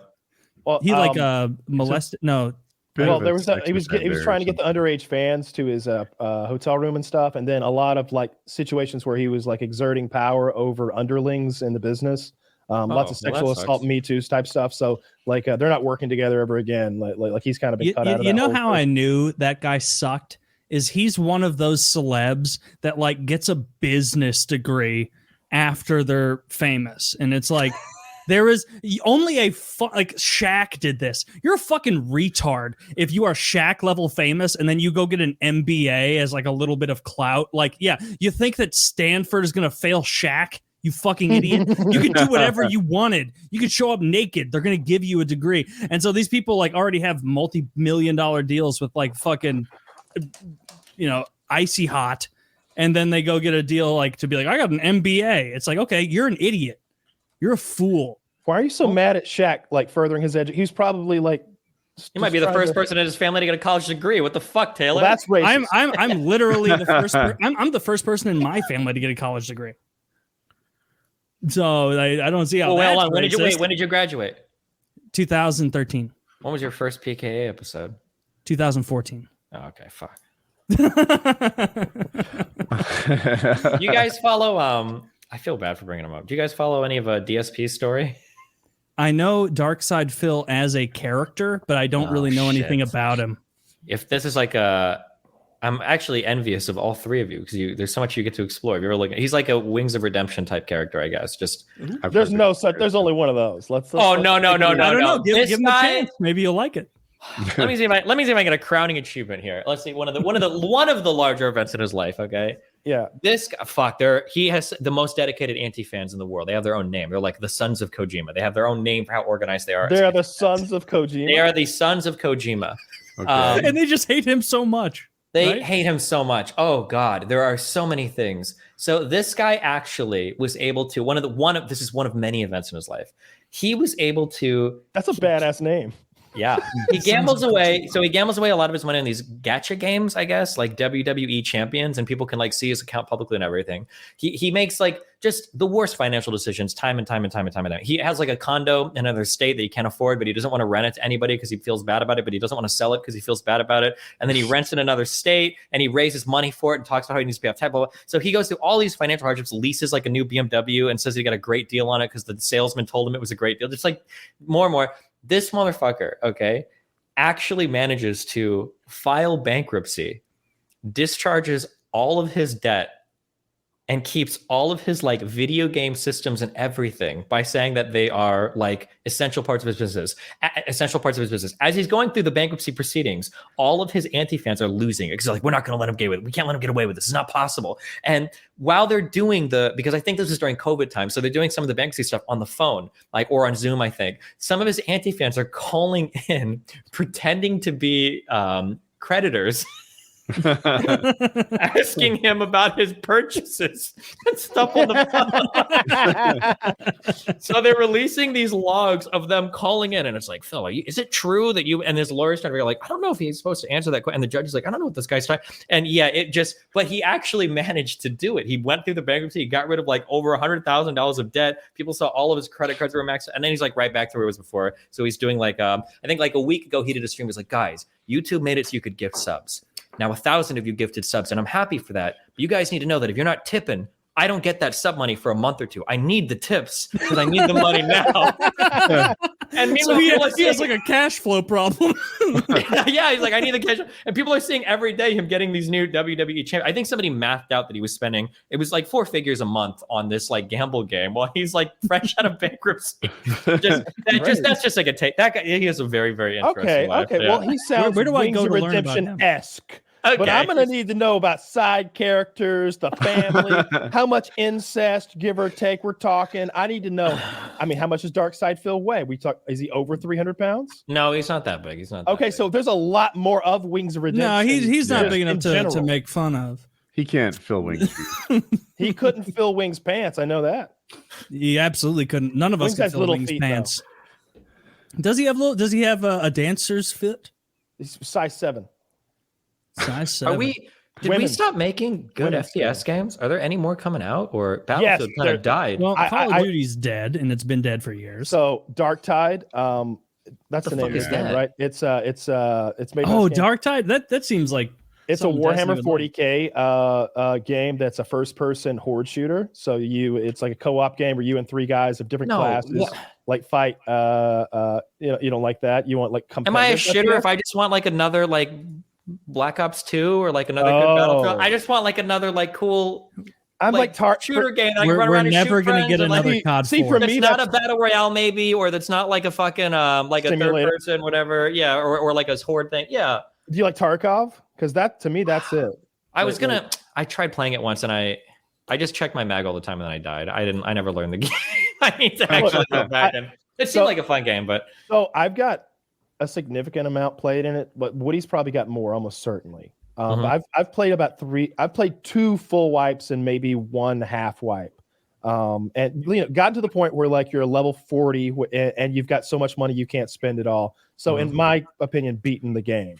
That's when I usually get bored of it and I kind of quit. I've got everything. I have all the money. I built all the things, and I still think it's like the second best shooter of all time, right behind Rust. If we're talking about a game that you can play forever, like if you're talking about a game that like it's worth investing like your hard time to like get good at today, because 3 years from now it'll still matter if you're good at Rust or Tarkov. I think it will. Rust just for the first time ever changed their spray pattern, so that's a little wild. Yeah. But Tarkov, it's this ever evolving thing where you're constantly getting new content for that original purchase price. And it's really, really fucking intense game. It's so I can't get an adrenaline dump rush out of anything like I can Tarkov. Yeah, damn. I really miss the old before, not to shit on anybody, but like before the PvP meta overtook everything. I really miss the old DayZ and the old Rust, where you could genuinely have just like wild fucking encounters with like random people that you would meet. I feel like it's really hard today because I haven't played DayZ in a long time, but for Rust, it's generally like it's like hardcore PvP shit, right? You're grinding out VPs for long rifle AK, and then you like that's all you're doing basically, and then you're raiding. I don't know if you guys played those games a long time ago, but where you could like run into like two people that are talking to each other in like broken English, trying to figure out how to build like a hut or whatever, and it's just like there were so many funny, fucking authentic, crazy encounters back then in games before everything got like hardcore meta'd out, you know? No, it's still like that if you play on if you stay off of like really competitive servers. If you find a server that's got like it can have a population of 100, that's its max, but there's only 30 in there maybe. Like those guys are just goofing around. You can go in there and like role play with them and chat, and like a lot of times it'll be kids who literally children who don't know what they're doing. And I don't know, it's fun to be like, hey little guy, you want some help? Like come on, let me show you how to build a house. And you know, Jesus. Then you decide whether you're gonna be nice to him or not. Like maybe you make two of them fight to the death, and you're like, all right, I'm gonna give everything I have to the winner of this rock fight. And then you make two kids fight to the death, and then no matter what, you kill them both. You know, just being mean and silly. It's a fun game. We spent endless hours just like being shitty to children in Rust. You know, just spiteful, mean stuff. True. Do you ever, Woody? Do you ever worry about your kids running into pedophiles online? No, I was gonna say no. He only plays Minecraft, but that would be the place where a pedophile would want to. I was gonna say I listened to Nathan on his Switch. I think it's the Switch, right? I'm so old. That's just the one they hold. Did they play Fortnite on? My youngest is 19. I don't think they. Oh fuck! Never mind. You're way different. Never mind. I forget. Pedophiles are gonna be like, "Who is this old guy?" Yeah, I was gonna say because I'm listening to him play like Fortnite. Yeah, pedophiles would be like, "Oh, yeah, exactly. Yeah, an adult." I listen to him play these games, and it's him and like 3 other kids in voice chat. And I don't know if my mind has just been internet poisoned, but I'm just thinking like, man, if I was a pedophile, I'd be playing Fortnite 100% on a Switch. There are so many kids here. They're all so dumb. Like, I don't know. Yeah. Colin's like 6'2". He won't shave, so he has like peach fuzz like all the way. They don't look like real whiskers, but he's got all this facial hair. He'll get there. Those real whiskers will start sprouting soon. Yeah, he's like a man. He's taller than me. As somebody that's, I don't think you're too much of a boomer, Woody, right? You understand like teenager experiences and stuff. You're connected to internet culture and stuff. How do you deal with when your kids, did they ever have like annoying, angsty teenage phases? Yeah, so I try to protect them a little bit from like the rages of the PKA audience. Yeah, of course. Yeah, and you don't have to obviously don't go into anything uncomfortable. Yeah, I'm just kind of curious. A decade ago, like when Hope was 12 or something. That was like sort of the roughest part of the whole experience, I would say. When she first started, I felt like she didn't like me for no particular reason. Like, I think this is just a thing that happens, you know, teenagers. I think it's part of the maturation process to sort of push away from your parents and get your own space. And I'm here like, what I do? I saw a good Reddit post the other day. I wish I could remember like exactly how it was written out, but it was something about they were describing why teenagers are just so horrific to be around, and they were like, they're not children anymore, and they just have realized that like this is the world they're going to have to live in, and the rules aren't always fair, and they're coming to grips with that like, oh shit, I'm going to have to be one of those adult people soon, and this is. And I was like, you kind of are coming to the grips. The world is kind of shitty. When you stop being like a child, when you really do start looking at things with like, beyond chocolate bars and ice cream and like the next like sugar fix, basically, like it is kind of a dark day. I try to be, there's like a lot of, obviously, because I do political debate and shit. So I try to be empathetic towards like other perspectives, conservatives or whatever. So I'm more left leaning. I've gotten into a couple situations where like, I don't know if you guys have seen any of this, but like kids are trying to cancel kids today online for shit. So somehow I got caught in a Twitter thing where it was like, they were trying to cancel, I think it was an 18-year-old for like having a kind of sexual flirty relationship with like a 15-year-old. They like went to the same high school, and I'm like, this is crazy. You guys are insane. And nobody was like being rapey or whatever, but it was just basically like they flirted for a while, and then somebody told the girl that was 15, they were like, this is really bad. You're getting abused. And she's like, oh, I don't know. And you need to write it down. And it's like, okay. But I realized as I was talking to these guys, it was really tempting for me to say, like, you guys think that this is like the worst thing in your life. Like, this isn't really that bad. But then I realized, I guess when you're a teenager, every time you have a problem, it really is the worst problem in your entire life that you've ever had up to that point. Yeah. Because when you're 15, like I'm thinking like when you're 18 and you end like your first like big relationship, that's probably the lowest point in your life. because you've never experienced anything that bad before. Yeah. Or every single thing, like going to college is the most important thing in your life. Moving away is the most important thing you've ever done. And having like your first big friend fight or whatever, like, yeah, I guess you are. It's really a lot of huge moments where it's like, I'm 33 now. Like you lose friends, you lose relationships, like you live and you learn and shit happens or whatever. But for teenagers and early 20s people, everything is monumentous. Yeah, they're experiencing everything for the first time, and it's extra traumatic. And it seems, because it is the first time, it's the only time. Yeah. It's not just, they don't think of it as the first time. They're like, this is the only relationship that was ever going to matter. This was it. Yeah. I'm like Romeo from Romeo and Juliet. It's time to fucking end it. It's like that first girl you match with on Tinder, and you're like, this is the one. And then like 3 lines later, she unmatches you, and you're like, oh my God. And then you just start swiping around on everyone. You're like, oh, fuck it, really? Yeah, every friend you've had through your teenage years is like the best friend you've ever had. Like that little one I had when I was 9 years old. It was just stupid. This one I have at 16-year-old. That's, the friend that was supposed to be mine for my whole life. And the romantic relationship, same thing. That was puppy love. This right here at 16, this is true real love. Yeah, this is real love. I'm an adult. I have a license. Yeah. So yeah, I think you gotta like excuse kids for being complete assholes. Although like, I don't know, but like, it's really difficult to tell if it's one of those things where like every generation is the same essentially. So don't act like this generation is the crazy one. I think that the propagation of just cell phones everywhere, that's the wrong word. Just so many cell phones everywhere and so many videos of the crazy things that are happening are leading us to believe maybe that things are crazier than they ever were before. Because like, I don't know, I watched that video today of some high school kid just like bashing another high school kid in the head with a chair for no reason. Like this kid is like sitting there and he's just like cracks him and the kid's like concussed. Like, why? I saw that video. That was fucked up. There's a lot of fucking weird kids in schools, and now we get to see all of it because of cell phones, right? And people are probably like, in my day, that never happened. It's like, maybe you just weren't around cool kids because it happened at my high school. Like, I saw shit. I remember, in your day, it just wasn't video. Look, Andrew Stevens grabbed that fucking lunch tray, walked over, and I can't remember the kid he hit, but he hit the kid in the back of the head. So he was sitting eating. He cracked him in the back of the head with that thing, and it shattered the whole lunch tray with those plastic hard lunch trays. It shattered in such a way that like shrapnel flew everywhere.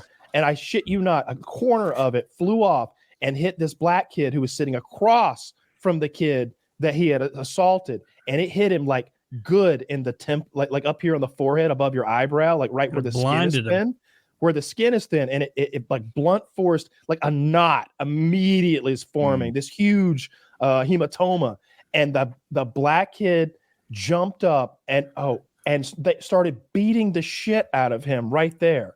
Like it was a beating.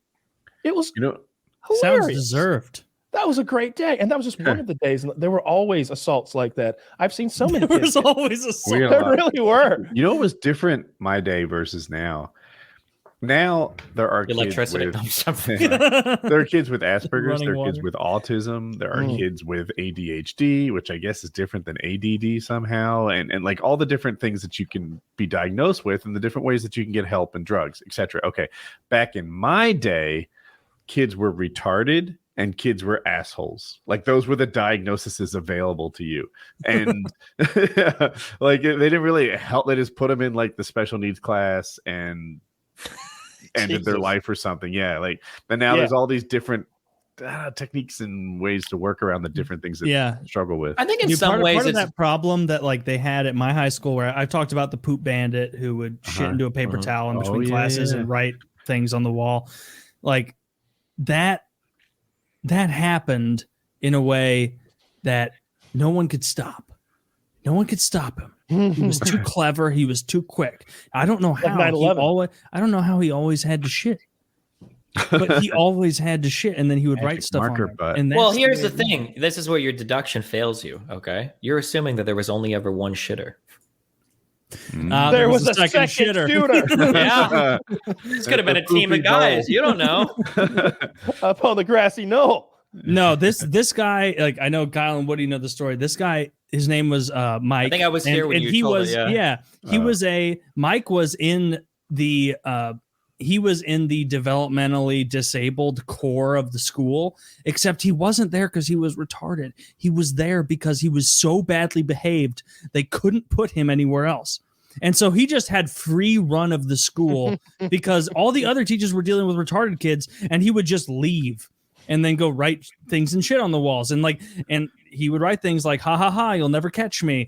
Or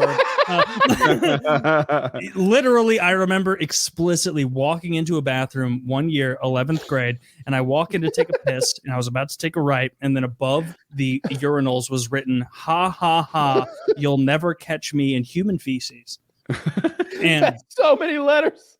it's the amount of time and the amount of times he had to add the third ha. What I always thought was like he had to reapply. Yeah, not just whore. He wrote the whole "I am a whore" and meant something like the reference. He wrote everything. Yeah. What if he had a stencil that he just taped up, and then he took double hands of shit and smeared it everywhere, peeled it off, and ran away? Yeah, I mean, someone might have caught him faster. I've said it before. I remember explicitly the morning I walked in, and I was like, "Oh, Mike," and he was walking out of the bathroom, and he goes, "Oh, Taylor, you might want to." He talked weird. He was like, "Oh, hey, Taylor, that might be a bathroom you don't want to use today, you know." And I was like, "Mike, you fucking bitch. Like, you just shit all over the bathroom in our hallway again." Yeah, he was actually a secret keeper. He knew I was cool because like I was okay with him. Like I more out of fear. Like I was like, I want to stay cool with this guy because he was also the guy that showed up early at like 3 a.m. to the school one day, and he smeared Mighty Putty into every lock. And so no one was able to get into the school that day until they removed all of the doors from the hinges, which was very funny. Everybody was cracking up that day. Like, did you hear somebody put Mighty Putty in the locks? And we're like, yeah, it was Mike. And they're like, yeah, we all know it's Mike. Don't fucking say anything, dude. Like, it's obviously Mike. It's the same guy that's been writing things and shit on the walls. But yeah, high school, classic. What did they do when they caught him? They didn't catch him. They never caught him. No, they never did his job. See, in and out like a demon's whisper. When I tried to pull that stink bomb nonsense, someone ratted me out right away. Just right away. No, I'm not gonna fucking rat on someone. I remember once I got called into the principal's office on like a Monday morning once, and they were like, "We have good knowledge that people were drinking over the weekend at Ian's house," and I was like, "Well, that is reprehensible." And they were like, "So you weren't there?" And I was like, "No, and don't believe anyone who says I was." And they tried to get us in fucking trouble for drinking over the weekend at the school. Ended up backfiring. I mean, you stand up to questioning as long as you can, right? He was like, "We know you're the one with the stink bombs," and I'm like, "I don't even know what a stink bomb looks like." Was that like an experience? Are you talking about like some Wile E. Coyote thing? Like I was like, I have no idea. Stink bombs? Like, we can search your locker, and I'm like, search it. I don't have a locker, so I think that's a hilarious threat. Yeah. Later on, he was like, "So where's your locker?" And I'm like, "I don't have a locker." He's like, "Well, you suggested you did back there." I was like, "Well, I didn't think you'd go search it." And he's like, "Well, where is it?" I know, I really don't have one. They didn't. It was a thing. So I was fucking with you. He's like, "We can search your car too," and I'm like, "Search it. I don't care. Let's go right now." And he's like, "All right, let's go." And he gets up. We take like 5 steps, and I'm like, "Yeah, they're in there. Let's go get them." Like once I saw that he was gonna go, it's like, just so you know, as we're walking, I'm like, "Well, yeah, they're in there. I'll get them." Oh man! And I had so many in there too. It wasn't like there was one. I feel like he could have. I don't know. They can't search your car. Bro, at school, that's some authoritarian shit. They'll steal your phones. They'll do fucking or at least I went to private school. They'll put a chastity fucking cage in you. They think you're masturbating too much at home, okay? Those motherfuckers had a lot of power over your life. They'll take all your shit. I think I was imagining a scenario in which maybe they called my parents and told them, and like maybe my parents end up there, and then either my parents are going to be like, what I would have to count on my dad to be cool enough to be like, "No, he doesn't have them," and "No, you can't check." And "No, I'm not going to check because I believe." Like, I need him to be that cool. And I can't. Cool. And they might accidentally get my mom instead. And I just can't count on either of them to be slick enough to like pull that move and not be like, "My son's not a liar. Go look for yourself." no! No one should be able to look. It's reprehensible that they even ask. That's where we stand. Yes. How dare you? My honor. So I couldn't. I knew it would be worse if I went through that whole process, not only with him but with my parents, who would maybe getting drugged there. So I was just like, yeah, they're in there. Let's wrap this up. 2 days out of school. Yeah, let's do it. Like, All right. Should we call it a wrap here? yeah, I think so. Thanks to all of our wonderful sponsors, as always, of course, and thank you, Destiny, for gracing us with your presence this evening. Yeah, thanks for having me. For sure. Italian. All right. Huh? PKA 598.